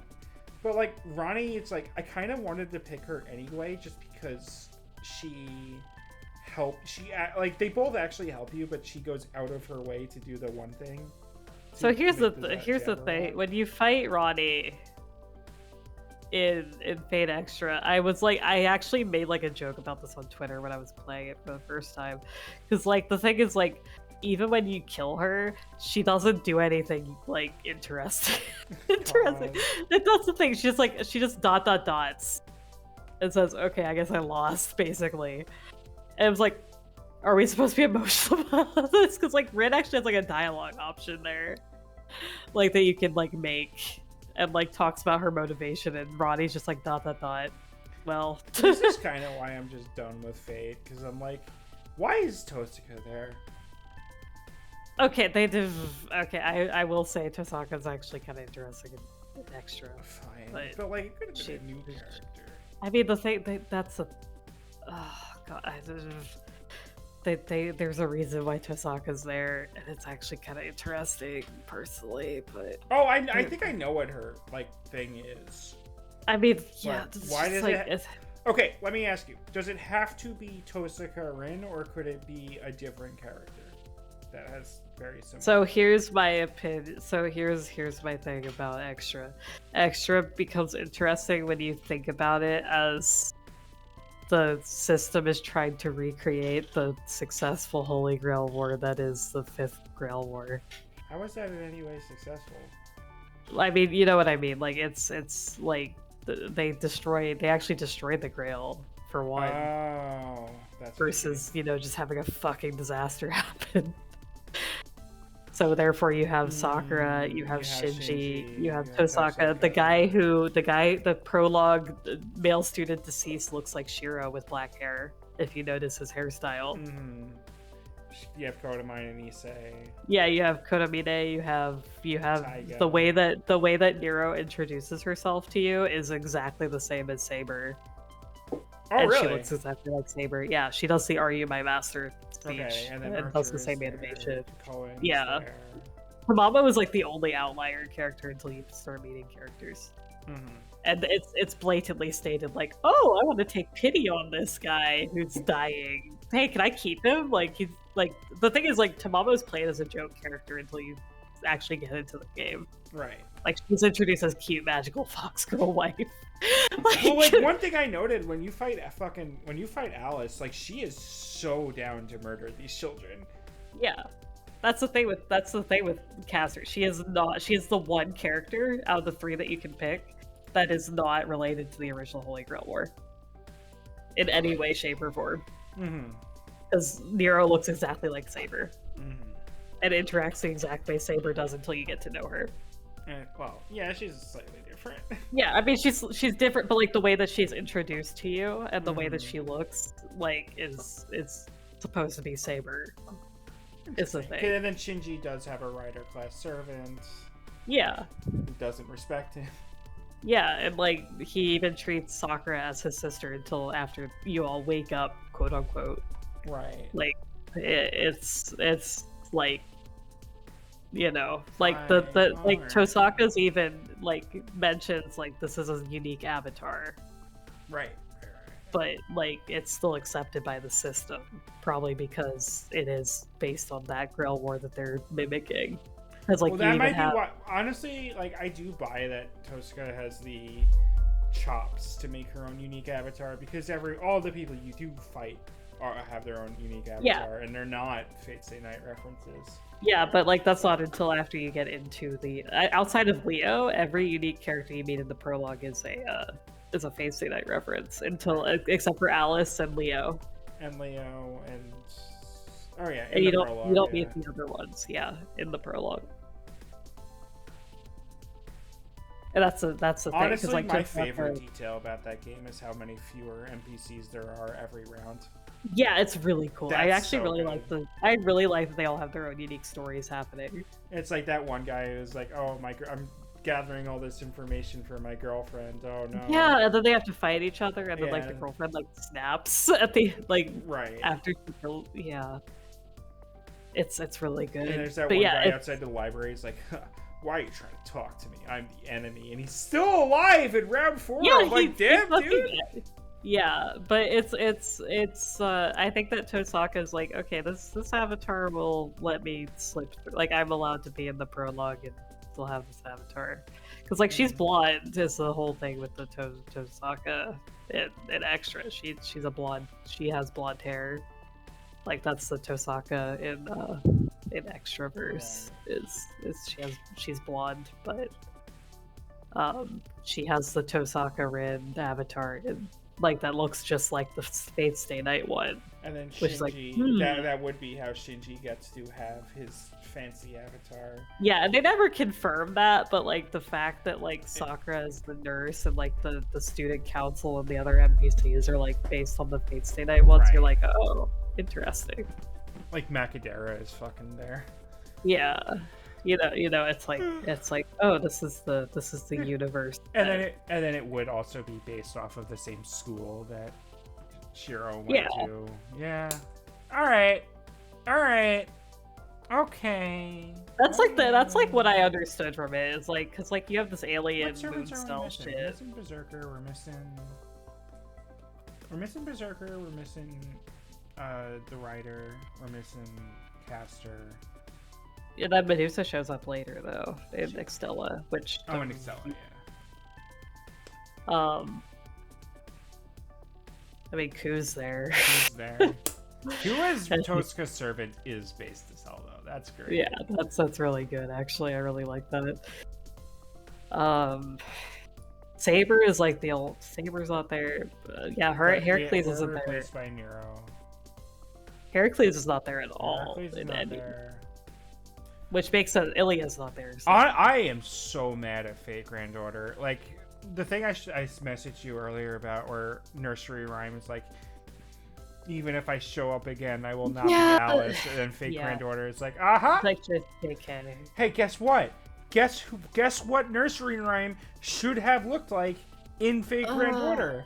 Yeah, I I know, but it's actually kind of sad when you get to she's like, this is my favorite form, and I don't remember why or something. I know, but like, that's not the reason. I know it's not the reason, but listen, I like to be sad about this poor child. Anyway, I'm excited for the extra remake if it ever comes out. So you know, yeah, for sure. I come hope out that they add cool eventually. stuff. I hope that Arcoid's still in it and she has huge tits. This is my only wish. Anything else, I'm excited for it. I think I hope Ryogi's still in there for no fucking reason at this point. To be a super boss. They should add Tono Shiki there. You're like, you expected a Shiki, but it's Tono Shiki now. Just to be like shitters. And then it's just like the Nanaya version. It's Yeah, it's actually like just Nanaya Nanaya Shiki. Shiki. It's not Tono Shiki, it's Nanaya Shiki. God, he's like, I got cut from Melty Blood, so I guess I'm here now. They gave Tono Shiki my moves. Honestly, okay, from a fighting game standpoint, I think that was the coolest thing they could have done because the Nanaya install is so much fun to do. Alright, I need to get up, so I'm gonna let you start Arcoid's actual I arcade actually mode. also need to get up, so I'm just gonna go to BRB. BRB. Then we'll start this time We'll for start real. Arcoids, I promise, this time for real. BRB.